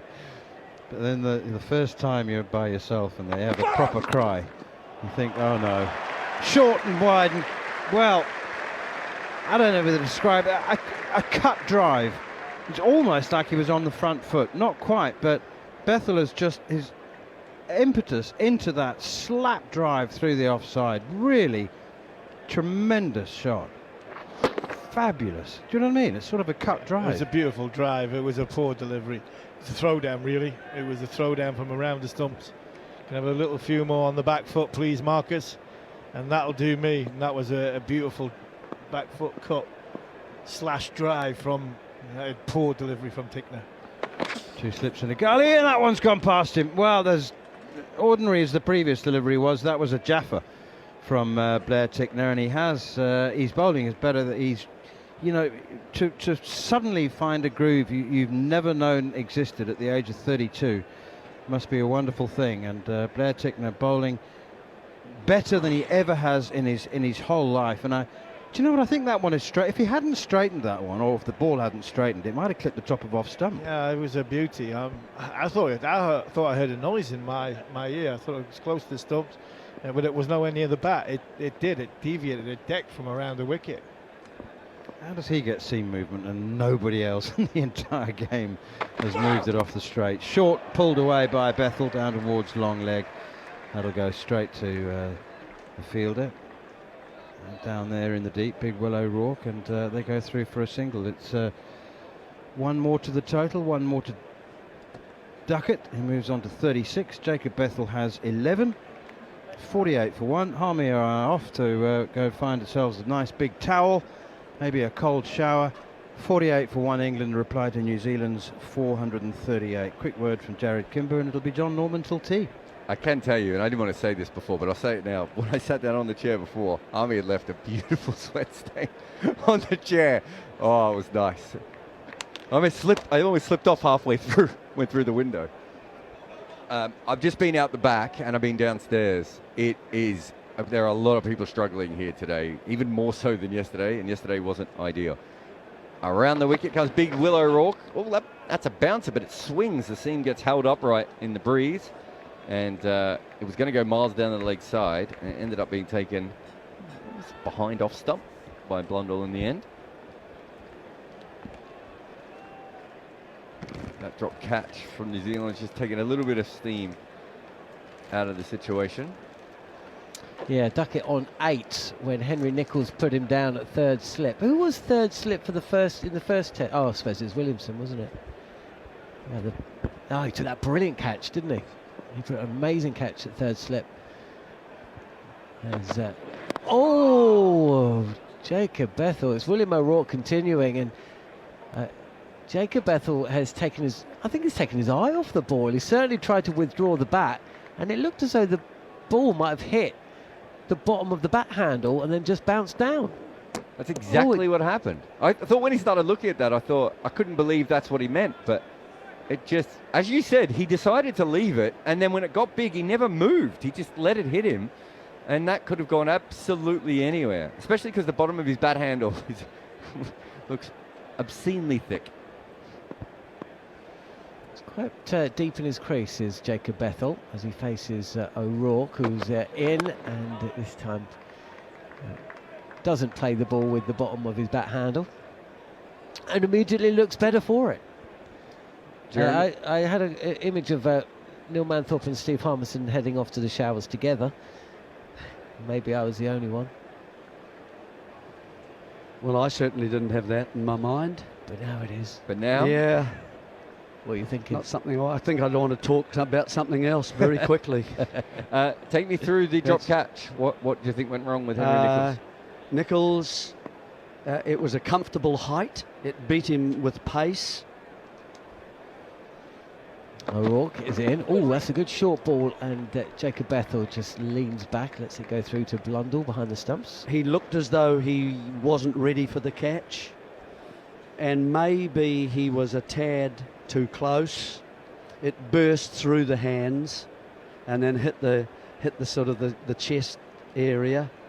So, and maybe with Duckett, the way he wants to play, and he's looking to play strokes, you know, give yourself half a pace when he's on strike rather than Bethel at the moment, who's being a little more defensive than Duckett himself.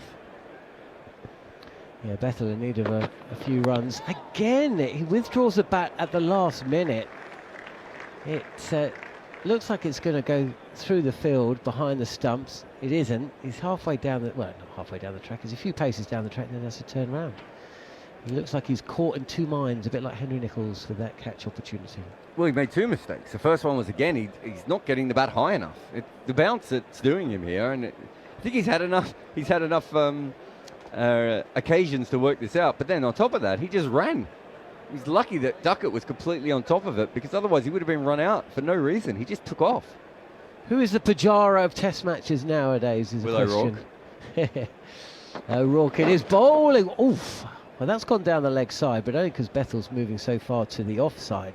And then as it goes past the batter, it's smart work from Blundell, who's moving to the right and then kind of swerves, almost like a car screeching around a corner. And he has to take it to his left. No run. O'Rourke's bowling with decent pace. That one's a little leg side, but you're right, that swings after it goes past the batsman and the stumps. And you're right, Blundell does quite well. He's ended up, as he goes down leg side, taking it to his left. So, yeah, so O'Rourke is challenging the batsman at the moment. They're not entirely comfortable with his pace and his bounce. Duckett is batting quite deep in his crease against him, and so is Bethel. Be nice to have Jameson to come on first change here, wouldn't it? It would be nice probably to open up with Matthew Henry as well, but it's Blair Tickner bowling round the wicket, and there's an inside edge from Duckett's bat, which on another day possibly could have gone back to hit the stumps. Blair Tickner is a strange bowler to watch. He made his debut against England a few years back. He hasn't played a lot of Test cricket, but he came back into the side with decent effect in white ball cricket. Took a few wickets against England in that forgotten series, really, just before Christmas. Top wicket taker, 8 wickets at an average of 12.25. He has taken Ben Duckett's wicket, not once but twice in a Test match, as this time it's forced through backward point, and that shot that we see from Ben Duckett so often, he opens a face and then cuts it so powerfully, and there's a fielder out at deep point and it smashes into the advertising. I don't know, no more than 10 yards away from the fielder. He can't get close, and that's 50 up for England as well, 52 for 1. Yeah, there are a few bowlers in the world who have a larger disparity between their stock ball and their best ball and their worst ball. He's just all over the shop, Blair Tickner. We saw that in the last over. He bowled a dreadful throw-down delivery outside off stump. The next ball was absolutely unplayable and should have got him a wicket. And the next one was a terrible bouncer down the leg side. So what next, folks? He's in, and this is a force front foot defensive block from Ben Duckett, which tells you that it wasn't short and it wasn't wide and it wasn't there to cut on either back or front foot. Instead it's blocked. But yeah, he's the box of licorice, all sorts. Jeremy, I know you would have faced both of them. Both of them had elements of bowling lots of different deliveries. Who's the bowler that was sort of the most random and the hardest to get a pattern against because they just bowled a different delivery all the time? Here is Tickner, and he's in, and this is just played to square leg where it's fielded. Bethel's down the track again. Catching the hot tin roof. No run. Yeah, Both, I think, as he got older. When I started against him in '78, he was sharp and lively, swung it and attacked you with the short pitch ball quite well. But as he became well known, he kind of lost his pace, put on a few pounds, and wasn't quite the same bowler ever again, really, and became a batsman who bowled, really. But he'd get his wickets at deep backward square and deep third man. Here's Tickner again, and this is angling in on the pads. It's not a bad ball. It actually maybe did a bit too much. He's throw at the stumps at the non-striker's end, but Bethel's back and Duckett completes his second. He's 42 not out, dropped on 8. Trying to think of who else you might have faced that would have been of that kind of bowler. There weren't really that many of those kinds around. Carl Ruckerman occasionally. No, he was sharpish. Yeah, but I don't just mean sharpish. I mean spraying it a little bit. But he's fairly accurate. He kind of had a length, didn't he? Yeah, he did. And so did Lawson. Because you know, later on after you retired, you had Nancy Haywood and Sean Tate came along. They were definitely those kinds of bowlers. Here's Ticknap, and again this is pushed through mid-wicket. There's certainly 2 here, and that's all it'll be. What about kind of Ronnie Irani kind of bowler? Would you see a comparison there? Because Sean Tate had blistering pace, and Blair Tickner doesn't. No. There's a big difference between Blair Tickner and I don't know if I'd go Ronnie Irani as much. I was thinking Craig White. But Craig White was fast. He was bowling 91, 92. He was, but if you remember, it was all, he put in maximum effort, which meant that it was a half volley, it was a wide ball, it was everything else. He was quicker than Tickner, but you didn't really know what the next ball was going to be. Most of those bowlers are very, very fast. It's very rare to get someone of Tickner's pace at Test cricket who is this random with their deliveries. Was it Craig White who was more of a slinger? Yeah. And he got reverse swing a bit. Yep. Didn't he get... the story was he got hit in the head and then started bowling fast. He had a golden couple of years. He was in and out the side for quite a long time, and he was that kind of the new Botham, player, as anyone who could bat and bowl a bit was for about 20 years. And then he hit a 2-year period, probably around the turn of the century, when he was bowling very fast and a bit more consistent than Tickner. We've got a change, and that's cut away by Jacob Bethel in front of square. And Bethel moves to 15. That's his most authoritative shot that we've seen. It's Nathan Smith who switched ends. And again, just a little bit of a half tracker there. The general comment, New Zealand are just bowling too wide. They've got to bring the stumps more into play, or at least get it closer to the stumps. That's just a gimme, I'm afraid. I'm not sure this is Smith's end either, is it? I suppose, how tall Sears? Smith again, he's in, and Bethel punching this into the covers, no run. I mean, he got one to jag back to Bethel, inside edge saved him from LBW, and that seems to be the angle.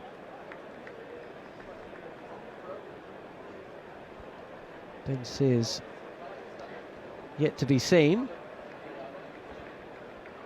Would have been interesting if they'd taken that catch. Root would have been coming in about the 2nd or 3rd over of the innings, and that would have been a battle then, I think, for Root, even though he uses that. I mean, this is a good ground for him, but O'Rourke would have challenged him, I think. Here is Smith, and this is on the pads, and Bethel will feel like he's missed out here. There's 2 fielders on the leg side, one at mid-on, and then it's Rashan Ravindra, who's at square mid-wicket, and he has smashed it straight to the fielder. He hadn't had to move. I think also the other interesting thing about this is that I think O'Rourke needs to bowl 15 overs tonight, and it's really, really hot, but I think if they don't get wickets tonight, there's no point holding him back for tomorrow all that much.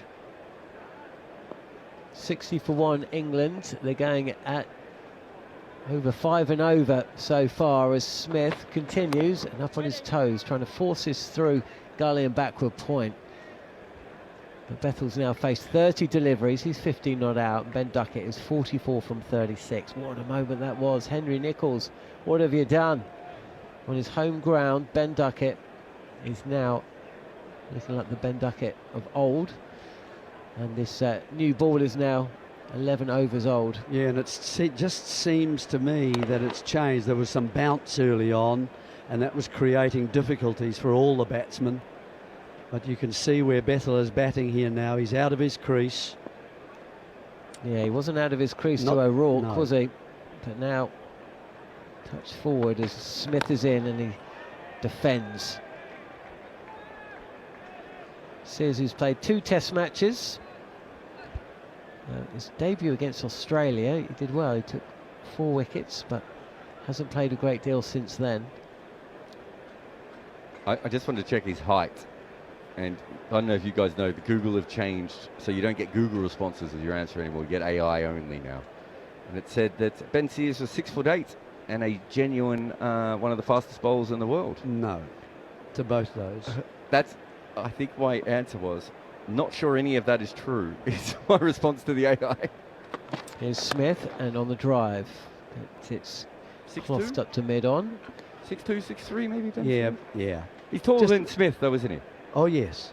He's That's why I my would- height. He'd be my height. So I would have brought him on at this end. Is my point. This is where the bounce is being weird. I want the slightly taller man at this end. You would have thought you'd replace the taller man with the tall man, wouldn't you? O'Rourke for Sears, unless he's got a little problem, of course. We don't know. We didn't face enough balls to get injured, so it'd have to be fielding, wouldn't it? I think something happened today which has reminded me of another entry onto the uncomfortable list.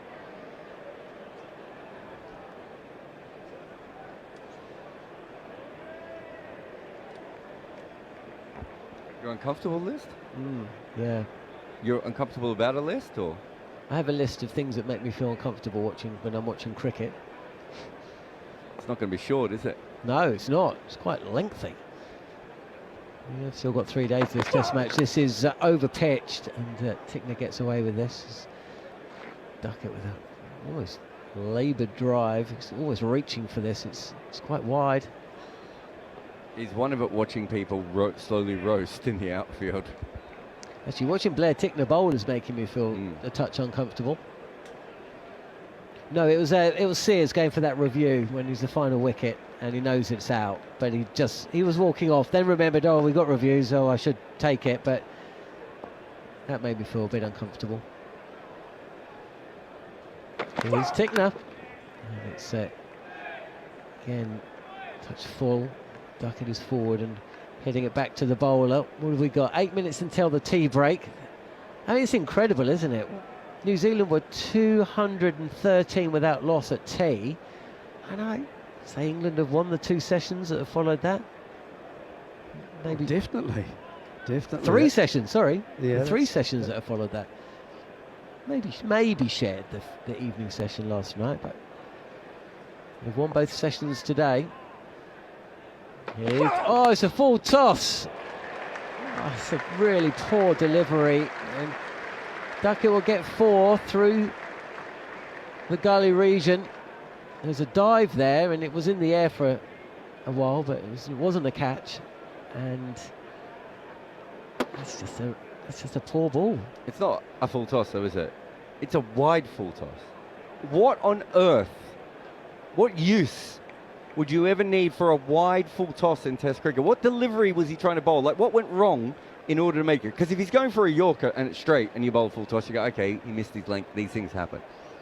What was he trying to bowl in the first place? That's an absolute pie of a delivery. Time for dessert.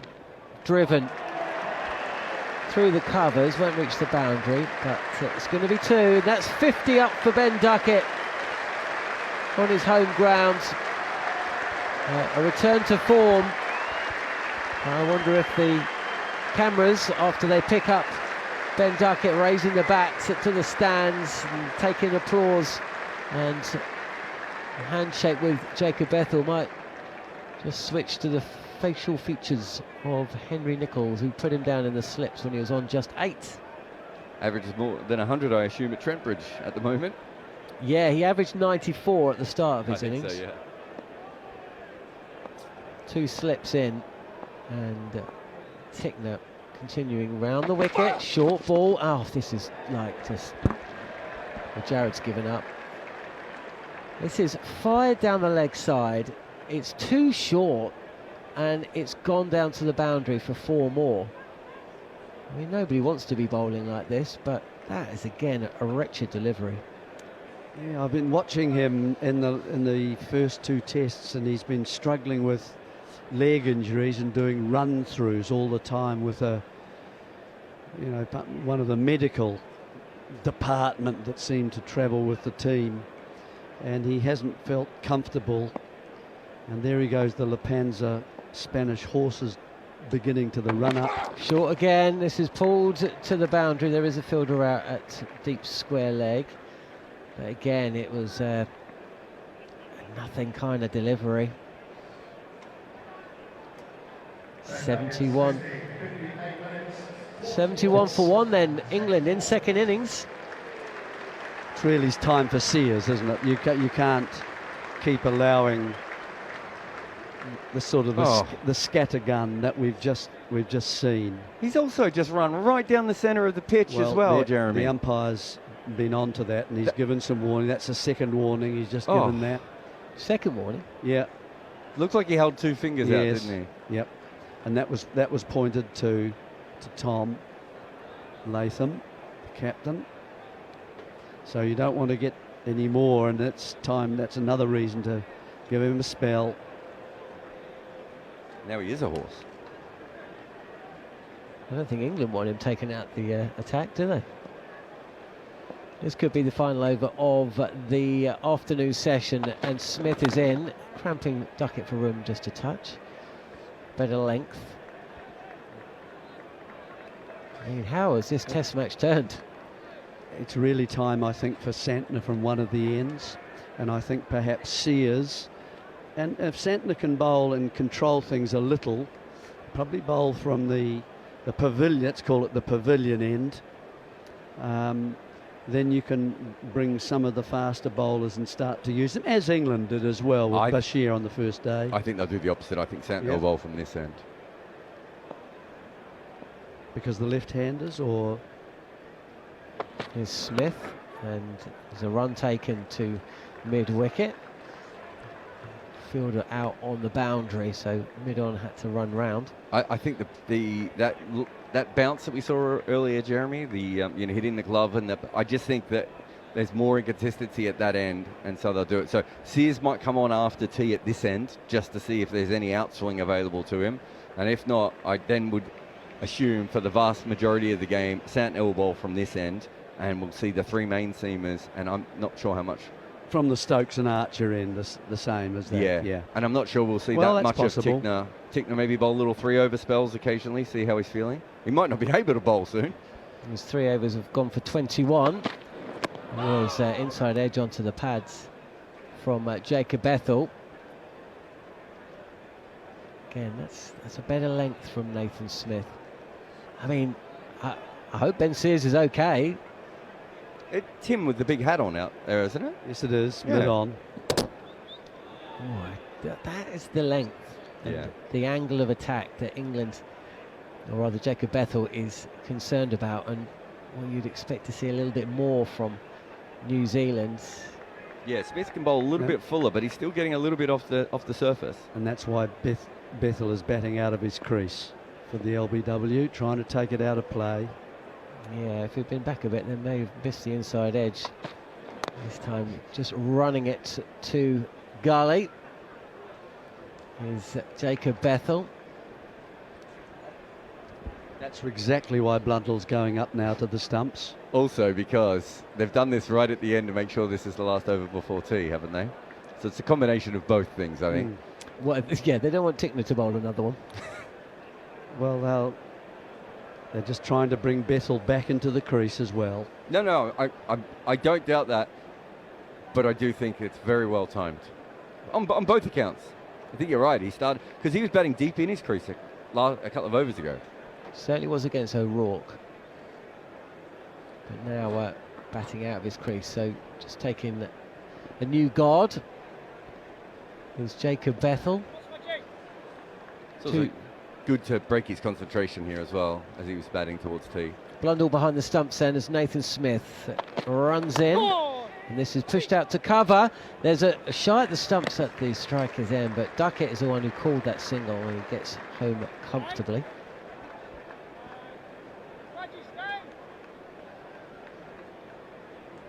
You don't really want to be at the stumps, but yeah, I was going to say, is Blundell going to go back? No, it looks like he's going to stay. I don't think he put his helmet on right. When did you start batting in a helmet? I don't know why I'm asking you this one ball before tea, but it would have been a long way into your career. No, West Indies. First time? Yeah, we were, none of us had any helmets at all. No, didn't have any straps under our chins. Last ball of the session then, and Duckett just tries to run this ball through vacant point. Doesn't get the right connection. And that is the end of the session. Pretty punishing one for New Zealand, who started at 418 for 7. They added just 20 runs before Ben Sears was dismissed. Ben Stokes the pick of the bowlers with 4 for 70, but Shoaib Bashir picking up 2 wickets as well. When England came out to bat, Emilio Gay was caught down the leg side quite early on. There's a little word between Ben Duckett and Daryl Mitchell as Duckett just hangs back to wait for Jacob Bethell to accompany him off. Bethell is 16 and 52 to Duckett, his first 50 for England in 15 innings. You've got to go back to last summer for the last time he raised his bat to the crowd, but he was given a life. Should have been 2 wickets early doors. Nathan Smith getting the outside edge, and a bad drop by Henry Nicholls at 3rd slip. Duckett was on 8 at that point. He's 52 not out at the break, and it's New Zealand with a few problems ahead of the evening session here at Trent Bridge, which we'll be bringing you on the Talksport Cricket YouTube channel.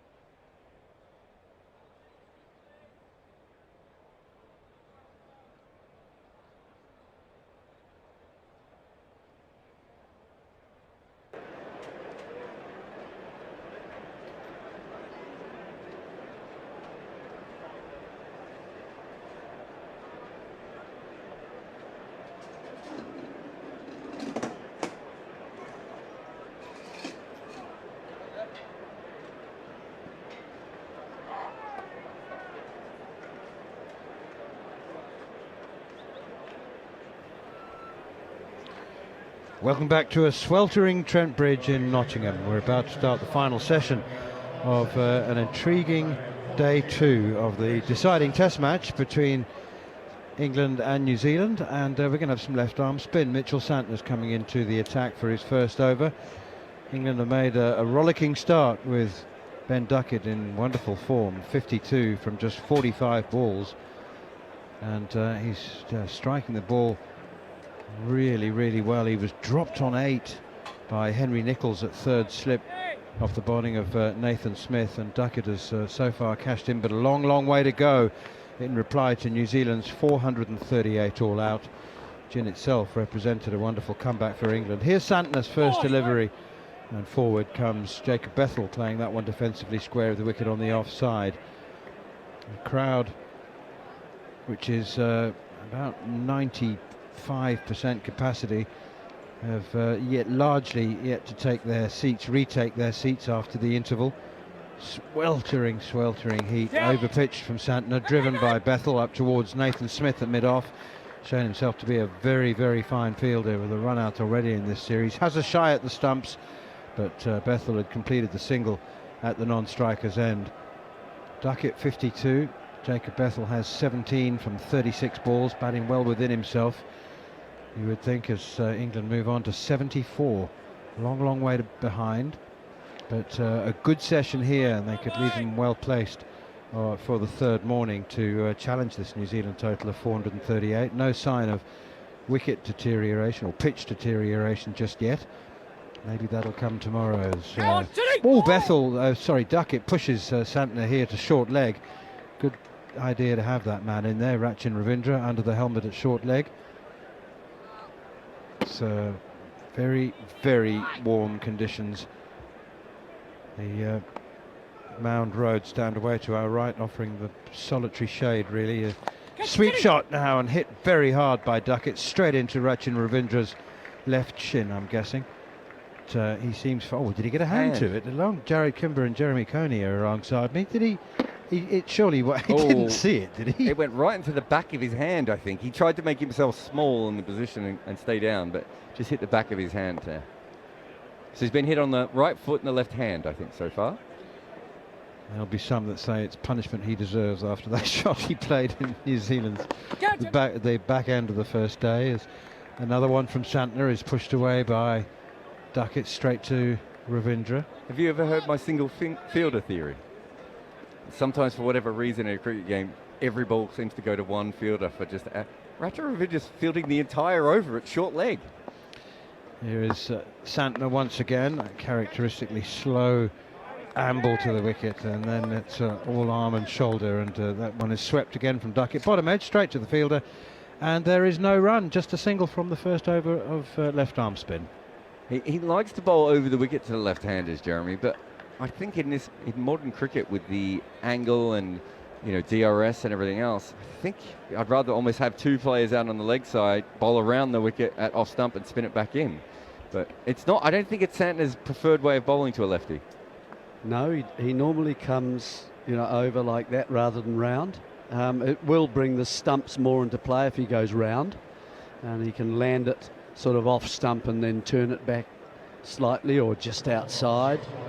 At the moment, of course, you would need an extra man across, I think, on the leg side if you did that. But at least only one run from this end. That's quite an important start for New Zealand. Here is Sears, by the look of it. He bowled a few during the afternoon interval. Right arm round the wicket from the pavilion end. First delivery is full and wide, and driven sweetly by Jacob Bethell. He had to reach for it. It was quite wide, and well, he's one of those pitchers. He's going to trust his hands and eyes, and happy to drive away from the body, and that's fielded on the cover boundary. They go through for a couple.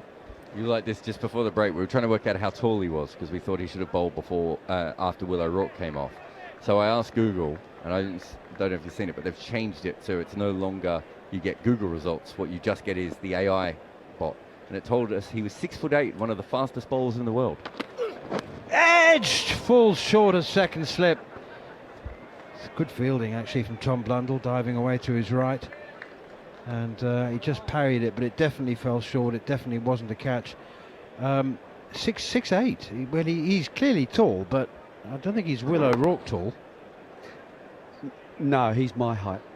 I stood beside him at breakfast today. 6'3". Yeah, 6'3.5". You spent a lot of time with Ben Sears at breakfast, haven't you? You've got a bit of a Two relationship. mornings for in a him. row. No, he just passed me, and he was having eggs, and I was as well. What about a breakfast chat show He for doesn't. Talksport? No, he doesn't. No, he just took his eggs away with him. Did he recognise you? Does he know Yeah, you? he said, "Good morning, good morning." Now we've got imitations. Well, it is early in the morning, so I mean, nobody likes to speak too clearly Or to me. in the morning session. That one is defended by Duckett. No run, 52 to Ben Duckett. Jacob Bethel has 20 now. England 77 for 1. Emilio Gay, the man out, caught down the leg side for a duck. If I remember correctly, yesterday he stared suspiciously at the buffet. You're saying that today he was a bit more, he knew what he wanted? He did check with the chef how recent are these eggs have been cooked. What? Is that what he asked? He did. Even Manners wouldn't ask that. What? They were fried, pre-fried. No, they were. His Sears played whipped away behind square on the leg side, down towards the long leg, fielded in the deep there by big Will O'Rourke. He just didn't want them to be just sitting there for a long time.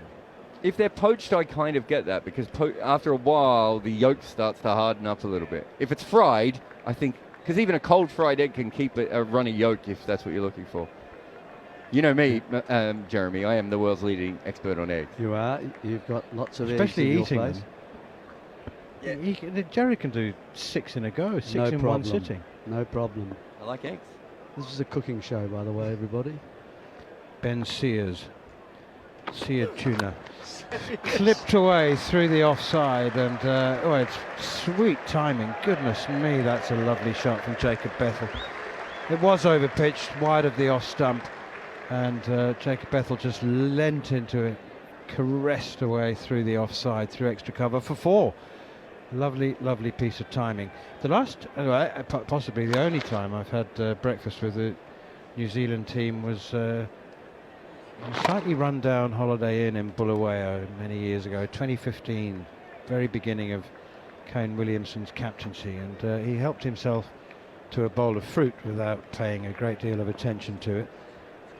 Here is Ben Sears once again up to the crease around the wicket, and defended by Jacob Bethel, guiding that one up towards mid-off.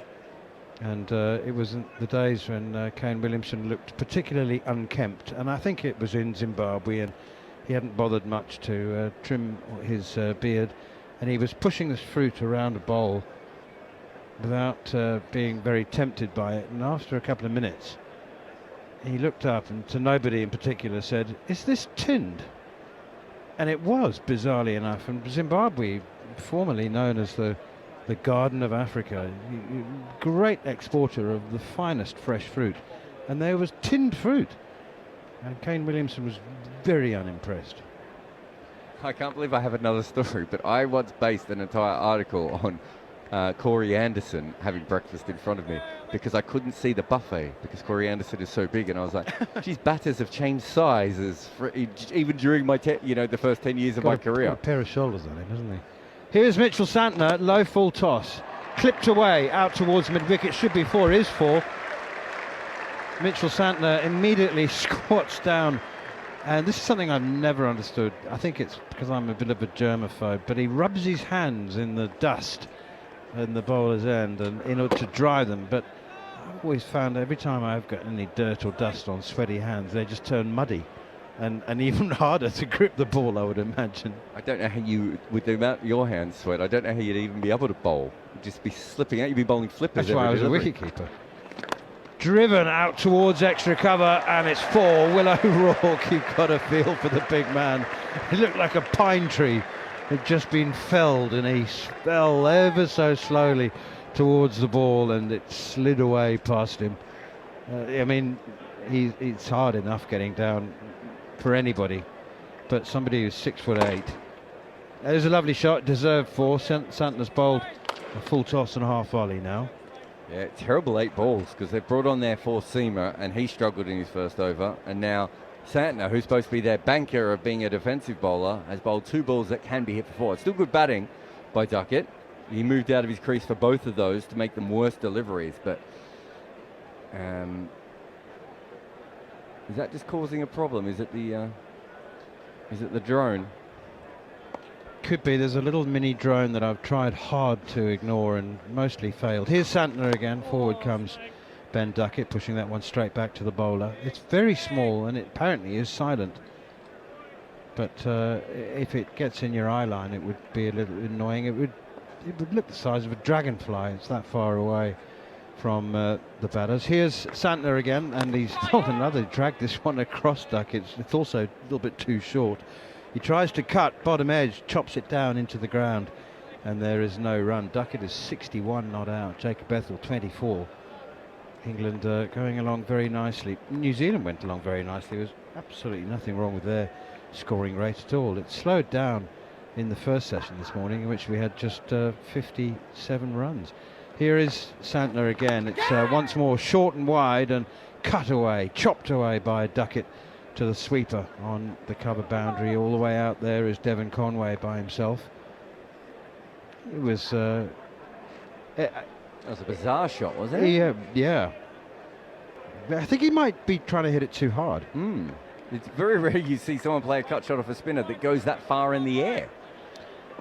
So I think he had something in his mind. But I think Santner is also just, he's bowling sort of quite floaty at the moment. That's pushed away out on the onside, and there's no run. I mean, with his T20 bowling skills, he has great command and control of pace and huge variation in pace as well, but it just looks like he's bowling teasers at the moment. Yeah, it is a bit floaty, and he's just coming back, of course, from shoulder problems. He's been off his cricket from the IPL for a while, and has done quite well to actually be ready for part of this tour. he hurt both shoulders, didn't he? He yeah. hurt the right one and then came back and hurt the left one.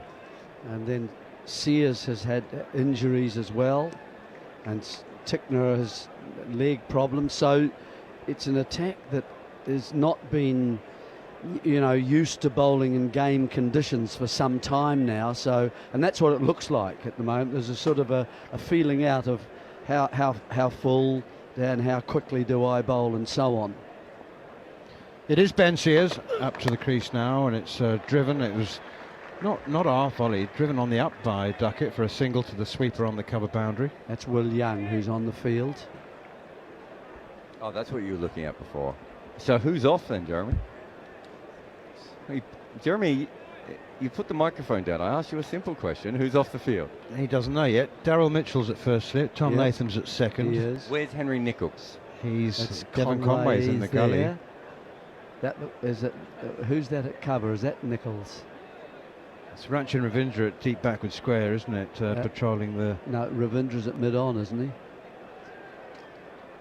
Here is Ben Sears, and Jacob Bethel clips this one nicely off his pads out towards deep mid-wicket. It's Ravindra out there on deep square leg, and he picks up and has a powerful throw at the bowler's end, and Ben Sears was showing no interest whatsoever in fielding that throw as it came in. It had to be backed up. It's lazy, isn't it? That's in your follow-through. He's got to be back by the stumps. You can't expect someone who's fielding the ball 3/4 of the way to the boundary, even though it's a shortish boundary on that side, to actually hit the stumps. So, and that was Santner who fielded the ball and threw it in, and there was no one there at the stumps at all. It might be Blair Tickner who's off the field. That would be a concern if he was off the field for any other reason than a refreshment break. That's clipped away off his pads by Bethel. Leg by, actually, confirmed by umpire Nitin Menon. It is Santner, because I'm assuming that's Smith at mid-off, and everyone else I've accounted for. Where's Blair Tickner? He's in the stables. Oh, right. You said Santner, not Tickner. Oh, sorry. Tickner, Okay, so it's Tickner who's off. Yeah, because that's Smith. Yeah, that's Smith at mid-off. He was the only one I hadn't counted yet. It's not a good sign. Well, some people have staggered back into their seats in the sunshine, way to our left, as Ben Duckett now check drive behind square on the offside. Literally offered the bat to the ball and then stopped it and allowed it to deflect, slide off the face to backward point. Will Young down there, sweeping on the cover boundary.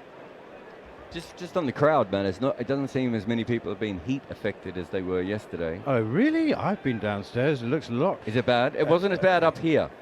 We're directly yesterday- outside our commentary box. It's like a casualty ward. Oh no, but today there's only about 15 or so. Yesterday there was about 50 out there. Here is Sears down the leg side, 4 runs. Bethel, little clip off his thigh pad. Nice glance. Well done. Just helping it on its way.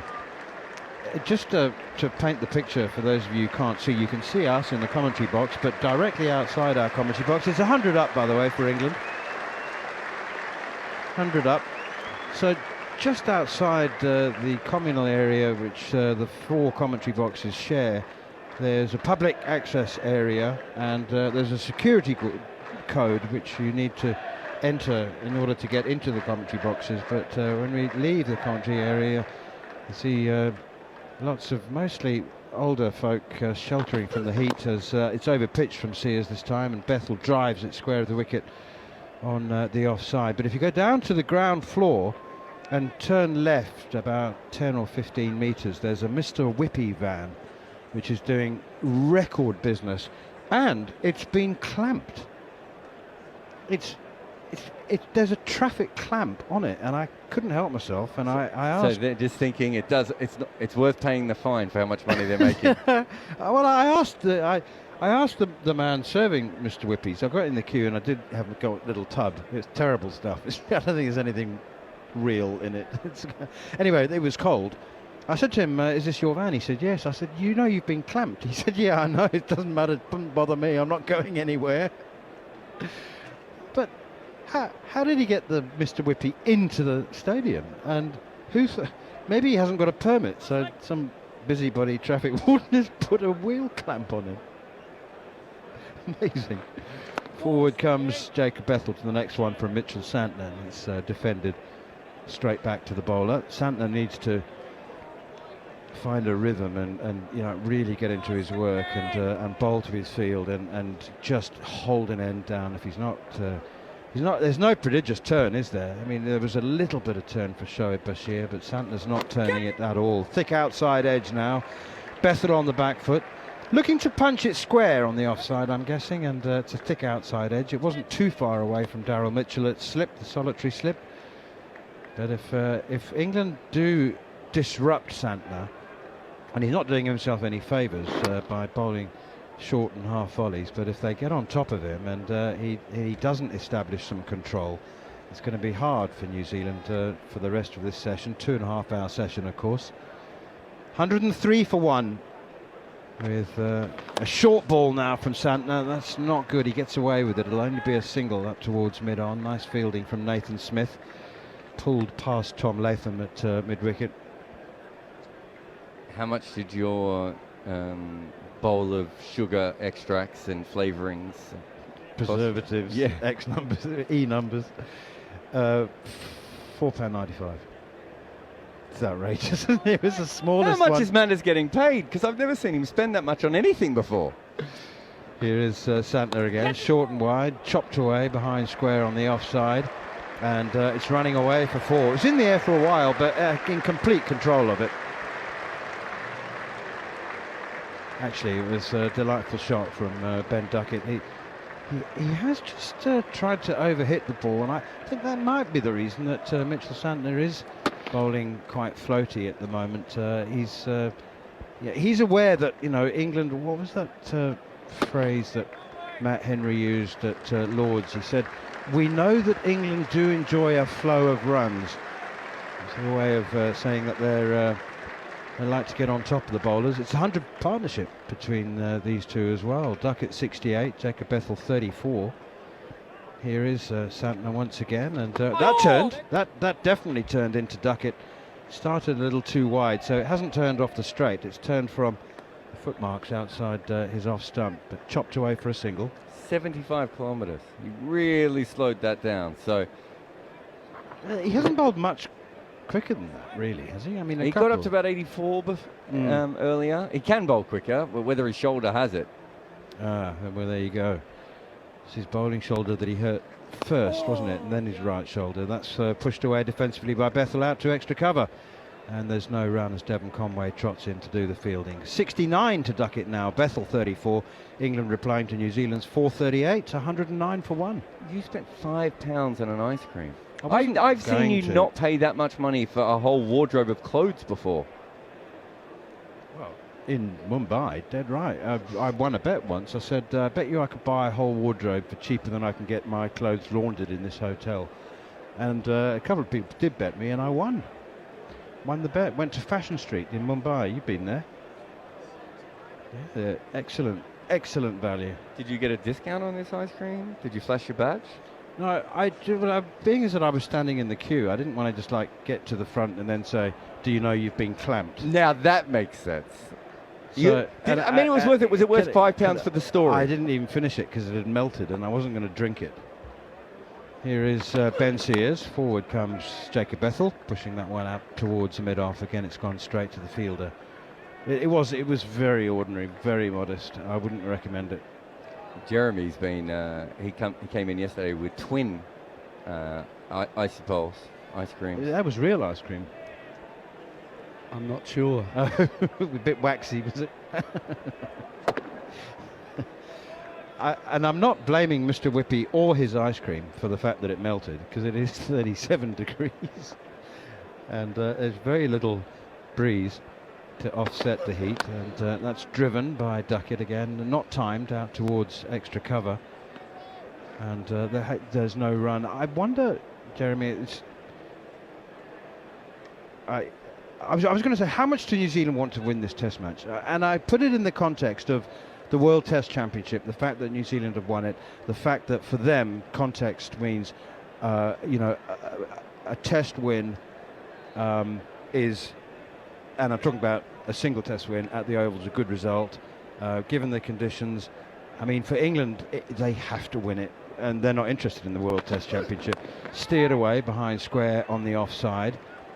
And they go through for a single. So put it another way, would New Zealand be prepared in any way to risk losing in order to try and win it? Do you know what I mean? Or would they be happy to take a draw if events conspired to push the match that way?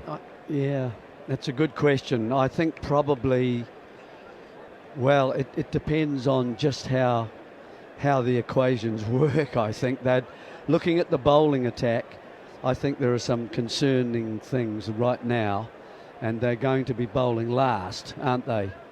Sears in again. That's driven by Bethel. It's a lovely shot, but it will be intercepted at mid-on by Ravindra. So they'll be bowling last, which is their weaker side, even though the batting wasn't particularly strong either this morning.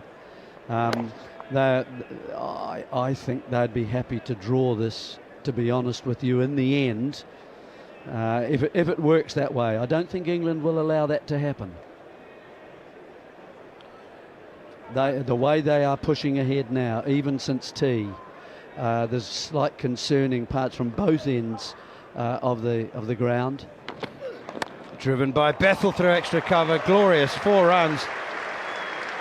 Wide mid-off really, more than extra cover, but just slightly over pitch from Ben Sears. And well, all I would say is that pitch looks supremely flat, and it did when Conway and Latham were batting. Yeah, it does look like that first day a little bit, but it makes such a change, of course, from what we've seen this morning, and that sort of highlights the length that some of the New Zealanders. That's a full half volley, but it's good. It's good placement. There's a mid off there. There's a short cover, and a normal cover. Sears again. Bethel this time chips it up towards mid-off, and it's Rachin Ravindra who comes trotting in to do the fielding. They go through for a single. New Zealand don't seem to be able to prevent the stream of runs that have just continued on from prior to the tea break. 6 runs from that over from Sears as well, so he's at the moment got none for 23. And Santner bowling at the other end is going to come and have a bowl. New Zealanders are chatting to him. We've already seen Will O'Rourke warming up again, which is a terrible sign because he's going to need a break. But as we said earlier, he has to bowl probably 2 spells in this session. Can we say loosening up rather than warming up, please? Okay. Stretching? So, what about England? How much of a risk are they prepared to take? I mean, at what point tomorrow, if things go well this session, do they go full Bazball and try to score at 6 and over? Yeah, I think once you get over 350 with wickets in hand, I think we'll probably see them make a decision. Maybe attack the second new ball or just after the second new ball. I mean, at the moment, everyone who's bowled except for O'Rourke has gone for runs, so they don't really need to do anything, do they? They're doing fine already. Yeah, I mean, they're nearly on 6s, aren't they? Not far This off. partnership has run a ball, isn't it?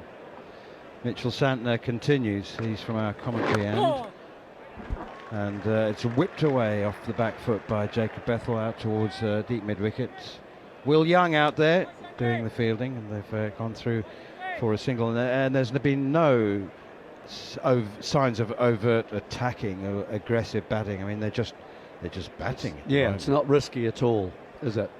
It's just handling the delivery and playing slightly, I mean, with just normal cricket strokes. Here's Santner again, ball, sweep shot from Duckett, and that's going to run away for 4. Oh, he's hit that so well. Loves the sweep shot, of course. Not that many in the England top order are natural prolific sweepers, but Duckett loves the shot, and there's a man there on 45 degrees. He's hit it past him to his right, and it's run away for 4. Are either of you perturbed at all that Mr. Whippy's been clamped? Less than you. I think if it's on a scale, I think it's distracted me. I don't want to speak for Jeremy, but I think both of us are less interested in the clamp. We understand that it's confusing. We might chat about it later. Is Mr. Whippy in Australia and New Zealand? Mr. Whippy's everywhere, isn't he? Yes. I thought so. Here's Santner, turn again, not that great pace, slow turn, played away by Duckett. That was 88 kilometres an hour, that ball, and did spin. It spun slowly. I mentioned his T20 skills and the variation in pace. It's hard. You can't see. It's not discernible with the action, is it? A lot of players say because he's got a staccato style, like he sort of slows down as he comes in. It causes some issues with pattern. Here he is again, and that's quicker, and it's edge, and it's going to run away for 4 between keeper Tom Blundell and Daryl Mitchell at slip. Fine piece of bowling. Quicker, I didn't get the speed, but it was clearly looked quicker, and the result is that Duckett is beaten for pace, and he's nicked it between keeper and slip. Let's see how wide he's standing. He says playing a little bit wide. He should really get a hand to that. That's not a bad height to go to a right. He's a right-hander, and that really, to me, has surprised first slip. That's At 2. what point are you going to actually force yourself to have a chat to Daryl Mitchell about his stance at slip? Because it's been distressing you for a while, far more than Mr. Whippy being clamped. That's another reverse sweep this time from Ben Duckett, and he will get a single. But I mean, stop stalking Ben Sears at breakfast and go over and say to Daryl, look, can we have a talk about your slipping? Well, normally you'd have your. But he's immobile. He's inflexible. Yeah, it's too wide apart. The legs are too wide apart. He's got to have. You feel this way? He's got. Pardon? Have you actually had a chat with him about it? No. Here comes Santner, and it's clipped away by Bethell to short leg, fielded by Ravindra. I think inadvertently. I think it just hit him. But that's exactly what you've been saying for 3 years. I'll go back. You said Daryl Mitchell, and he couldn't move. He couldn't, because he was rigid, and he couldn't get to it. That's why he couldn't turn it into a chance. Yeah, you don't want to get really wider than your shoulders, and you've got to be on the balls of your feet, just like a dancer or like a boxer, so that you can push off one foot or the other in either direction, and you've got a chance of diving for that and getting at least a hand to it. He can't. He's because he also tends to put his hands on his knees, which that means that he he pushes his weight through the heels, and you can't move from then.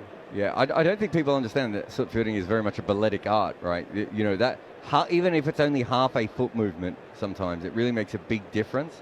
And a lot of people get wider and wider with their stance, but that means he's brilliantly poised for the ball coming straight to him. But they don't all come straight to you. But he catches them. Oh, I mean, he he's doesn't got drop big- them if he's they got- go straight to him. I mean, it's weird because he sweats almost as much as you do, but he's got massive hands. And he is a good catcher, but there's stuff that needs to happen before Yeah. you get to take the catch. He doesn't get to enough catches that he should be getting to. I think Right. that's the issue that I would have with him. And look, I've talked to the England team a lot about, fielders having their hands on their knees, and they believe that it helps their backs, which eventually helps their batting and everything else. Like, I understand all these different things, but I think for me and Jeremy that the issue that we have is that too many times the ball seems to go through the slip score because there is a problem with the actual stance of the player, or they don't have their weight coming forward.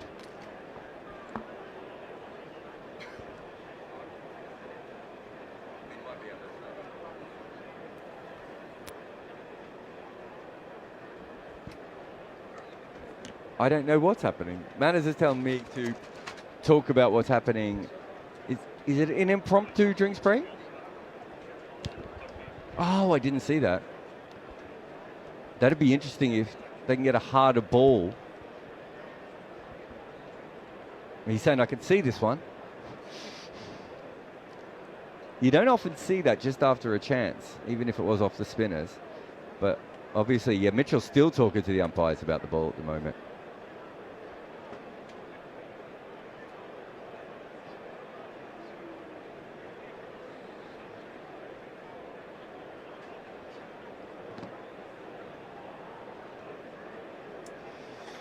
$125 for one then, England going at just shy of 6 and over.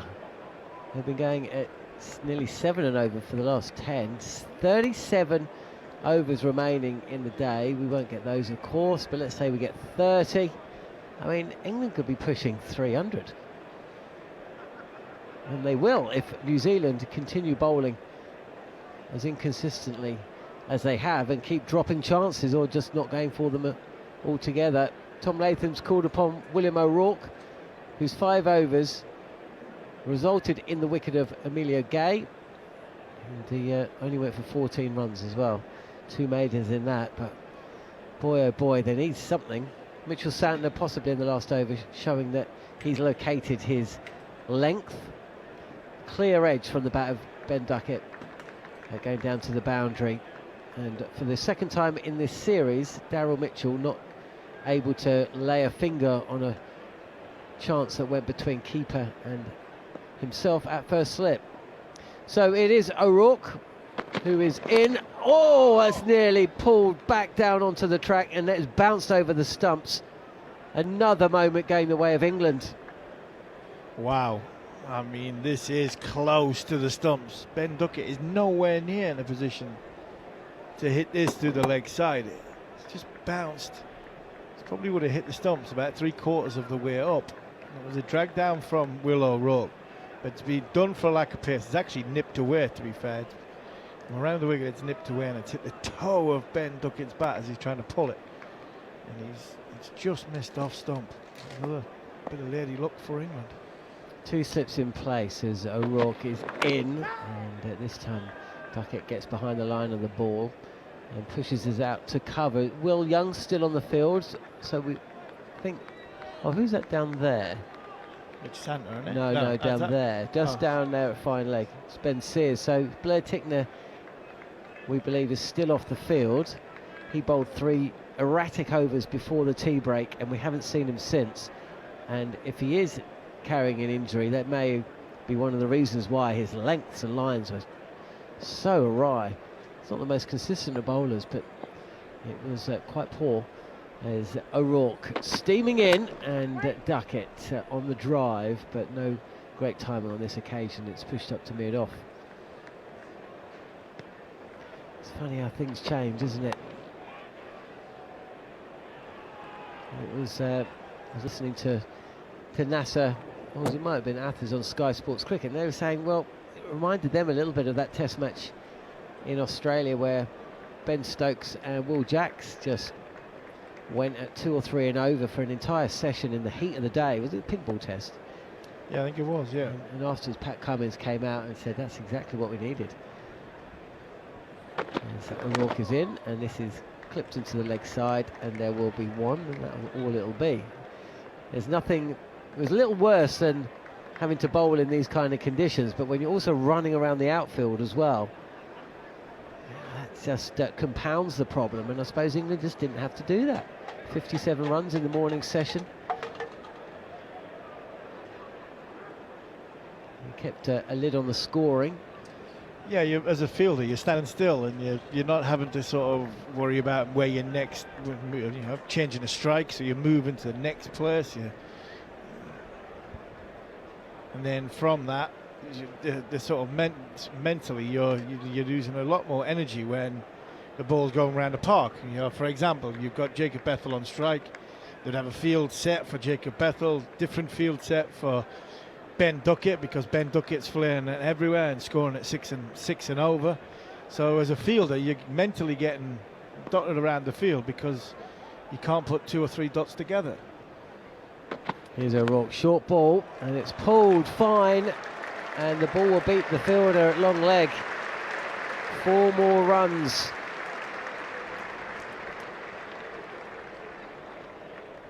Blair Tickner is off the field. Potential concussion. He was, of course, hit on the side of the head, wasn't he? Yeah. And he has been feeling nauseous. Now, if he's got concussion, can he be subbed? Yeah, he can be subbed. Yeah, he could so be New subbed. Zealand might actually bring in another bowler. I would suggest bringing in another batter. you might have to bat for your life here and bat for the game. It might only be bowling once here. I'm not sure they can. No, they can't. But they can bring in another bowler. O'Rourke is in. This is driven straight to extra cover where it's fielded. They've got Zach Folkes. They've got Kyle Jamieson. Jamieson, that would be something, wouldn't it? I mean, is he still in the country? I'd suggest I'd not see Jared's just messaging. There's a chance he could get subbed out. It would have to be Zach Concussion Folkes, sub. wouldn't it? It would have. I imagine it would have to be Zach Folkes. Now, we've had this situation in county cricket where the umpire concussion. It's not actually concussion. Maybe slightly different. But we've had the situation in county cricket where the umpires essentially said that's not a like-for-like replacement. And Zach Folkes coming in for Blair Tickner. They're very different types of bowler. Yeah, I think that was the injury protocols were quite vague. I think they're a little bit different in international cricket, especially from a concussion point of view. I think it is as simple as a seamer for a seamer, spinner for a spinner, batter for a batter. I don't think they'd be able to bring an all-rounder in, but I would imagine they'd be able to bring in an out-and-out seamer. So Zach Folkes would cover the base that he would be able to replace Blair Tickner. For now, it's Santner. And this is slog swept by Ben Duckett. There's not width there, it's actually quite straight. He's so aggressive against Sabinas. He loves to play the sweep and the reverse. And this was actually over-pitched, wasn't it? And nobody out at mid-wicket. So as long as he got it past that short mid-wicket fielder, he's only going to be going to one place. That was a boundary. And down again he goes. This time he pulls squarer. And he'll come back for a second, fielded on the boundary. Problems mounting for New Zealand. Yeah, good from Duckett. That one he had to wait a little bit longer because Santner held it back, and not only did he held it back, he just drifted it a little bit wider. So yeah, it'll be interesting to see what happens. I think they've got, from a substitute point of view, they've probably got another 5 overs to make a decision. If England keep going at Santner and Santner bowls, so he bowls another, he's got 4 balls left to this over. He bowls another 2 overs after this, 3 overs from Will O'Rourke, which would be 4 overs in a spell. Then I think they'd have to make a decision and go, can we get Blair Tickner back on the field? Is he available to bowl? If he's not available to bowl, we need to substitute him. We need to get him out of the game and get somebody else on, because we need somebody who can give us an option here in Tom Latham. I'm just interested there Zach Folks is actually on the field, and the cameras are panning on him. So I wonder if that decision's already been made. Yeah, maybe. We'll bring you. We'll bring you the latest on that as Ben Duckett just reaches out and pushes this out to cover, keeping an eye on Crick Info as well. See if they're saying anything.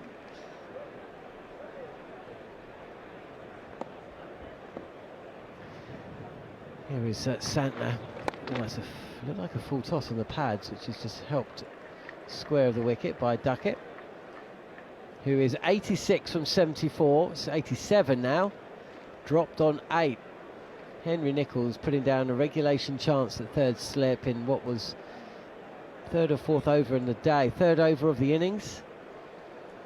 And Duckett has not looked back. Saying that, he did edge between keeper and first slip as well from the bowling of Santner. Santner bowling now, he's gone for 7 from his 5th over. He's given up 35 runs, but it's Bethel facing. This is wide and cut. And cut powerfully in front of square on the offside. And Bethel moves to 48. This is very, very comfortable for England right now. Really good shot from Jacob Bethel. Just feinted. He wasn't coming down the wicket, but a lot of his way early, just before the delivery of Mitch Santner, was onto that front foot. Realisation is it's just a little bit too short from Santner towards Bethel, and Bethel rocked back, cut it through it, would point beautifully. This time on the back foot, and just tries to play this through mid-wicket. Actually goes a touch straighter, and it's fielded at mid-on. So Santner's 5 overs have gone for 39, and apart from O'Rourke, and Smith was relatively accurate. Let's just have a quick look at the scorecard in terms of the bowlers and the economy rate so far. Nathan Smith's going at 5.5. Blair Tickner's 3 overs went at 7. Mitchell Santner's pushing 8 and over. And Ben Sears has been even more expensive than Blair Tickner. Will O'Rourke going at just over 3. That's it for New Zealand. They just cannot get a handle on the run scoring. Ben Duckett looks like he might be suffering a bit of cramp. Saw that throughout yesterday. It's still very, very hot here. We haven't mentioned it for a while. That's because Neil Manthorpe's not sweating onto the microphone. As O'Rourke is in, and with a cross bat, Ben Duckett just plays this out square of the wicket. So what will New Zealand do? Will they bring in a concussion sub? Once you brought in a concussion sub, is that it for the rest of the game? Yeah, that's it. You're out. See you later, Blair Tickner. So that's what I mean. You've got probably 1 more, possibly 2 more overs of Santner. Will O'Rourke gets into his 4th or 5th over. Then as a captain, you've got a decision to make in Tom Latham, and what your next option is after O'Rourke. And you need to either have Tickner on the field, or you have to man out the game. Here is O'Rourke hurrying Duckett up a touch. 1 hand off the bat, but no real danger. O'Rourke's bowling it in the low 80s, 84 miles an hour.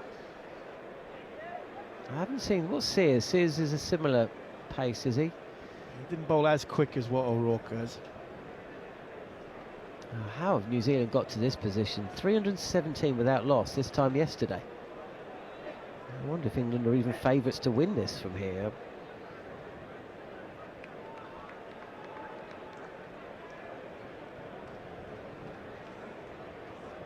You know, 30, it's even Stevens really, for an England win, New Zealand win or a draw now, as Duckett tries to place this through the offside. Can only pick out mid-off, no run. I guess New Zealand, I mean, if a decision is to be made, they don't want to rush the call, but for every over that Blair Tickner can't bowl, reduces his effectiveness in this game. It does, and that's what I mean. From Tom Latham's point of view, he's standing there at, whereas he's not even at slip now. I think is he at slip? No, he's not. Nicholls is at 2nd, Mitchell's at 1st. I don't even know where Tom Latham is on the field. Is he at point? No, he's not. He's not in the decision making He must be off the field. Tom Latham must be off the Well, field. that may be an indication then. Yeah, Tom Latham must be But off the if field. Latham's off the field, they must have. Well, if Folks and Will Young are both on the field, then yeah, That's Latham's it. off it. That's why. So I imagine he's off to make a decision. As this is driven back to Ben Sears, and Jacob Ethel at the non-striker's end desperately jumps back behind the crease at the non-striker's end. It's fielded by O'Rourke, and he just walks back. But as a captain, John, you're standing there and you're thinking, well, you've just read the bowling figures out, so there's other than Will O'Rourke, there's nobody. You think, wow, we can sit in here and we can bowl around him and hold the sort of the innings together for the next half an hour, 40 minutes. Tom Latham will be constantly thinking, right, I'm gonna have to make a bowling change here. I'm gonna have to make a bowling change. He needs options. O'Rourke very short and too short, sails down to the boundary. That's not going to improve the mood in the New Zealand camp. I mean, England are a long way from a win here, but in the history of first class cricket, no team has ever lost a game after posting a partnership as high as New Zealand has in first innings, and the turnaround can be,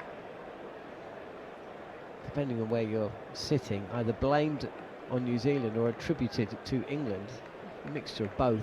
But this could be one of the craziest turnarounds in the history of Test cricket if England can continue as we've seen so far. Rourke is in, on the pull is Duckett. It's going to be more runs here. Splits the field at long leg, fielder at fine leg, fielder at deep square, and Tom Latham has raced back onto the field of play. Right, I imagine we might find out soon enough. Who's he gone up to there? He's gone up to Zach Folks. Right, well, Folks has been given a sign. He's been given the message, I imagine. Folks has just had a little look over his right shoulder back, and now he's just going to walk out to mid-wicket. He's still looking at his captain. And what is key as well is Tom Latham speaking to one of the umpires as well. I'm trying to see what shoes he's got on in Zach Folks, because he might not have come out with his bowling boots on. He might come out with these sort of half and half batting shoes on. No, he's got his bowling shoes on. Zach Folks has got his bowling shoes on. He's got his full spikes that on. must be an indication. Then Yeah. Surely that tells us that he's in the game. He's going now. to play.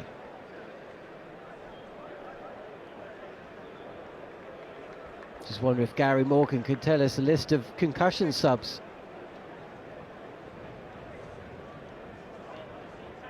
Not many concussion subs from a bowling point of view I can't think of. I can think of a few batting ones. Steve Smith famously, Obviously the same the most bowler. famous, yeah. But not many bowling ones.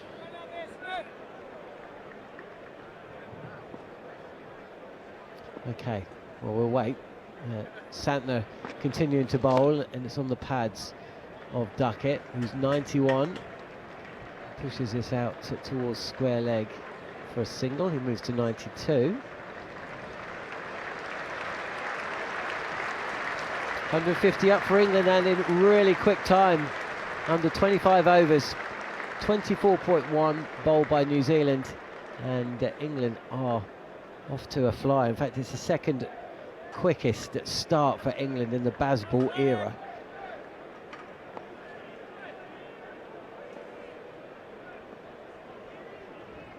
And Santner again. This is a little bit too leg side, and it's very comfortable right now for England.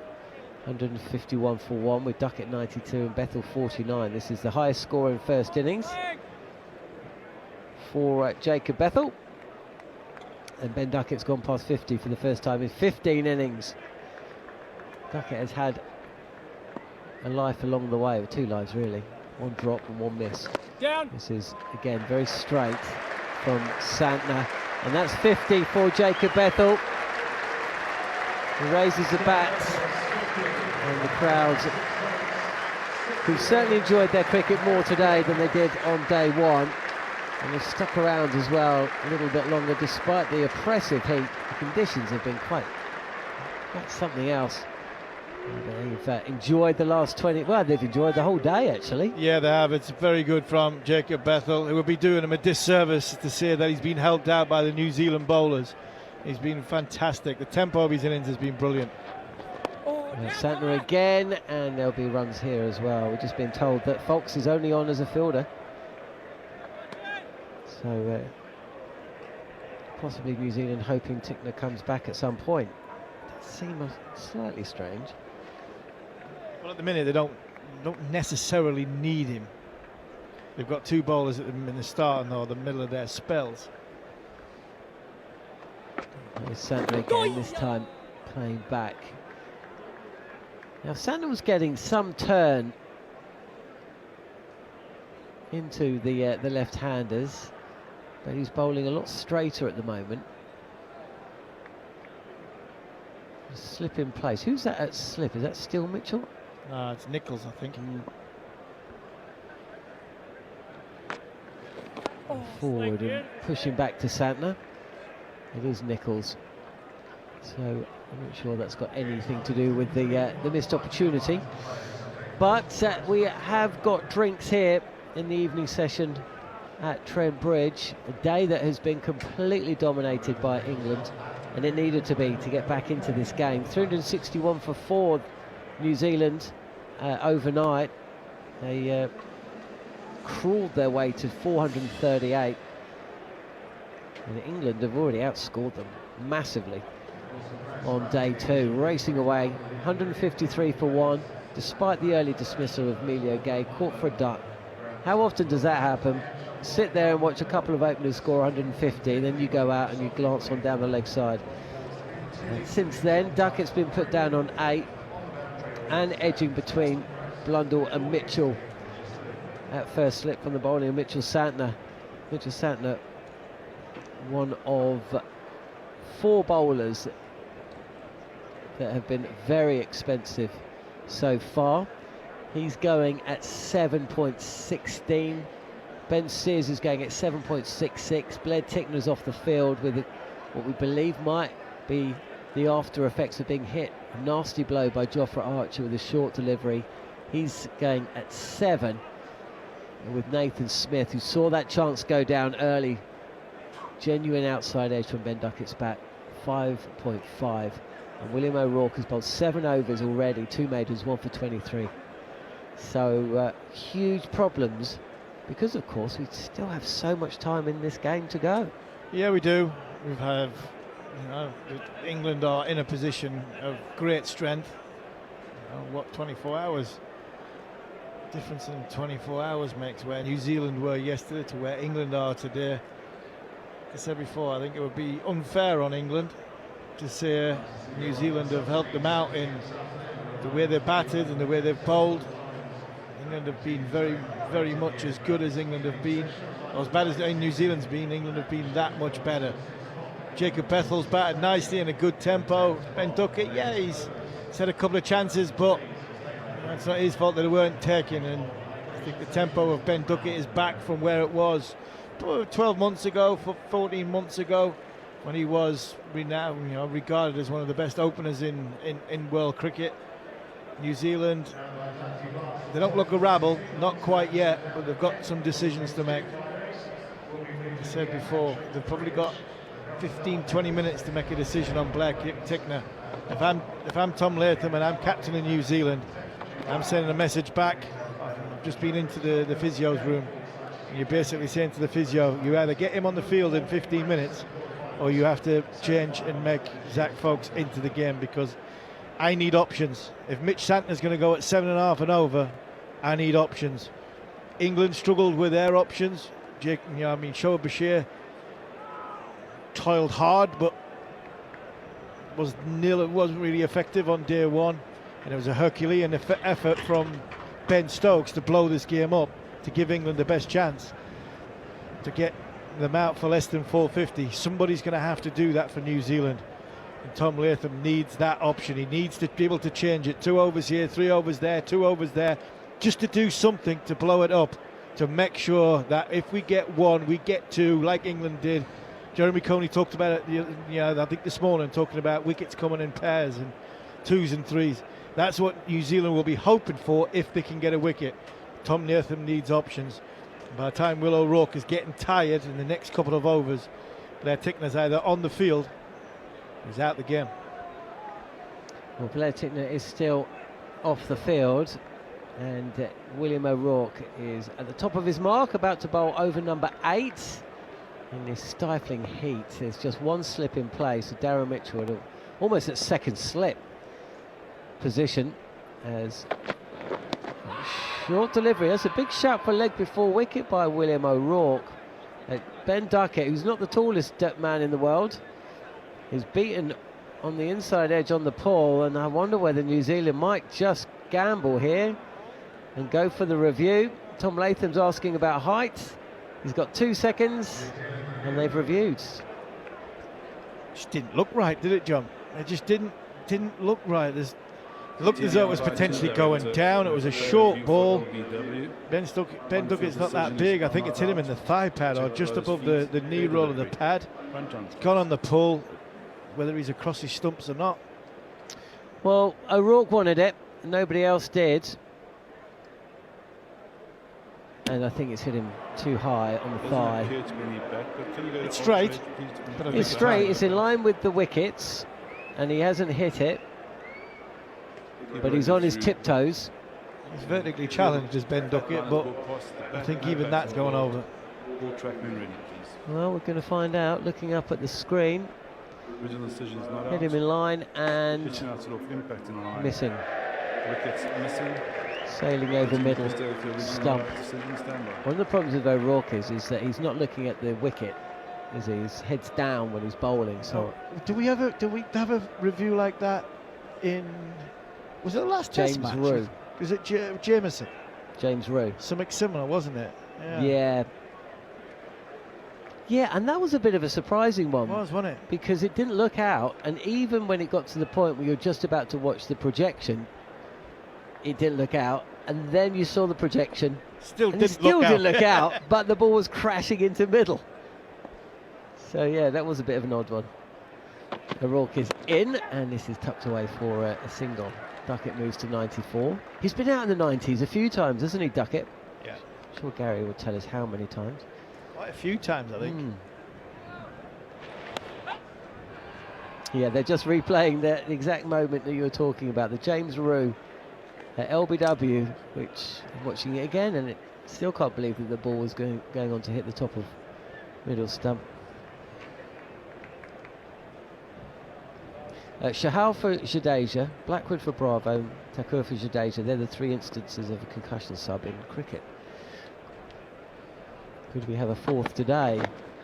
As Bethel trying to chip this through mid-wicket, misses.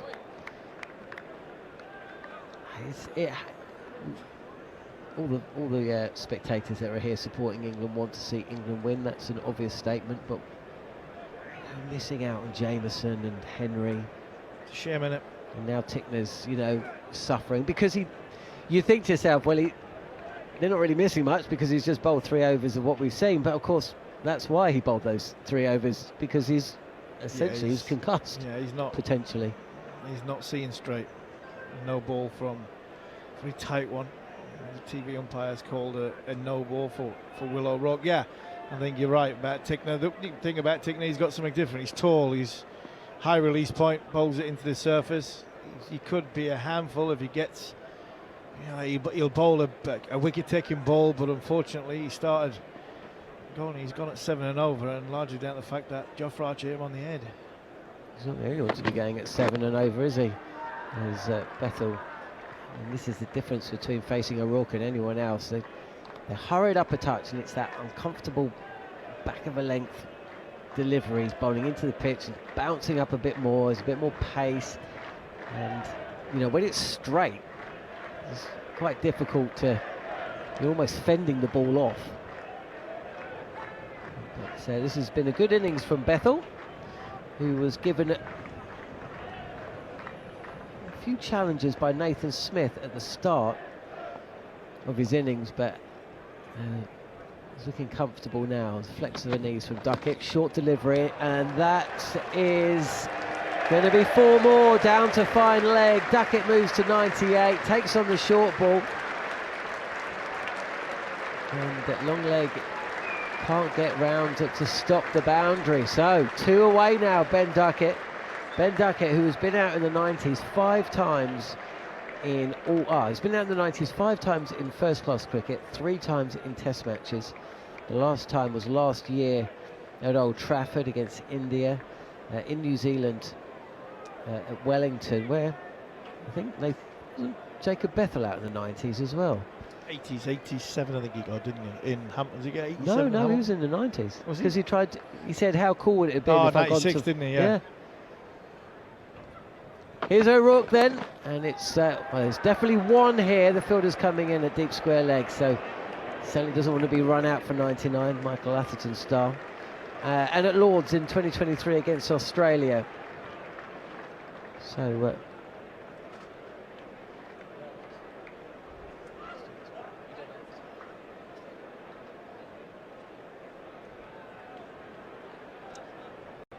Bethel's 51, Duckett 99, and the score 161 for 1. I suppose, when will that decision have to be made about Zach Foulkes and Blair Tickner? Because Santner will be bowling at our end, but O'Rourke's probably got 1 more, maybe 2. As he's in, this is very short and goes through to Blundell. And that is the end of the over. England 161 for 1. And after a word from Neil Manthorpe, as the window opens, Window is open. Neil Manthorpe will come in. We're going both windows open. Ben Duckett on 99. He's batted beautifully. Really has. Literally from the first ball, he walked out to bat. The areas that he scores so frequently in the way he plays, square the wicket on both sides. Spinner came on, slog sweep, conventional sweep, and he had a couple of reverse sweeps. Defensively, he's been solid. Nicked one early and dropped by Nichols. Tough chance for Mitchell, but all in all, it's an innings that Ben Duckett has played many times for England over the course, but he hasn't done it over the course of the last 12 months. Mitchell Santner bowling to Ben Duckett, and he pushes it away through square leg and sets off with a single that brings him his 700. He punches the air, part in celebration and I think part in relief and an outlet of frustration, because it has been a difficult year for Ben Duckett, but what 100 this has been from just 88 balls. Replying to New Zealand's 438, he has led a resounding response for England, who are now 162 for 1 on the back of Ben Duckett's magnificent 700. Given a couple of lives early on, but my goodness me, he's cashed in and he's played some wonderful cricket shots. Very good, Ben Duckett, very good. Talked about the difficulties of the last 12 months, but what happened before that was absolutely brilliant. And this innings has been first class against the seamers, against the spinner. He's been proactive as he normally is. He's back to his very, very best. And again there, just a little nudge into the leg side. Very difficult for the opposition to stop him from scoring. Great way to bring up 3 figures. Santner now to Jacob Bethel, and he's on the back foot, punching it straight back to the left arm spinner. What 100. I said that he'd been given a couple of lives, 1 early on actually, and he was dropped. Clear, straightforward chance to Henry Nichols at 3rd slip, and he was on 8. Driven down the ground now by Bethel. Quite deep mid-on. Oh, and he's missed it, Nathan Smith. He's run straight past it. He had his eyes on the stumps and where the batsmen were, because he's effected 1 very good run out already in this series, and he's had a couple of near misses, but he just got a wee bit ahead of himself there and took his eye off the ball, and he overran it, which allowed Bethel to come back for a second run, and England have galloped up to 164 for 1 in the 27th over. News, if you haven't heard it, that Ireland have beaten India in the first T20, and by 34 runs as well. So that's something of a turn up for the books. Vebaj Suryavanshi wasn't selected for his debut. Imagine not selecting him and then losing to Ireland if you're the selector. You can imagine what the internet's currently saying at the moment. But Gareth Delaney made some runs. Lorcan Tucker made some runs. Here's Santner. Forward comes Bethel playing defensively, square of the wicket on the offside. And surprise, surprise, a South African featured for Ireland amongst the wickets. Matt Hollard, right arm medium pacer from Benoni. And his new career in Belfast. I think Joy Mundra as well is born in Rajasthan. So at least they have one Rajasthan star out there, hey? That's what I'd put on the poster for game 2. Come see Rajasthan's finest. Wind up India, I don't think so. Punched off the back foot out towards extra cover. They think about a single, but it's not there for the taking. And I think that Ireland are more likely to issue an apology. Did you? 34 runs, that's a belting. Well, Abhishek Sharma made 49 off 20. So And they got hammered. extraordinary, isn't it? But let's focus on Ben Duckett for the moment, because it's been a very, very special innings. 88 balls, and yet, you know, has he been dancing down the wicket and carving the ball over it? No. Has he been taking any shot? No. He's been sweeping Mitchell Santner for sure, and doing it very, very well. But I mean, that drop on 8 from Henry Nicholls, that was a shocker off Nathan Smith. Third slip, straight in, straight out, straight to the ground. I think they realised, even when they were bowling this, much more like a one-day pitch than a test pitch, and all they really need to do is, you know, capitalise. There's such a small margin for error. I mean, really, outside of Will O'Rourke, no one looks like they're suited to bowling on this pitch from New Zealand. Well, it's whipped away now as Nathan Smith comes back into the attack. Duckett finding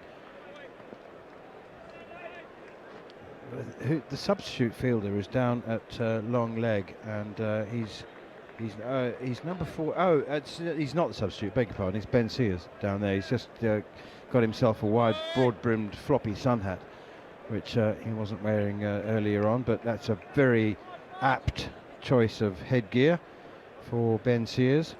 Had a rather chastening opening spell, been a little expensive. Now Nathan Smith, change of ends for him, and it's Bethel who pushes it up towards mid-on, and they go through. They don't go through for a single. It's gone straight to the fielder. England 165 for 1. Why do you think the broad brim hat went out of fashion? Don't know. Is it sunscreen? What do you mean? Well, people use sunscreen's sunscreen better now, so I just wonder if, like, you don't need the broad brim. There aren't that many cricketers left in the world that use them normally. I mean, Ben Sears is one. He does wear it quite a bit. I can't think of many others. We had a 12th man or 14th man for England yesterday bring one on, didn't we? Yeah. He wore it well too. It's pushed away as Nathan Smith goes back of a length, and Bethel. Oh, hello. That's been pushed out towards Tom Latham at mid-wicket, who then throws it at Tom Blundell, and it hits Jacob Bethel, and Tom Latham is immediately absolutely contrite, holds his hands up in shock and horror and disappointment at himself, and actually walks over to Jacob Bethel and holds out and proffers a handshake. Look, I'm really sorry, mate. There was nothing in that. I'm sorry. Bethel was actually laughing, so it obviously didn't hurt him either. It was Latham trying to throw it to the keeper. Completely innocent. Here's Smith once again, and Bethel pushes it to Latham, who now jokingly aims as if he's going to throw it to the keeper, and Bethel runs out of the way. Heads towards square leg.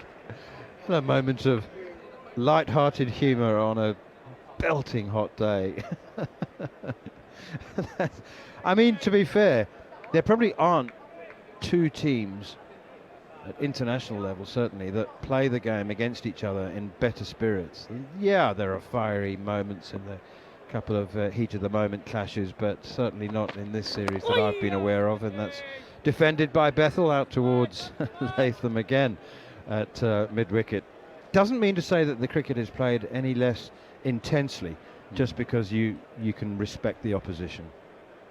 Who are your modern wide brim hat wearers? Karen Pollard's semi-retired. Lance Klusner. But he's not modern, is No, he? That's what no. I mean. I mean, Warne and Mark Wall, Mm-hmm. Graham Thorpe, Richie Richardson, like that. There was all Bygone eras. every team had 2 or 3. Courtney Walsh. Yeah, sometimes. Round the wicket comes Nathan Smith again, and Bethel once more pushes it out to extra cover. Good over that from Nathan Smith. Really good. Single off the first ball. 5 dots, and there have been very few overs like that for New Zealand who've, no, I wouldn't say just leaked runs. I'd say it's been a little bit of a torrent from them. That confirmation of that T20, first T20 between India and Ireland in Belfast, and Ireland made 182 for 9. Lorcan Tucker made 50, Gareth Delaney 49, and India bowled out for 148 in 18.5 overs. South African, or I suppose Irishman, Matt Hollard 3 for 28, and Matthew Humphreys 3 for 38. There's just been an announcement that Blair Tickner has been subbed out of the game, and Zach Folkes will be coming in. So that's a concussion substitute. I sent a message upstairs, so I'm sure you guys mentioned it before, but we did hear that there was a possibility. Blair Tickner had nausea and was really struggling after that hit.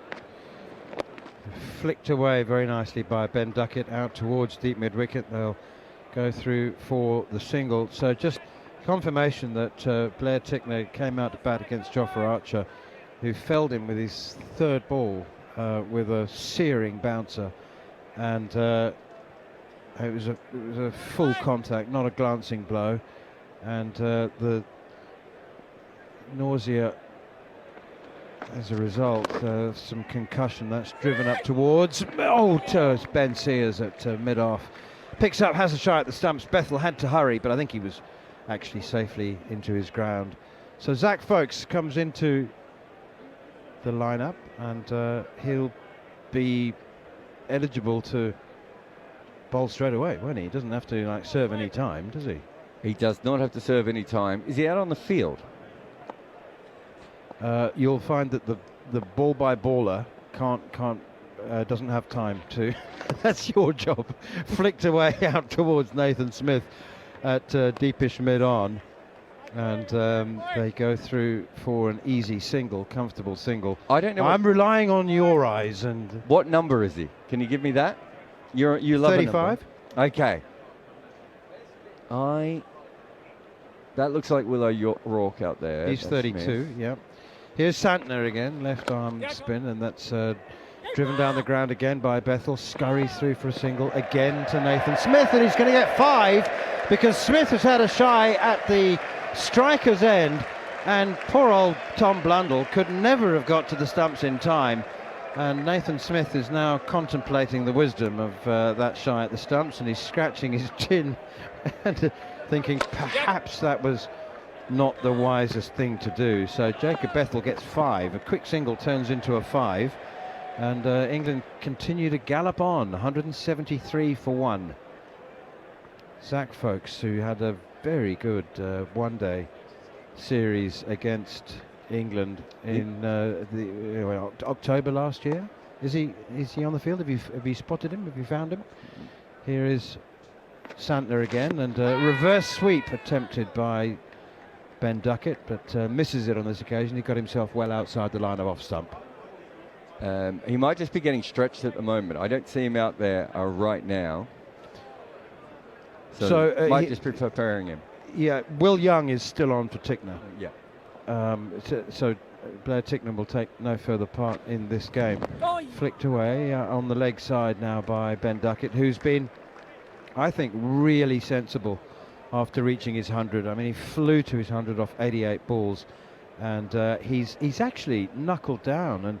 And rather than thinking of kicking on, he's done the opposite. He's got his 7th Test 100, and he's played quite conservatively since then. I'm not saying that he's not hitting bad balls for 4. Maybe he's received less bad balls, but he's certainly I reckon he got to his 100 in 5th gear, and I think he's in 4th now, maybe even 3rd. Just taking a breather, and knows it's important to get through to the close of play, keep England in a very strong position to challenge New Zealand's 438. Matt Fisher, Harmy and I were talking earlier, well, much earlier this morning, about the fact that Matt Fisher has been retained by England. You've got to have injury replacements or concussion replacements on hand. And England preferred to keep Matt Fisher rather than Ollie Robinson in case they need a spare fast bowler. Flicked away now by Duckett again behind square on the leg side. That could be something to do with Sussex's financial constraints and having a smaller squad than Yorkshire, but it was and Robinson is of course Sussex's captain, so he's been released to play in the Blast game, which kicks off. They start at 6:30, don't they? Blast games. Yeah. So Rian Ahmed also and Jordan Cox also released from the England squad to go and play in the Vitality Blast this evening. Gee, England are well placed. Long way to go. Long way to go. Still a long way behind. 175 for one. 250 behind as Bethel plays defensively up towards mid-on, and there's no run. When I was with Scotland, I'm pretty sure Ollie Hares got injured and maybe broke a toe or had a foot injury, and Kyle Kutzer was sick at the same time. And so Scotland went into a game, and the only substitute that they had available was Adrian Neil, who was a 6'11" fast bowler. So everyone was hoping that no one got hit in the head from Scotland, because the only person left fit in the squad to go out there was certainly not someone you wanted to be batting. That was a no ball, so England are now 262 behind still. And that's a good delivery, keeper standing up as Nathan Smith bowls back of length, and it seems to bounce a bit more than Bethel was expecting. Lovely take from Blundell, who whips the bails off, but I think Bethel's back foot was rocked in his crease, unless it was in the air. I think he took a step, Bethel. And I think Blundell waited, saw the step and took the bails off. Now, you have to get the timing perfect on this. You can hear they're definitely having a look. I saw Bethel do it, and as he did, Blundell took the bails off. So it's an umpire's review. It's not, hasn't been, yeah. No. Looks fine to me. He's absolutely fine, isn't he? It was a delayed bail removal. He took his foot up after. He got the timing wrong. He would have been out. He was too quick. He saw it happening, and he just didn't do it at the right time. That's really dozy from Bethel. On a flat pitch, you do not want to go out that way. Very lucky to get away with that. You don't want to go out anyway on a flat pitch when you're in. More so batting. that. Yeah, no, absolutely. I know what you mean. Bethel 59, but so Blundell saw him raising the leg, but took the bails off too early, actually, and defended out towards extra cover. Now, I was right in that I've just said he's taking the bails off too early, having said that it was delayed bail removal, but he didn't take them off in the action of taking the ball, but he could see that Bethel was just possibly losing his balance and was going to raise the back leg, which he did, but Blundell's delay wasn't delayed enough. No, I just looked back on it. The delay was more because it was higher. I think we thought he held the ball in his gloves, but it wasn't. If he just looked a little bit more, he would have realised to hold it back. Nathan Smith again, keeper standing up still. Bethel drives down the ground. I think it'll be intercepted, by tumbling Will O'Rourke. This time the felled pine tree does manage to intercept the ball. He got the timing just right there. And they've scurried through for a single nonetheless. Duckett 105, century number 7, Jacob Bethel 60. The man out, poor old Emilio Gay. What's he feeling now? He's gone for naught. Caught down the leg side by a bouncing delivery from Will O'Rourke. I think Zach Folkes is now on the field. Okay. He's... is that him at deep backward square? I think he's ready to take part in the test match. Injury sub, short, wide cut, steered really rather than cut, down towards the third boundary as a excellent piece of fielding work from Will Young, who's still on the field. No, that's him. That's Zach Folkes. Yeah, he is. Yeah, number 35. That was easy. I was looking the other side of the ground. Yeah, well, he's on. He's ready to take part in the test match. I wonder whether Tom Latham will feel inclined to get him involved, well, almost as soon as possible, really. Just get him on, get him bowling. Oh, then I wonder whether Zach Folkes made my pre-tour research notes. I'm working out how many test matches Zach Folkes has played. He's not on my original list. I don't think he was in the original squad, was he? Here's Smith once again, played away defensively by Jacob Bethel. Straight back to the bowler. He's toiling hard, is Nathan Smith. Fine all-round cricketer and in excellent form. He's played 5 Test matches, so this will be his 6th. 15 wickets, an average of 30, which is entirely respectable. More than, I think that's not just respectable, that's very, very presentable indeed. 30 overs gone. England are absolutely galloping. Scoring at 5 and over. They've had a period of an hour where Jacob Bethel and Ben Duckett were galloping along at over 6 and over, but 180 for 1. I'm right in thinking that Ben Duckett has just sort of not pulled the ladder up, but do you know what I mean? He's batting a little bit within himself since he got to his 100. Yeah, I can see what you mean. I mean, it's easy, isn't it? I think he's maybe just worked that out. So there is an element to that that he's just like, I can just stay in forever. Ben Sears into the attack from our commentary end, the Radcliffe Road end, and it's driven up towards Santner at mid-off, and there's no chance of a run there. He made his debut last year against Zimbabwe in Bulawayo, and took 9 wickets in that match. Zach Folks, he's loosening up. He's doing some stretching exercises, so maybe that's just letting Tom Latham know that he is ready, and that he's prepared. He'll be less tired than the others. He dived for that ball like someone who hadn't been playing for the last couple of days. Exactly right. There's no weariness in him.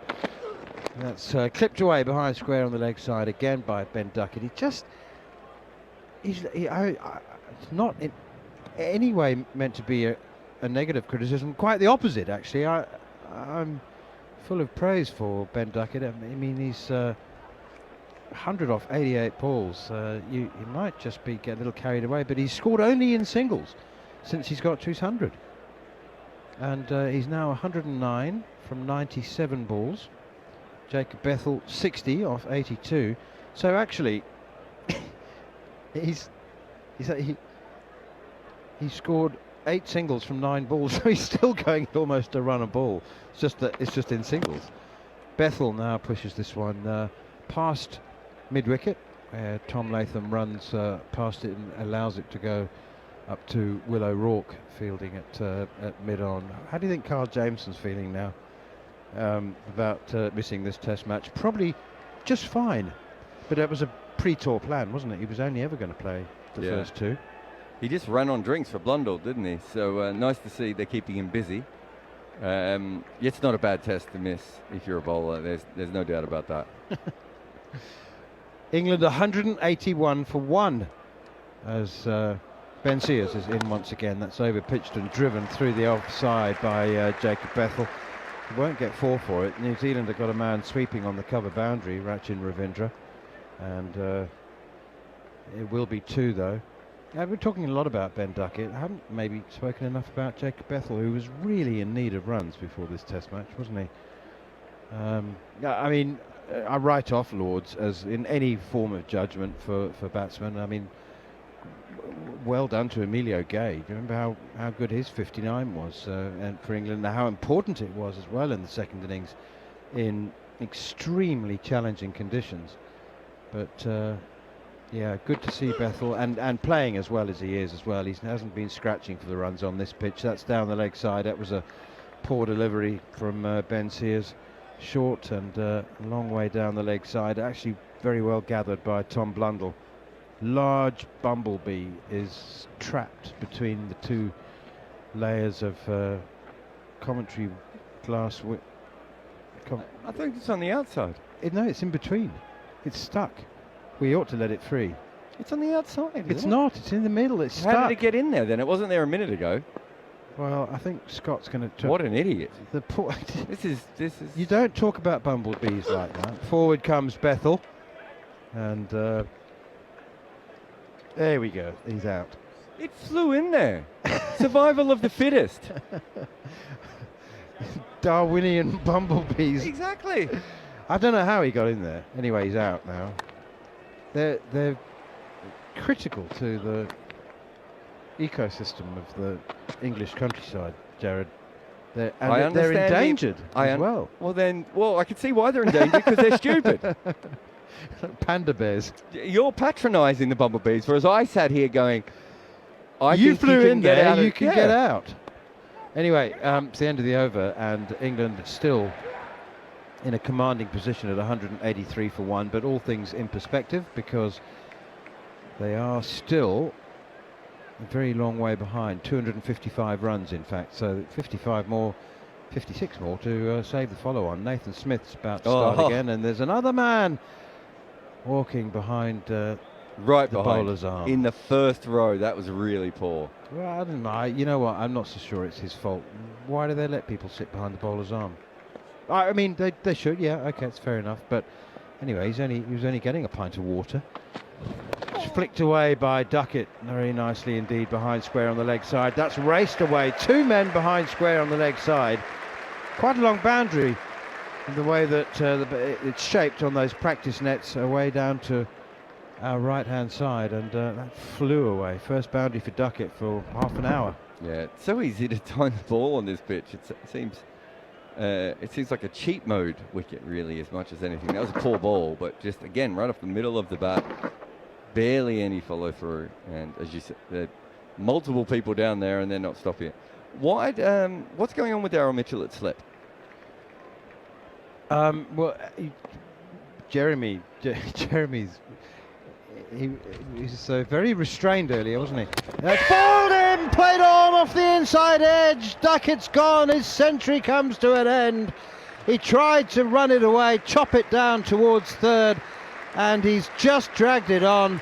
It's an unforced error, really. I'm always inclined to give credit to bowlers who persevere in such testing, trying conditions, and the mere fact that he is persisting and he has been resilient in the heat and he's bowling his 9th over, so just for perseverance he deserves some success. Ben Duckett is distressed and upset with himself because it seemed to me that he had set his stall out to bat for the rest of the day, but in front of his home crowd he did have the presence of mind to turn and acknowledge the applause from all around the ground as he makes his way off. Yeah, coming around the wicket, he played that shot where he tries to chop it down to backward point that he plays, a lot of the time. And unfortunately, in this case, just the inside part of the bat back onto the stumps. We weren't expecting that at all. Joe Root is now racing out. What I haven't seen is whether it did anything, Manners, if the Nathan Smith played any part in that dismissal or if it was just a mistake by Ben Duckett. Well, I tried to imply that the major part that Nathan Smith played was just bowling the ball. Well, from our end, that's what we saw, but I just want to see if it kept a little bit low or there was any seam movement or movement at all. I can't imagine, but Ben Duckett did seem to, as he was walking off, did seem to say to Joe Root, it's very flat out there. How would you have known that? There was a conversation where I thought he was sort of moving his hand as if to say there's nothing. There's nothing happening. Yeah, I could be wrong, but it was a longer conversation than you would expect. What else would he be telling you? I don't know. Maybe it's hot out there, buddy. Would Root have said, is there any reverse? Or is there, well, that's what I want to see. That's my last question is whether that reverse. It's not the length you would normally get reverse off, but... Well, Joe Root had a productive test match, over 100 runs, 120 runs at the Oval. But he will feel that he missed out. Innings of 48 and 77 on a good scoring pitch. Here's Nathan Smith to Joe Root. First delivery, and he pushes it out towards Tom Latham, fielding in a catching position at short mid-wicket. It must have been that. Here we go. Is there any... There's a little bit of movement, wasn't it? Did it nip back a bit? Not sure. I thought it went away. But between those two things, one of them definitely happened. Or it went straight ahead? Or it went straight on, yeah. I thought it just moved away a little bit. It didn't seem to keep low, though. I didn't see any inconsistent bounce. 113, by the way, for Ben Duckett, century number 7 to go. The 9 times he's been dismissed in the 50s and in the 90s in Test cricket. Nathan Smith in once more to Joe Root. And He plays defensively back towards mid-on. You were a keeper. In name. Did you keep up the stumps to seamers ever, even slower seamers? Can I? Have you seen my false tooth?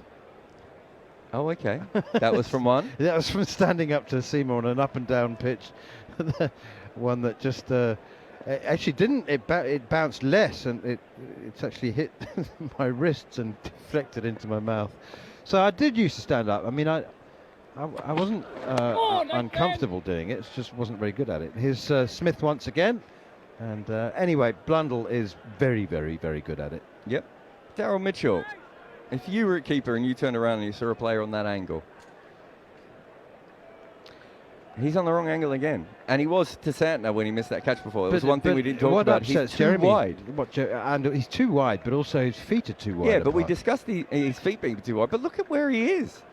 I've spent a lot of time at first slip with a keeper up at the stumps to seam bowling.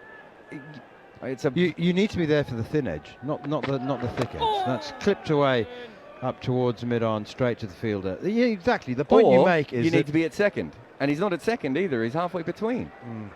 Well, the angles look, but the angles have looked peculiar to me throughout the series with the New Zealand slip court, and they've been far too narrow when they're standing in orthodox first, second, and third positions, I think. But anyway, Daryl Mitchell's he's the regular, he's the established first slip, isn't he?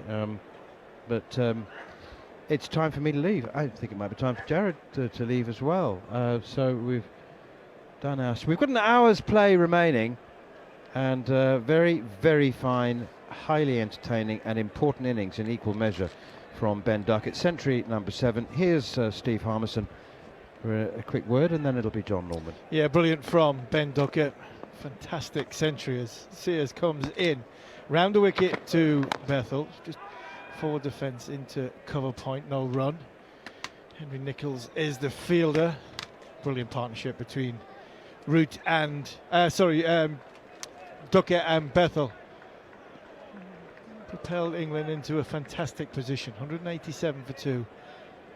One ball into the 33rd over. Blair Tickner had gone off. Concussion out of the game. Zach Folkes is his replacement. He hasn't bowled yet. Nathan Smith has met the breakthrough, John Norman. He has indeed. Bethel facing 62 not out. Played really well on a pitch which has favoured the bat. But that does bring its own pressures, doesn't it?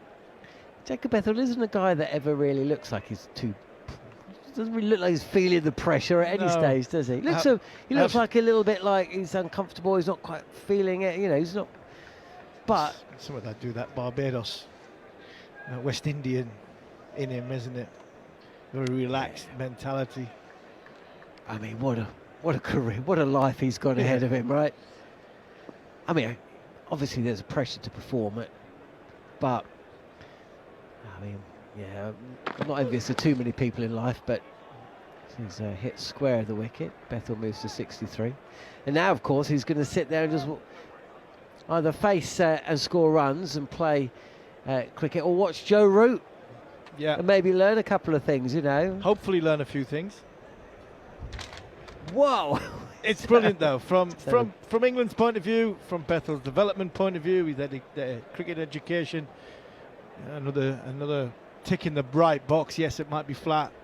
It's not the most threatening New Zealand attack, but a lot of talk about Bethel first innings, and I think he's batted really well. I really do. I forget the pitch has been flat. I think his tempo, the way he's played with Ben Duckett, has been first class. It's Root facing. He's faced 4 deliveries. He's yet to get off the mark. The score's 188 for 2. If you're just joining us, welcome on the Talksport Cricket YouTube channel. I said to Jerry, what New Zealand don't want is Joe Root walking to the crease with England 170 odd for 1. Well, he didn't. Doesn't normally do that, does he? Well, 170 odd for 2, sorry. I'm saying he doesn't normally walk up 170 for 2. It's normally 17 for 2. Well, and it should have been. You're right, 100% Should have been. Henry Nicholls has cost his side 100 runs. 105 runs. The Sears is in, and he's bowling a better length here. He's drawing Root forward. but it's dealt with very comfortably, just pushed out to cover, no run. Yeah, the last thing you want on a hot sunny day which has been dominated by the opposition is to look up at the scorecard and see 180 odd for 2, and then look to the dressing room as the boundary as Joe Root just jumps over it and think, oh. But the flip side of that is that, you know, if you can get him out early, then suddenly New Zealand will feel this has not been quite as disastrous a day as it's looked at times. Sears is in, and it's pushed out to short backward point where fielder runs in. We haven't seen Zachary Folkes bowl yet. Is he on the field yet? Yeah, he's on the lost field. Track. Yeah, I think he is on the field. He has to be on the field, surely. You can't sub somebody on and then not be on the field. But look at that. That does look like Will Young out there. And if that's Will Young out there, then Zach Folkes is not on the field, which has been an awful long time since that announcement came that he was going to be brought into it. That's Santner. Sears. It's like, where's Wally, this, isn't it? A little bit, yeah. Where's Wally's talking at the minute? Smith continuing. He picked up the wicket of Ben Duckett. It was he who had him dropped as well. Ball hurled in at the non-striker's end. This time there is a backing up. It's William O'Rourke. Ben Sears running in from the boundary. I'd like to see that again. I'm not sure it was that close. I'm sorry, I think it might have been a little bit close to what would have been an astonishing run out. Picked it up and hurled the ball back. And you know what? He would have been miles out. Miles out. Folkes is on the field. He is on the sort of deep point boundary. Actually missed the stumps by some distance, but he did hurl it in from just inside the boundary. That would have been something, wouldn't it? It would have been close if somebody was there to take the ball, to take the bails off. He was that far out of his crease, Joe Root. Looks a bit fidgety, Joe. He's only been there for 7 balls. Hasn't scored a run yet, but looks a bit fidgety at the crease. 190 for 2 then as Smith is in, and this is pushed out to cover. A loud shout of no from Bethel, who's 65.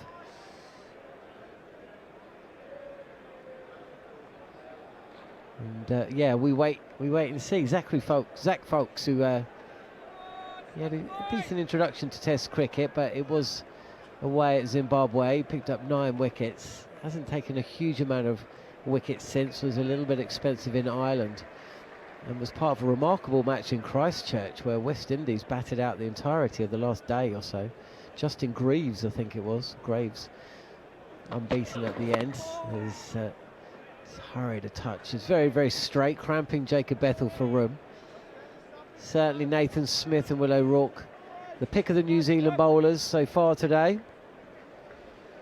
Yeah, absolutely. I think there was right to throw them the new ball. You wanted, especially early on, you wanted Emilio Gay, Ben Duckett, Jacob Bethel to put bat on ball early. I know they're going to put bat on ball early because their natural game is that way, but Smith keeps the stumps in play. It was a gamble. It was a gamble worth taking, and I think it has been Smith and O'Rourke who have looked, Test level streets apart. Sears Smith, and this is an attempted drive from Bethel. There's no real timing. Yeah, this, I mean, obviously Matt Henry couldn't bowl in the first innings at Lord's. No Cole Jamieson or Matt Henry for this final Test match of the series, and it's been a really compelling one. New Zealand going down to what turned out to be a heavy defeat at Lord's, but they were on top at the start of it. It was a bit of a shootout, really. England have won Test matches at Lord's and at the MCG in the last 6 months or so, and both of those were pitches rated as unsatisfactory. As Nathan Smith again is in and not allowing Jacob Bethel any room whatsoever. He's got to manufacture the width essentially. There's 3 fielders, one at backward point, one at extra cover and mid-off. Gets it through. It's a race for Zach Folkes at deep point, and we know how strong Jacob Bethel is through that region, as most batters are, but he's just not able to free his arms. The keeper behind the stumps, Tom Blundell, So any movement from Bethel has to expose those stubs to create the width. We've seen one drag on already, is hit back and it bounces over Smith. Joe Root, who's called through for a single. That's the end of the over, I think. Drinks have been called. Joe Root probably want to just get on with things. He's still yet to get off the mark. Jacob Bethel is 66, 191 for 2. How do we see this playing out then, Harmy? Yeah, at the minute, just a little bit of a, it's gone back into a holding pattern.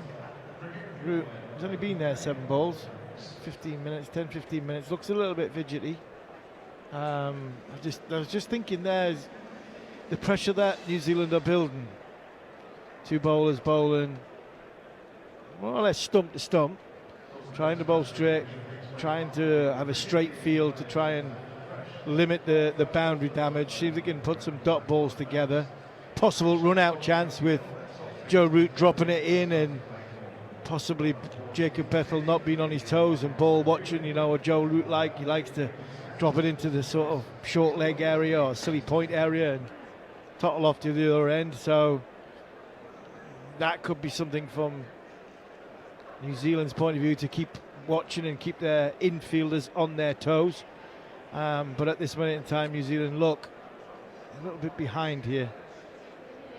Rourke's had a spell. Smith's probably halfway through a spell. Sirius looks ineffective. Santner wasn't effective. So Latham really only has one more trump card up his sleeve, and that's a substitute of Zach Foakes. But brilliant innings from Ben Duckett, exactly what he needed. And a very, very good innings so far from Jacob Bethel, one that his career needed. I think his career needed. His career's on a ridiculous upward trajectory. You've just talked about how sort of, you know, the sort of envious people will be of Jacob Bethel and the, you know, where he is in his career. And I just think he needed a big score first innings. A lot of talk about his second innings scores over his first innings scores. And I think his tempo, I think his balance at the crease, I think his shot selection and execution so far in this 66 not out of 95 balls has been very, very good. Very, very switched on. And he looks as though he's as compact as he's been throughout his career, batting at number 3 for England. Yeah, perfectly summarised there, Harmy. You know, one of the things I've enjoyed watching is the antics in the slip cordon. Harry Brook and Joe Root and gang, Jacob Bethel, they've been mucking around throughout, right? I mean, obviously not now because they're batting. I'm just trying to think, you know, do you think Nasser Hussain would ever have allowed something like that when he was captain? Well, he did. He didn't here. It wasn't allowed here. It happened, not by his choice. I mean, Rob Key's debut, my debut, didn't have Marcus Trescothick. Keysy was playing instead of Trescothick. I played instead of Simon Jones. And in the build-up, Duncan Fletcher asked who could field first slip, of which Andrew Flintoff said Rob Key's a good slip fielder. Not in earshot of Rob Key. Keysy was so reluctant to rock any boat. Just said, yes, I'll do first slip. Being a good team man who's only ever fielded short-legger before in his life. And he took a good catch. He got Wasim Jaffa early on. Good catch low down, and then, you know, by about 12, Nasser Hussain realised that Rob Key wasn't a slip fielder. Andrew Flintoff had dropped 1, Rob Key had dropped 2, and all of a sudden Nasser Hussain, steam coming out of his ears. Good job it's not as hot as it was today. Steam coming out of all of our ears here as Jacob Bethel, first ball after the drinks break, it's fielded at short mid-wicket. Walking from mid-off, sorry John, walking from mid-off to mid-off and walking past Key as he took this great low catch. He's like beaming, you know, I mean, such a great big grin on his face.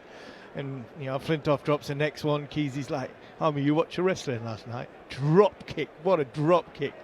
And then Keysy drops one and Flintoff is like, what was that? What's that TV program? Drop the dead donkey. I was like, we're playing for England here. Come on, concentrate.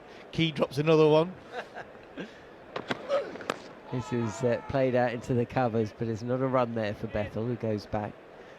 Not at Nasser's exact words, but about 12 he realised Keysy wasn't a slip fielder. It was, oi, Key, not put you at slip to talk to your in Lancashire mate. Get out of slip, and somebody else ended up at slip. Keezy ended up at short leg, and the rest is history. So yes, it's happened from time to time when you are trying to kill some time, keep some concentration going, but also take yourself out of the moment. The brilliance of professional sportsmen at the elite level is able to switch on and switch off.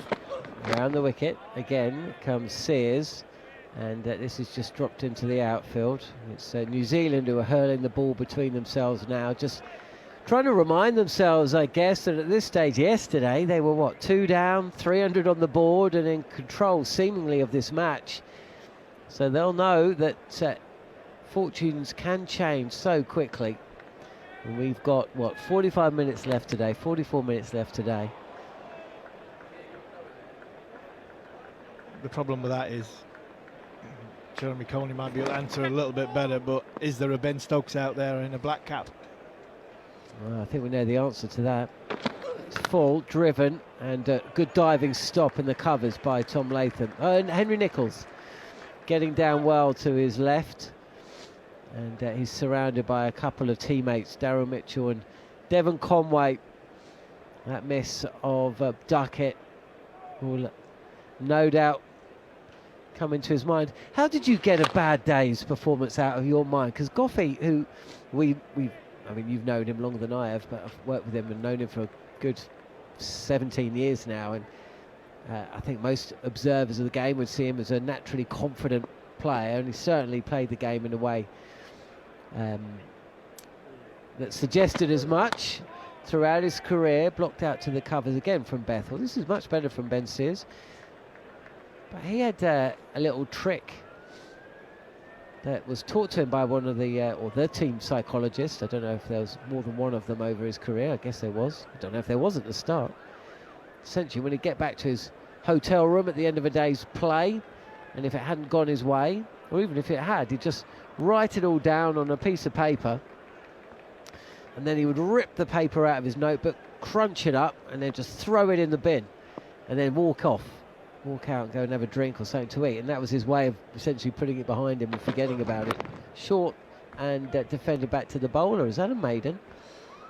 A maiden for Ben Sears? Yes, it is. His first maiden. There haven't been many of them in this innings, as you would expect, when a score reads 191 for 2 from 35 overs. Let's have a quick look at the maiden count. There's been 2 bowled by William O'Rourke and 1 from Ben Sears. So that tells a story within the story. But yeah, so he used to go about it that way. Mine was lager. Yours is lager. Yeah. I can see the smile on your face. You were waiting for me very patiently to get the end of. Yeah, I mean, once the day is gone, that's where I think one of my strengths was being able to put disappointment and, a good day and a bad day in the same box, really. There's nothing you can do about what comes next, what's just happened. You've got to concentrate on what comes next, and if you're having a bad day, you've got to try and wrestle the process back. Over the wicket comes Nathan Smith to Joe Root, who just guides the ball down through vacant second slip and to his 8th delivery, gets off the mark with 4. I'm talking about sort of limiting the damage, and that's what you have to do when you have a bad day. You come out the next morning, like Ben Stokes will have come out this morning, not thinking about what's just happened yesterday. Yes, the scoreboard tells a different story, but while you've got the ball and you've got a chance and you've got the crowd behind you, you can make a difference. It's when you can't make that difference, and that day is gone, or that innings is gone, and then the pressure comes onto your next innings. But while you've got a chance, and while you've still got a chance in the game, and the ball's in your hand, you're in control of what comes next. Rashid Ravindra just takes a step closer to Daryl Mitchell at first slip. We Blundell up behind the stumps, and I wonder if this hits Root. He just steps down the track and just has a little prod. 195 for 2. Yeah, that's the modern way, though. It never seemed to be the way 20 years ago, but you do meet a lot of sports stars, or you hear them speak, and they're very, on a level. Win or lose, so they've realised over a period of time that it really does not help you in any shape or form to allow yourself to get too high, and therefore not get too down. Targeting the stumps again is Smith. This is a bit better from New Zealand, defended by Root, no run. Yeah, and I think that the challenge of the process of what you come the next day is just trying to keep it as simple as possible. Can you then string as a fast bowler? Can you get yourself back in a position where you become that effective bowler that your team needs you to be? I was different to Hoggard. Simon Jones was different to me. Flintoff was different to me. You had a job to do. I always said, you still look to take wickets even if you're expensive. There's Smith and driving his Root, but can't beat cover. And I think if he had done, I'm not sure mid-off would have got round to prevent another boundary. Root stays on 4. Bethel's on Root's number 66, and the score 195 for 2. So England trail now by 243 runs, which on most other pitches would seem miles away, but they're scoring so quickly. We've seen over the last 2 days that it's a fast scoring outfield, and chances really are at a premium. And both sides, unfortunately for them, have put moments down as this is defended out to mid-off. What would you say the highest you've ever been? What was the moment? I mean, if you look back at your career. Probably during the Caribbean, coming through the Caribbean into 2004. I mean, I could bowl my eyes closed in 2004. I think that what did I get? 68 Test wickets that year. I think went past Surrey and Botham in the most calendar wickets in a year. I think that was probably that one leading into 2005. But 2004, I could literally bowl my eyes closed and it would go exactly where I wanted to do with pace. Smith bowling with his eyes open. That's a brilliant take by Blundell. Doesn't go too far past the outside edge. He'll take that one-handed. Snipped away, I think. Matt Pryor was talking about wicket keeping behind the stumps, and he said at first it did go away a little bit, missed the bat by quite a distance. And that is an incredible take. He's almost taken that in his fingertips, Blundell. And Nathan Smith's bowling at 83 miles an hour. I think we're seeing just the little indentations possibly taking a little bit more of an effect. Maybe he's opening up, maybe he's hitting the end of the area and making a little so it sort of deviates away, deviates in. Just wonder if we're starting to see resemblance of this pitch breaking up a touch. I think that's what the TV cameras are saying, because there was a great big puff of dust when that ball hit the pitch. It might show it again. Keep an eye on that as Sears comes in. This is very wide. Nichols has saved 3 runs. That was powerfully hit, but where's that gone? The throw, I think it's in his hand. That's terrific.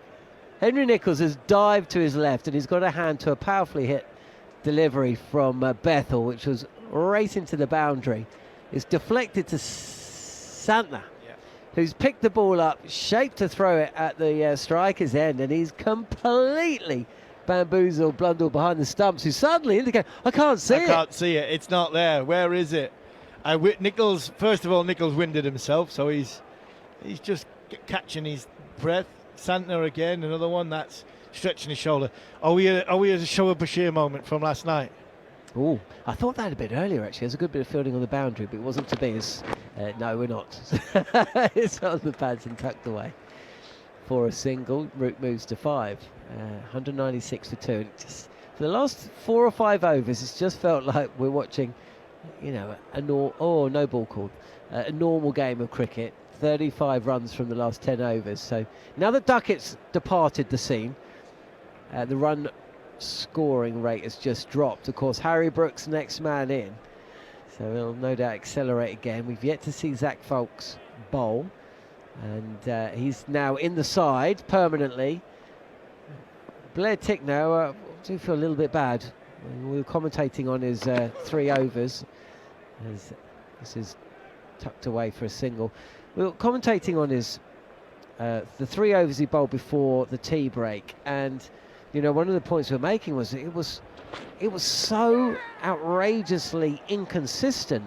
We couldn't, between us, think of a bowler that had ever bowled in Test cricket that had bowled as short and then as wide and then as full and then as down the leg side as Blair had. But At 78 miles an hour. at 78 miles an hour, and then of course it turns out that he's been suffering concussion. So, thoughts with him and hope he's okay. On the pads, and this is clipped away. It's a wicket ball from Sears, but Joe Root doesn't miss this. Tucks in, takes the boundary, and that's 200 up for England. 203 for 2. Beauty. An absolute beautiful cricket shot from Joe Root. It's on middling leg, but it's that full. Unless the former England captain falls over, this is going exactly where he wanted it to go. Just roll of the wrists, 2 men in front of square on the leg side. He's managed to just wait that little split second longer, get it behind square. He had a little look before it. And here's another little look now. He's batting out of his crease, and this is wide. And Root takes a single out to the fielder on the deep backward point boundary. Root into double figures. He's 10. Bethel is 67. And England are 204 for 2. So that was the highest moment for you. What about the lowest then? Probably coming back from Australia, 6-7. Tail between the legs. There's quite a few injuries after that, so I probably should have been dropped from that point, but I played a little bit longer, and that was a difficult period. Full and driven and stopped by Santner running along at mid-off. Sears is just going a touch full here. How many is this? So that Bit like Matt Henry there, we see him on the screen, just picking up little injuries which were costing you. There weren't big injuries which were costing you months. Well, little injuries costing you weeks, but they were the nightmare, because you were going well, feels you were getting somewhere, picking up an injury, a week off, 2 weeks off, and then another one and another one. I just couldn't get any continuity. Yeah, really Sears. So this is Yorker. It's dug out.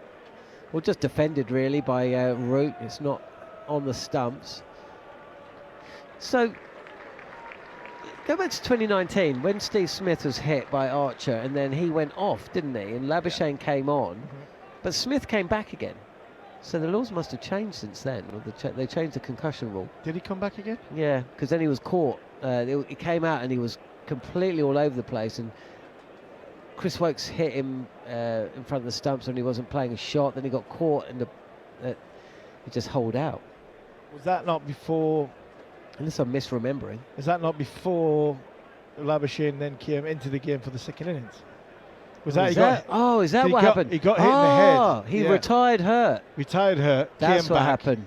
Had a bit of a shocker. Then he got substituted. That's what happened. That's right. This is pushed out to point by Joe Root, who moves to 11. Yes, that's what's happened. Yep, you're right. So he wasn't a concussion sub. He was retired hurt. He retired hurt. Whoever came in, then got out, and then Smith came back, was clearly all over the shop, and Labuschagne came in second innings. Yeah, I think that's what happened. Yeah, I think he did try and come back, and he was all over the place. That's that sequence of events with Jofra Archer bowling.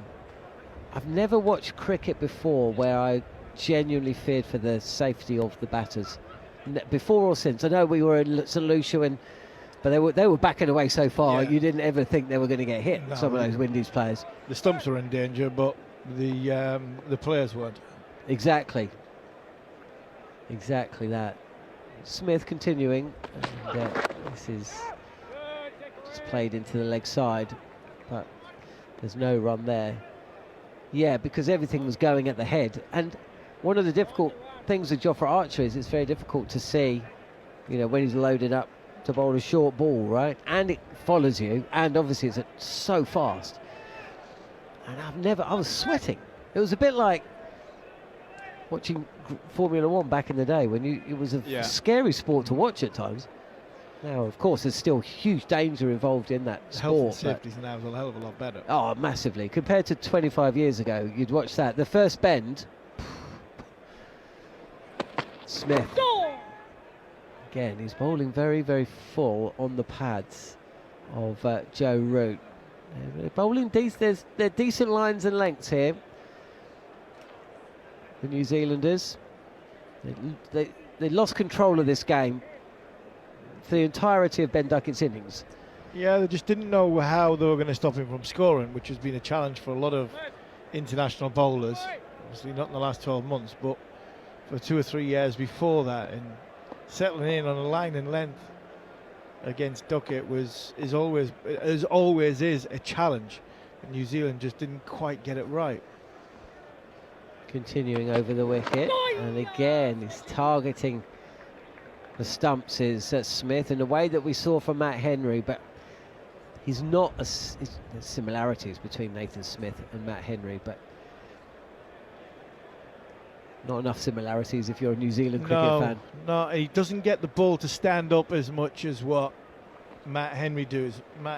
He's a skiddy trajectory, and Henry's a skiddy trajectory as well, but Henry has this ability on a good length just to make the ball stand up that little bit more, which goes from the splice of the bat to the sort of, the top corner and the edge of the bat. Here is Smith. It's a little bit of a leading edge there from Root, who's coming forward. He's fielded at mid-off. No run. What have we got? 29 minutes until stumps. I imagine we see Zach Foulkes bowl at some point. I think so. I mean, at the moment, We've got 20.2 overs left. So what are we going to get? We're not going to get that in. Obviously, we're going to get maybe another 5 overs, 6 overs, 5 overs. well, Nathan Smith, this is his 6th over in the spell. Yeah. He's picked up 1 wicket, gone for just 18. And Santner's got to come back home. yes, you'd imagine. Ben Sears has bowled 4, so I'm not sure how many more Nathan Smith is going to have. There's Blundell with his head in his hands. What are you pointing at, Harmy? Latham talking to Foulkes.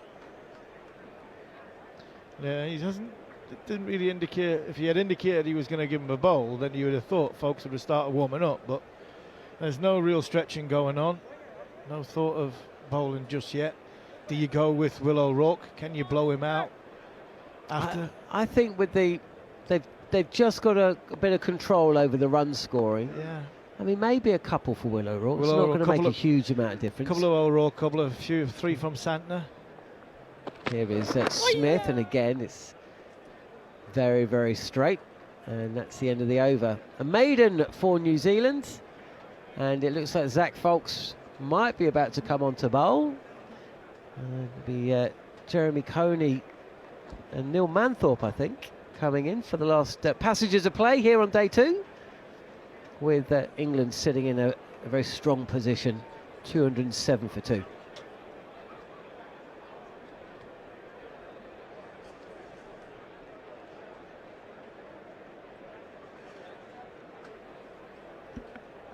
Thank you very much indeed, John Norman and Steve Harmison. So 28 minutes to go. It's been quite slow going. It's felt slow going for England in the last 45 minutes to an hour or so. Right, Zach Foulkes is going to have a bowl. He's running away from us from the Ratcliffe Road end. Keeper standing up. That's left alone outside the off stump by Jacob Bethell. Nice take from Tom Blundell, as it pretty much always is. So concussion substitute Zach Foulkes in for his 6th Test match. Made his debut against Zimbabwe in Bulawayo last year. I think that was August time. Took 9 wickets in the game and made a very impressive presentable start to his Test career, averaging 30 per wicket, and here he is in place of Blair Tickner. Second delivery right up full and straight, attacking the stumps. Bethell defends it out to Devon Conway at extra cover, and there's no run. It was slightly confusing when New Zealand left for this tour of Ireland and the UK, because there were some players who were in the squad for the Ireland Test match, but not for the England. And I think Zach Fuchs wasn't initially in the squad for the England series. And there's a quicker delivery outside the off stump, which he tries to chop away, and plays and misses Jacob Bethel outside the off stump. Again, nicely taken by Tom Blundell. England remain 207 for 2. So in the olden days, we might have said that they're playing for stumps, for shut up shop, but it's not the case. It really hasn't been the case for many years now for pretty much every team. It's just been better bowling from New Zealand, I think. Fuchs in again, and it's defended once more by Bethel to cover. It's also, there are less gaps in the field because New Zealand have got no slips in for Zach Fuchs. It's pretty much a run-saving field with trying to build pressure. They actually do have a slip. Daryl Mitchell, he's or where's he going? He's fielding at second slip, and Tom Blundell standing up. That's a genuine second slip, that outside the off stump again, left alone, and nicely taken by Tom Blundell. So that's peculiar. I mean, a thickish edge, you can't expect Tom Blundell to grab that standing up, and it'll fly away to his left with Daryl Mitchell standing at second slip. We've got a gully as well, an extra cover, a mid-off, a mid-on, a man patrolling the square leg boundary. We've also got a cover sweeper, so very much run saving. The order of the day here as Fuchs is in once again, and chopped away out towards extra cover, and very nicely fielded by Captain Tom Latham. A little bit of width, bit of slightly too short, allowing Bethel to play the forcing shot, but couldn't get it past the field. 207 for 2. If New Zealand's plan, Jeremy Coney, is to bowl dry and to make England work a little bit harder for their runs, I have to say they've been successful for the last 45 minutes. For the last about another 45 minutes to an hour, things have settled down a little bit more for the New Zealand bowlers. The England players, of course, and that tended to coincide a little bit with the dismissal of Ben Duckett. Since then, they've been able to get away with a few deliveries and started to regain a measure of control. It's not huge control because they're not taking wickets, and in the meantime, Joe Root is managing to get himself in and comfortable. Will O'Rourke for his 9th over, running in from the pavilion end down the leg side, and Joe Root steps inside it, allows it under his left armpit into the gloves of Tom Blundell, who's really excelled with the gloves. I don't know, Jeremy, whether you've seen him have a better tour. I mean, it's been you know, it's been exaggerated by the fact that he's been standing up so much, but he's been outstanding, and for a, if I may call him a veteran, he's played over 50 Test matches. I was unaware that he was just quite such a highly skilled glove man.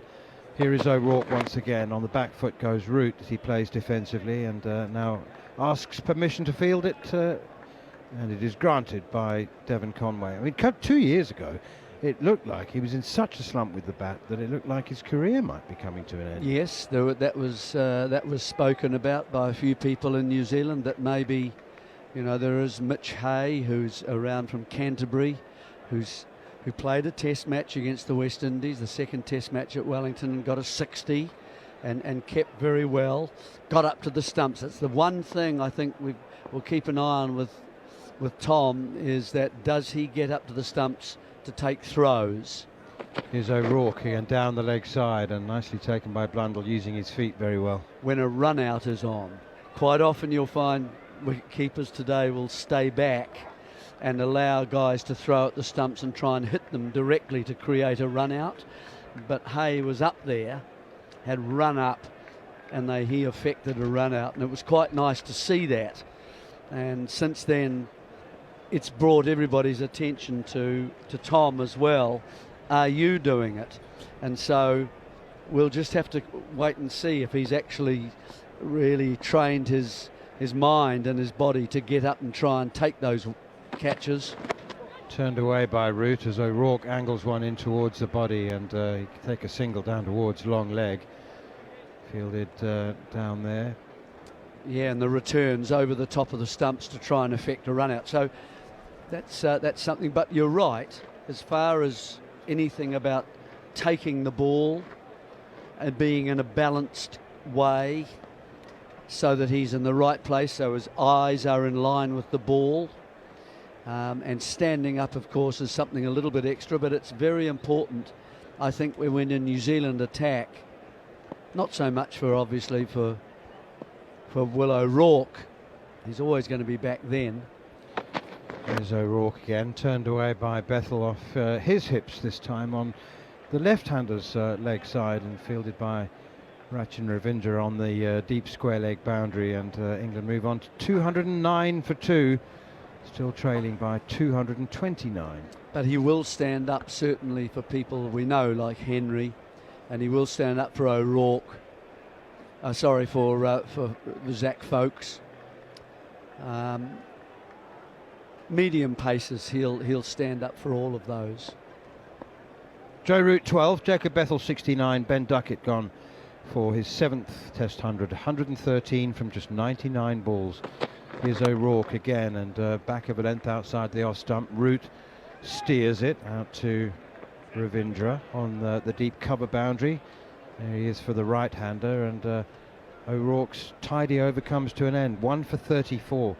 He struck early with the dismissal of Emilio Gay, caught down the leg side. 210 for 2, trailing by 228. So what about 19 minutes to go before the close of play? Ben Folkes is going to be bowling. Zach Folkes, not Ben. Zach Folkes from the Ratcliffe Road end. And what more can you tell us about Zach Folkes?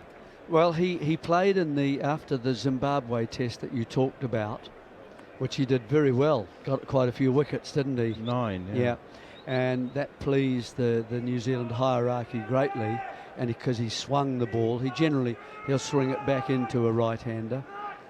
And you find players who will slide their foot forward, and then it becomes a plant, and they don't take another step. The bat goes out in front, and you create a gap. Folkes in again, and that's angled into Joe Root, and he drives it up towards Mitchell Santner at mid-on. No run. So a forward press suddenly becomes a plant, if you know what I mean. A plant is further down the pitch, and so if they don't move it from the forward press, then they have to reach for the ball when they want to play it, and that creates the gate and the gap. And Folkes got 3 or 4 wickets, English wickets, in a one-day game at Mount Maunganui. Folkes again to Joe Root, and he too opens the face of the bat and guides it away past backward point, and they go through for yet another single. Then he played a series against the West Indies, and that was the big chase, if you remember, down in Christchurch, where maybe New Zealand set 550, that sort of total for the West Indies, who batted very well, and some of the bowlers got injuries, and Folkes and Duffy and one other had to bowl a lot of overs, and Folkes' pace dropped dramatically the more overs he bowled. So he's regarded a little bit more as a white ball bowler at the moment. Here is Folkes again, and there's around the wicket to Bethel, and he defends this one out on the offside. He had a very good series, that 3-match ODI series against England just before the Ashes. He was outstanding in that. He was swinging it all over the place, wasn't he? Yep, that was the numbers I was just talking about then. So he's medium pace, and not excessively fast, but he's pretty accurate, and he's doing a job in a slightly strange action. Beats the outside edge here only because Bethel was trying to chop it past gully. reaching for it outside the off stump. Nice take from Tom Blundell. It looks like he's about to bowl off the wrong foot. And That's then correct. And it's a bouncing, bounding kind of run as well. And it looks, you're right, there's something unusual about the action. And he often describes that, that it takes batsmen some time to get used to it. Nice straight approach, and then goes wide of the crease in the moment of delivery. It's short and wide and cut down towards deep backward point, where Rachin Ravindra once again does the fielding, patrolling the boundary down there, and does well and keeps them down to a single. England now 212 for 2. Is it? It's in the. He swings it. It's in the wrist, I think, isn't it? Yeah. But he also is stronger with the bat, say, Yeah. than Tickner is as well. He can certainly hold a bat. Here's Folks again, and this time Root pushes it into the offside, but can't find the gap at point. I don't want to concentrate too much on Daryl Mitchell at slip, because I know it's a subject that you find awkward to talk about. Well, not really. I just wonder why. I mean, never mind his stance and everything, and his lack of flexibility and mobility. So why is he standing so wide with the keeper standing up? He's standing at second slip. Well, that will be something to do with. The questions that would come to me is this: one, I certainly need to be able to see the catch. So if especially if Blundell's standing up, I don't want to be obscured in any way. So I sometimes would go to first slip and go just a little bit wider, but not as wide as he is at the moment. And the other thing is that really, I'm looking at the field when Folks is bowling. If there's more on the offside, he might bowl a little wider. Will O'Rourke continues. He was off the field for the last over, but literally just for one over, and he's come back to carry on bowling. You have to be off for 10 minutes, longer than 10 minutes, before you can't bowl immediately upon your return. So it's basically 2.5 overs. You can go off for 2 overs and come back and continue to bowl without serving any penalty time. 212 for 2. Will O'Rourke 1 for 34. Took the first wicket of Emilio Gay, caught down the leg side for a duck, and since then Ben Duckett's made 113 from 99 balls. O'Rourke in again. It's driven by Bethel. Lovely looking shot, but didn't time it. Sort of inside edge and straight out to extra cover. No run. 212 for 2. Deficit 226. Do I read there to bowl 16 or 15?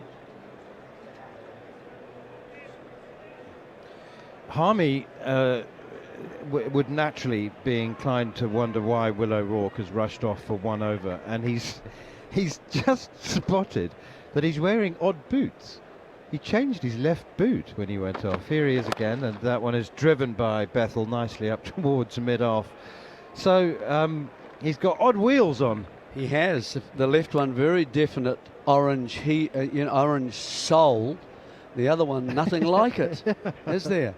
Oh well, he might run faster on one leg. Bowling boots were bowling boots can be handmade, handcrafted. Bowling boots can be extremely expensive, and they're a real work of art. There's a bootmaker, very famous bootmaker, who works in Birmingham, and I know that if you have, here's Will O'Rourke again outside the off stump, left alone by Jacob Bethel, and I've known a few fast bowlers over the world who he handcrafts the boots out of super soft, supple leather. Yeah, and I do. And they're like, Harmy will confirm. He made them for you. Ian Mason, that's it. Is he still going? Is he still? He's retired, is he? But I remember, like 20 years ago, they were £500 a pair. These days they're over £1,000 a pair. Andy Harmy's telling us, Shoaib Akhtar, Andy Caddick. But here's O'Rourke once again outside the off stump and left alone. I suppose you probably bought yours off the shelf, did you? I did. I certainly did.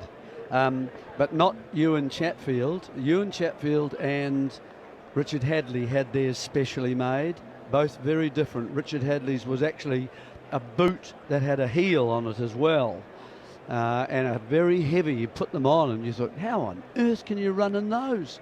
But he did, and he always had an ankle support as well. That he would wear and have everything with Richard about was professional. Everyone would want to go. Pushed away defensively out towards extra cover by Bethel, and there's no run. Over to his bag, his coffin that he kept, and everything was very neat and in the right place, labelled.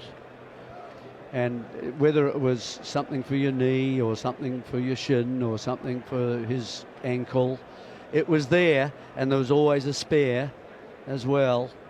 And but both of them had that made here in Nottingham, just exactly what you're describing that Harmy and other bowlers have used. They had a guy here in Nottingham that they always got their boots from. There's an old story which I was fascinated by, because I wonder whether it was urban legend, that Harold Larwood's first bowling boots were actually mining boots with nails hammered through. So you'd hammer them through the sole, so you got some spikes. That one is guided away by Joe Root, fielded at backward point by Devon Conway, and Darryl Mitchell picks up the rebound. And so you'd hammer, 6 nails through the sole, and then cut the nails off to the desired. They were mining boots. Obviously that he graduated, but that was where fast bowling boots originally were created, and they were. I was reminded of it because you said they were heavy. Yeah. You said Richard Hadley's were heavy. Here's Zach Folkes once again, and this one is driven sweetly through the offside by Joe Root. Lovely shot. Terrific timing actually, because he really was a push rather than a full-blooded drive, and he's got 4 through extra cover. That's the first boundary for some time for England.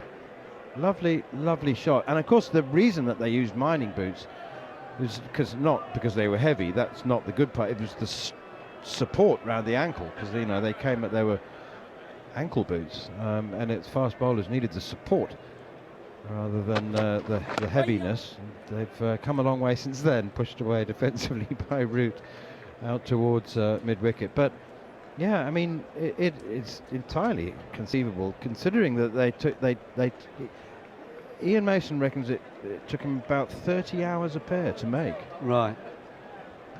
Absolutely individually gift wrapped, the whole thing, really. To accommodate every bunion and all that. And he would note it all down, I'm sure. So they were. Folkes into Root, opens face of the bat, steers it to gully. Conway fields 216 for 2. Well, if you think about it, how important are a fast bowler's feet? How important is it? You never really saw fast bowlers walking round, say, a ground that you hadn't been to before and in bare feet. Very rare. I remember Glass. Alan Donald had his boots made eventually by Ian Mason, and here's Folkes once again turned away by Root through square leg down towards deep backward square. They run the first hard, they won't come back for the second. I'm again looking at Harmy for confirmation of this, but Alan Donald once made the mistake of cutting a hole in the front in the boot, and Ian did not like that at all. Apparently Alan Donald got a message saying, don't you dare do that, don't come back to me for more boots if you're going to do that. Right.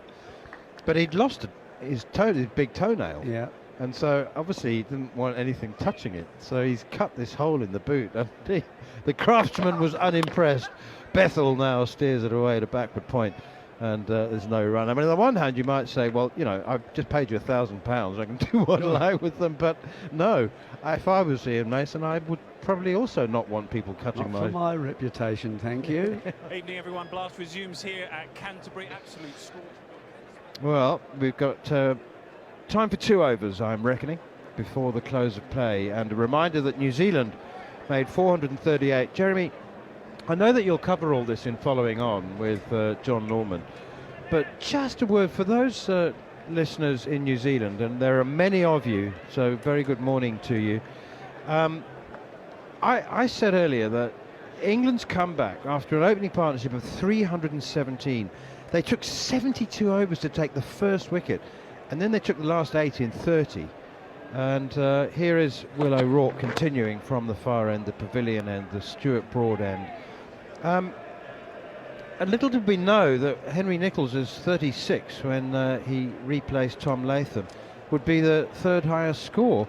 And it was, I said earlier that I thought it was one of the more extraordinary comebacks that I've seen in Test cricket, first innings comebacks. And I just wondered how much responsibility you would place on New Zealand. Did they make, we know they made mistakes yesterday evening, shortly before the close of play. Terrible mistakes, pushed away out towards extra cover. But Ben Stokes, in this morning's session, bowled 8 overs, 3 maidens, 3 for 13. I mean, truly one of the great comeback modern spells, I think. Well, it was. Of course, New Zealand had a night watchman this morning in O'Rourke, and Mitchell went out to face his first ball because Nicholls was dismissed on the last ball last night in the first ball of an over. O'Rourke in again. Root goes back and across, takes a single to backward point. Mitchell just couldn't get away, could he? He couldn't find a rhythm or anything to really. And finally, you know, he was caught playing forward and just get a little edge going through to Stokes. There was a bit of a question mark. Did he also hit his pad, which wasn't entirely answered by the third umpire, but was given out. And then O'Rourke carried on, didn't he? Which was actually quite amusing for a lot of people. Getting to 19, his top score in Test cricket. It was 5 not out before today. That's driven by Bethel through extra cover. It's as good a shot as we've seen the entire day, and we've seen some good ones. But O'Rourke striving over pitching, probably a half volley really, but still Bethel shows his style and class by dismissing it through extra cover to move on to 74. Yeah, and then Santner also got a bouncer from Stokes, if you remember, and got rather in an awkward position that he had to play it. A little bit like Gay got in an awkward position in the Oval match, didn't he, where he was turning away to O'Rourke. This one, Santner did also to Stokes. Bethel now guides this one from O'Rourke straight to backward point. Would we go so far as to say that Santner's dismissal was controversial? Yes, well, there were question marks that hadn't, again, been kind of answered by the third. But I mean, some people would say, no, it was definite. We saw it, it hit the band. He thought it came off his forearm. Well, he did. Forearm protection. He did. That Stokes didn't, and nor did and it was given out by the umpire. Let's remember that. And so it was just a question that, as he gave it out, the third umpire. O'Rourke once again to Bethel, plays defensively up to mid-on. He did show another angle, and that did not look out. That looked as if it had hit the arm guard, which is exactly what Santner was saying. No, it came off my arm guard here. And they're right beside each other, of course, and it isn't that easy to see. But he was given out, and so you've got to go with that. So he was dismissed. Smith, then that day we had lunch, and then Smith basically was caught and bowled by Bashir, wasn't he? Driving just straight back to him. And then Blundell was LBW playing a reverse sweep, trying to get runs. With Sears, wasn't he, when he was in? He was LBW to Archer. And I thought more credit to England than I think criticism so. to... I think so. Especially, I mean, don't forget New Zealand's tail is a little longer in this match. But Stokes was inspirational. He was very good angling it back into it and getting the odd one to bounce a little bit more, and I think some shorter pitch bowling, and he got a couple of to nip just slightly. Last over of the day is going to be bowled by Zach Folkes, and the first delivery is bang on target. Root defends it out to extra cover. 222 for 2. Yeah, so 438. Not what New Zealand would have liked. That was one of the scenarios that could have occurred today. When we started, we said, okay, well, here's a possibility. England will take some wickets. You've got a second new ball in your hand. You've got fresh bowlers from overnight. And let's just see how they go. And they bowled very well. They bowled tidily. Wasn't easy for the New Zealanders. Here is Folkes once again, and he's pushed away again by Joe Root for a single. There's a man sweeping on the cover boundary. I mean, look, you know, New Zealand have to remember that what happened to them can happen to England. And right at this stage, England haven't saved the follow-on yet. So, you know. No. Today hasn't gone according to the way New Zealand would have liked it to have gone, but that's why we love Test cricket. Tomorrow could be their day. At the moment, it's about around 220. That kind of differential and deficit, isn't it? At the moment, for England, England look comfortable here right at the moment. Folkes in again, short and wide, cut shot attempted from Bethel, loses his balance a wee bit, and Blundell standing up takes the ball cleanly and then holds his right hand with the ball in it right next to the stumps, as if to say, Bethel, you balanced? You all right? You going to raise that foot again? There's been a lovely spirit between that. You were on air where you were when Tom Latham threw the ball and almost hit. Well, it did hit Bethel, I think, when he was fielding at short mid wicket. Here is Folkes once again. That one swung, I think. Maybe I'm imagining it. Looked like it swung back into Jacob Bethel, but and Latham was almost apoplectic with apology and like ran in and I'm so sorry, I didn't mean to do that, and held his hand out and a reconciliatory handshake, and Bethel was all smiles, and you know, but as I was saying earlier, no two teams in international cricket play each other in better spirit than New Zealand and England. It doesn't mean to say it's not played with the same intensity at all. They go at each other on the field, but their respect is mutual. 223 for 2 now. Yeah, I think that's a good comment to make.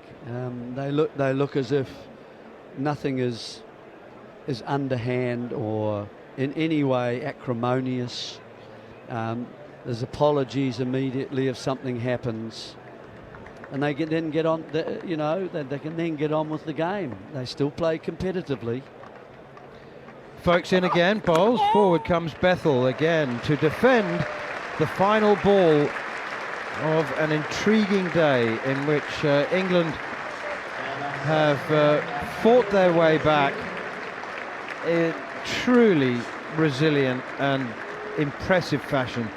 Ben Stokes bowled an 8-over spell, 3 maidens, 3 for 13 to haul his team back into contention. And when most of us felt that a total of around 500 was not inevitable but likely, for them to be bowled out for 438, I think we all agreed that anything under 500 would be a good result for England, but 438 was an outstanding result, and even that sounds a little bit silly because any total over 400 comes with its own scoreboard pressures, but on a very good batting wicket, it was a tremendous fight back, and now they've done so with the bat as well, reaching 223 for 2, 113 for Ben Duckett, and Jacob Bethel will resume on the third morning on 74 not out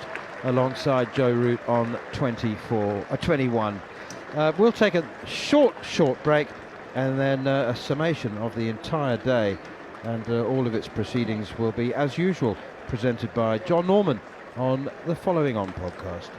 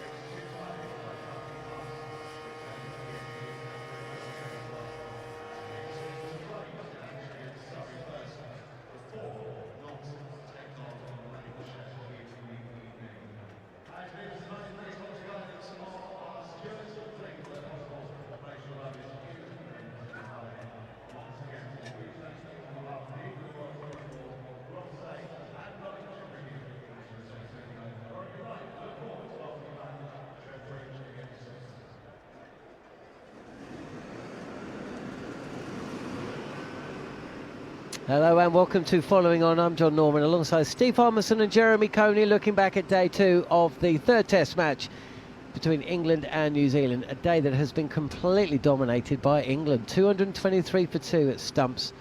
So they still trail by a sizable margin, 215, but boy oh boy, they would have taken this at the start of the day. Once again, Ben Stokes, who writes his scripts, has shown just why England need him in the ranks. An 8-over spell which yielded 3 wickets and really dragged England back into this contest. It was quite brilliant, and in the end it was almost like a sorry looking New Zealand side who walked off with 400 runs, 438. Sears last man out for a duck. 4 wickets to Stokes, 2 apiece for Bashir and Archer, and Joe Root and Atkinson with 1 apiece. Atkinson, I thought, bowled better than that. Steve Harmison alongside me. It was always going to be this way, wasn't it? After sitting out at the Oval and watching England lose, a disjointed team. Because, of course, you can't replace Ben Stokes with 1 person. You had to replace him with 3. Joe Root took the captaincy. I can't quite work out who took the bowling duties, but Jordan Cox came in as a batter. But of course, back in the side, not only did it mean that he could take the role of 2 players, it meant Shoaib Bashir could play as well, and him nipped out 2 as well. So it is ridiculous just how much value he brings to this England team. Yeah, it was. There was a lot of noise during the week. I said in commentary a little bit earlier, when you had, I don't use this lightly. I mean, idiots having a go and saying, how can Ben Stokes go in and look at his teammates after what he's done? I mean, that was the most ridiculous thing that somebody could say for what Ben has done over the course of his career for this England dressing room. Yes, he made a mistake. We all know that, and he's put his hands up and he's apologised to it. Could have apologised a little bit more, but look, he did apologise. And what he's done is he's shown what a character, what a cricketer, and what it takes to put disappointment behind him. Because you know what, on that Monday night, on that Monday, going into Tuesday, Ben Stokes, and we've been talking about his retirement and whether he was going to be captain or not.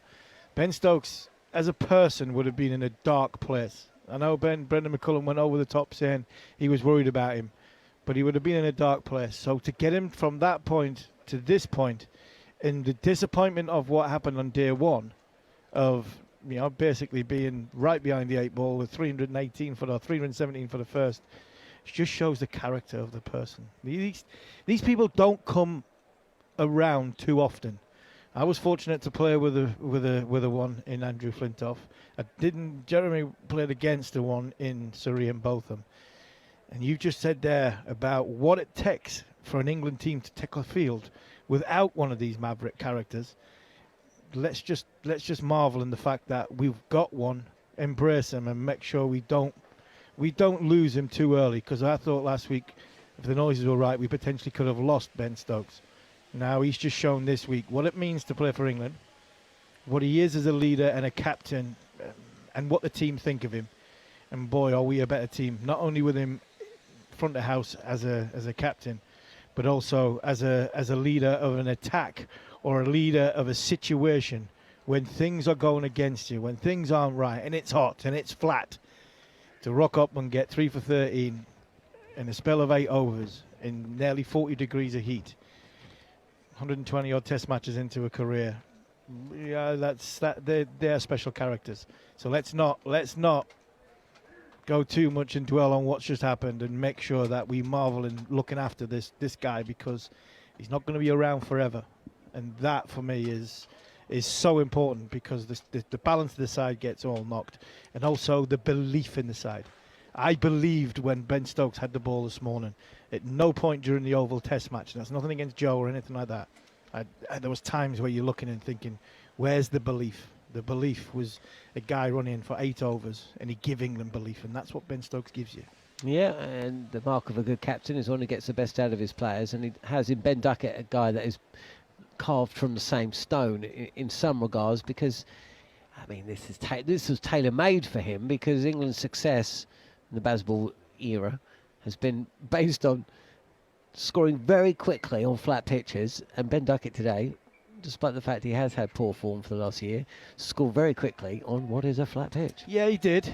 But I think the challenge that Ben's had over the course of the last 12 months since the India series last year here, when he was probably regarded as one of the best opening batters in world cricket, to then go through a difficult time, which was, the Ashes, where I thought the Australians had his number. They found him out a little bit in areas where to bowl to him. Bowl that little bit fuller, make him hit you down the ground. And whether Ben's had a little bit of a change, or it was just we seen, didn't we? We seen a sample size of him in this series, where he got 30 and got run out. He looked when he got them 230s. I was thinking he's onto something special there, and it didn't happen for him. An element of bad luck. And I thought today he was magnificent. From the first ball he faced, he was on. You could see the execution of his shots. You could see that New Zealand didn't quite get their lines and lengths right and their angles right with their fielders, and that might have something to do with no Henry and no Jameson, and being able to put pressure on from a four-man attack. And then you've seen that partnership develop well along with Jacob Bethel. So because of that, it's great to have Ben Duckett back as the mainstay, the leader, the one that sets the tone for the innings. And he played an absolute beautiful innings and well-deserved 100 on a ground which he's so familiar of. Jerry, New Zealand looked a little ragged, didn't they, when bowling? And they certainly did miss Jameson and Henry. There's no two ways about that. But certainly when bowling to Ben Duckett, they seemed a little bit lost about where to bowl to him, and not just to get him out, but how to stop him scoring runs. No, absolutely right. I think all through the day, it's definitely England's day. They've turned this match around. There's still some work to be done. It's not entirely there already, although they've played very well today. They're still 215 behind. Now that will take them, I would have thought, into the middle session to achieve. Or if New Zealand get a few wickets or something else happens along the way, maybe into the early in the last session. Who knows? To be level, then the question will be asked. A decision has to be made, and they've earned the right to make that decision. And that is that do they push on and make it difficult for New Zealand in the third innings of the match, or do they want to pull back and have more time to declare and then chase, depending on how they go in that third inning. So, I mean, there's some choices right then when it happens and what England wish to do. And they'll, as I say, they've earned the right to do that because of their play today. There were two controversial moments in the morning session, both involving decisions that went against New Zealand. Daryl Mitchell was given out, caught behind. He didn't think he'd hit it. He thought that the bat had hit the pad. That was given not out on field and overturned. And then Mitchell Santner was bounced out by Ben Stokes, and he reviewed the on-field call, which he believed the ball came off the arm guard. Jarrod Kimber has spent many years extolling the benefits of having third umpires who, essentially, that's their day job, right? Rather than it being their part-time job, it's their full-time one. Sure. Did we see today, again, indication that Jarrod has a point, because it took 36 seconds for Mr. Holdstock to make the decision in regard to Mitchell Santner, and he saw just one TV replay. Yes, he did. And we kind of, because when you are talking about hitting the glove, the elastic part of the glove that holds it onto your hand, it's not that wide, and then of course your arm guard comes right down and is right alongside, isn't it? And so they are sort of running along together. And what was concerning for me about it a little bit, I mean, if he's given out, he's given out, and he was. So, and he was given out on the field as well. But I just, when they showed the second replay, which was, you could say, some would say, why on earth did you show it to us? It just made it more confusing, because all you could see was a ball blasting in and turning Santner's arm guard around, which made you suspect it's hit the arm guard. I mean, it created doubt by showing us that. And so that was more the controversy, I think. The use of the technology wasn't properly handled by the third ump. That's where the thing was a bit disappointing. And the same with the other one. You had one half split screen showing Mitchell hitting his pad with his bat, and the other one was showing a registration as the ball was going past the bat. They two didn't marry up. Well, why show us those two things? Show us another angle. Give us something else so that we feel happy that the right decision has been made. Now, Harmy will say they were both out, and absolutely they were both given out, and that's it. But of course, as a New Zealander, I would say, gee, I'd like to know a bit more about that. There was also another incident that occurred today, which you don't see very often. And now you two both play professional cricket. I'm not sure if you were ever concussed. Harmy was the one doing the concussing, I imagine, most of the time. But Blair Tickner was struck on the side of the helmet by Jofra Archer. At the time on commentary, it was remarked that there was a similar situation back in 2019 involving Steve Smith. And then we kind of moved on with it. Blair Tickner his innings didn't last for very much longer because Ben Sears was out soon after. Now, you tell me, guys, but concussion often does have a delayed effect. Somebody came out and ran through the questions that they need to ask. They were, I guess, answered correctly. But at some point in the next 20 minutes or so, the concussion symptoms started to come in, but not before Blair Tickner went out and bowled. Now, we know that Blair Tickner is not a Jimmy Anderson, line and length and Merchant and Ollie Robinson either. He is a little bit inconsistent with line and length, but he was markedly off in those 3 overs. And we didn't pick up at the time that it had anything to do with the concussion, but it was all over the place. And just wonder, actually, and this is no criticism at all, but those who know him better, I imagine that the concussion symptoms would possibly have been more evident at the time. It was just as we were approaching lunch, just got through that spell, and then of course it came out that he was suffering from nausea and migraine, and we haven't seen him again, and Zach Fox has now come in. Yeah, I mean, it's a difficult situation from a player's point of view because you're playing for your country and you want to perform and you've been given a chance, and Henry and Jameson are injured, and you want to sort of, at the time, if you remember, England weren't that far ahead. There was only the partnership was just developing, and you've got a couple of overs to come out. So you feel as though it happened to me once, but you feel as a player and as a bowler, John, you want to be in the game, and you want to be in the game. And I think what's probably happened is during them 18 balls that he did bowl, I would imagine there'd be quite a few of the New Zealand fielders who do know him, like you're saying, from an experience point of view, going, there's something off here. And then when they've gone in at lunchtime, that's when the conversation developed into a bit more. The fitness, the medical team's getting a hold of him, and then all of a sudden, the concussion has become, you can get delayed concussion. So, it happened to me at Lila Kill all them years ago in Australia. Dived for a ball, I hit the floor, bowled about 3 or 4 overs. To this day, I can't remember them 3 or 4 overs. I had no idea what them 3 or 4 overs are like, and it wasn't until later on that night, being sick and feeling unwell, that I didn't really know what concussion was. But I certainly had a bad head when I woke up the next morning. So I think you feel for Blair Tickner because this was his chance. You also, from a New Zealander's point of view, you applaud Blair Tickner because in his eyes, he wants to go on the field and bowl for his country. And then when he's bowled and he's come off at lunchtime, in that sort of 25-minute period, you can see and from a medical point of view that he's not quite right. And I think then common sense has got to come in. Then protocols, and we've seen head injuries in football, and we talk about head injuries in rugby and stuff like that. The cricket ball's hard. And when that hits you on the head, there is a danger to it. And I think what has happened, I think the right outcome has come. The right call's been made.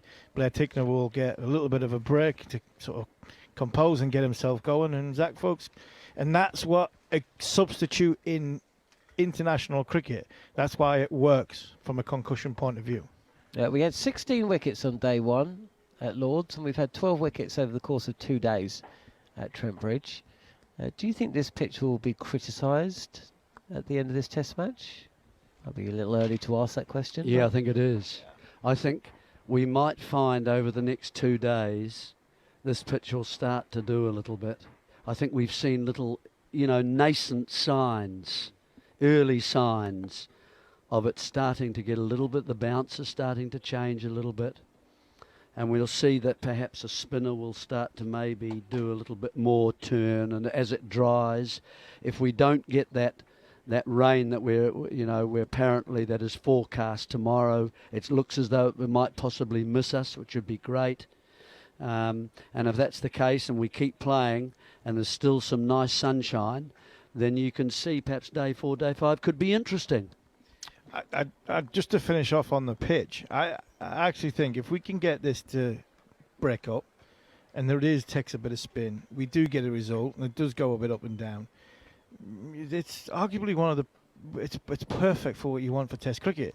You want 2.5 days flat. You want it to then start become a little bit more challenging, and then you want it to turn towards the end of the game and then have a contest. I don't mind 450 plays 450 and then the game go fast forward, because that's the contest. That's Test match cricket. Subcontinental. Yeah, exactly. So that's what would be ideal. I think a couple of things are factors that are in this.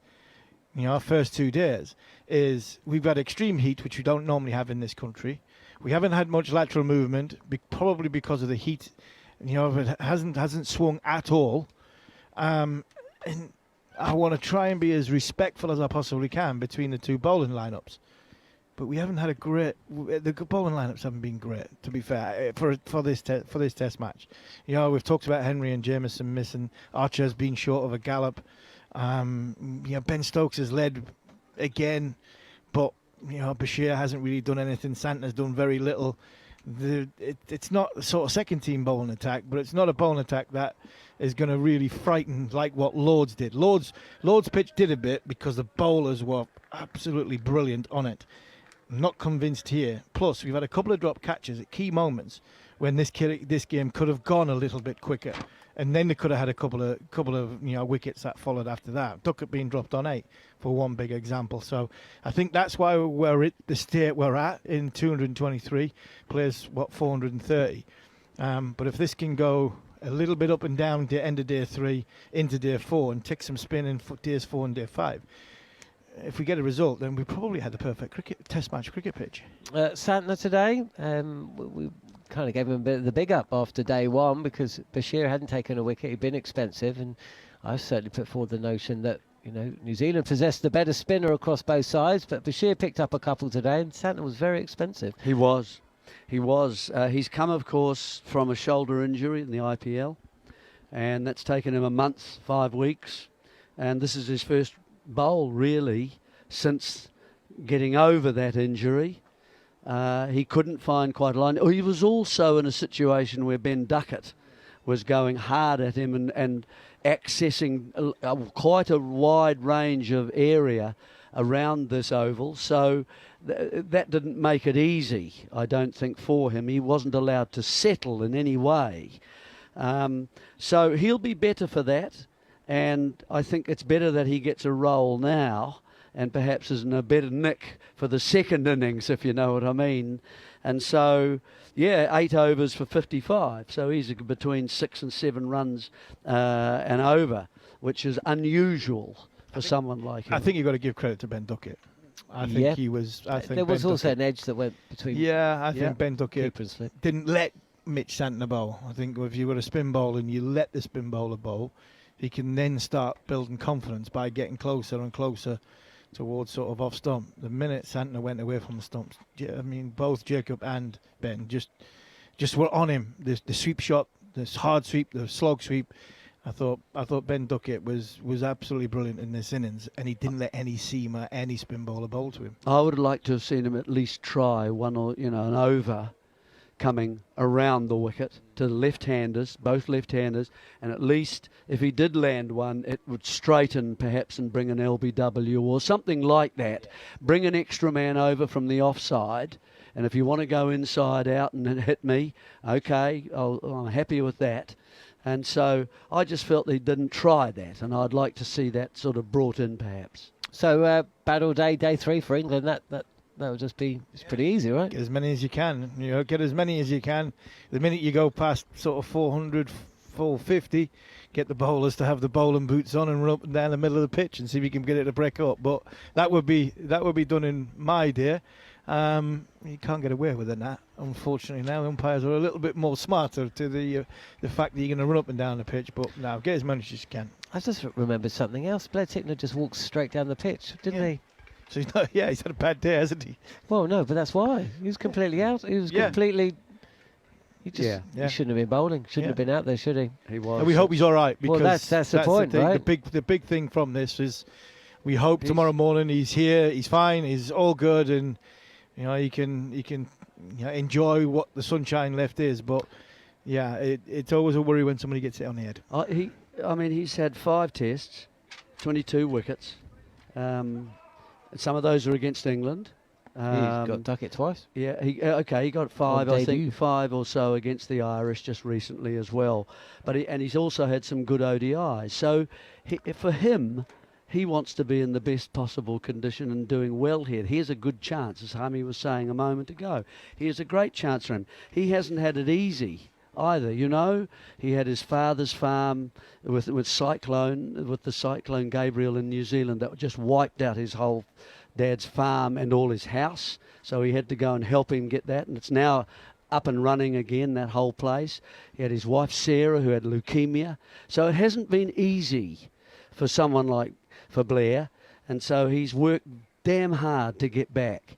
And so I hope he's okay. Well, we totally echo that. We were out in New Zealand when that tragedy affected his parents' farm.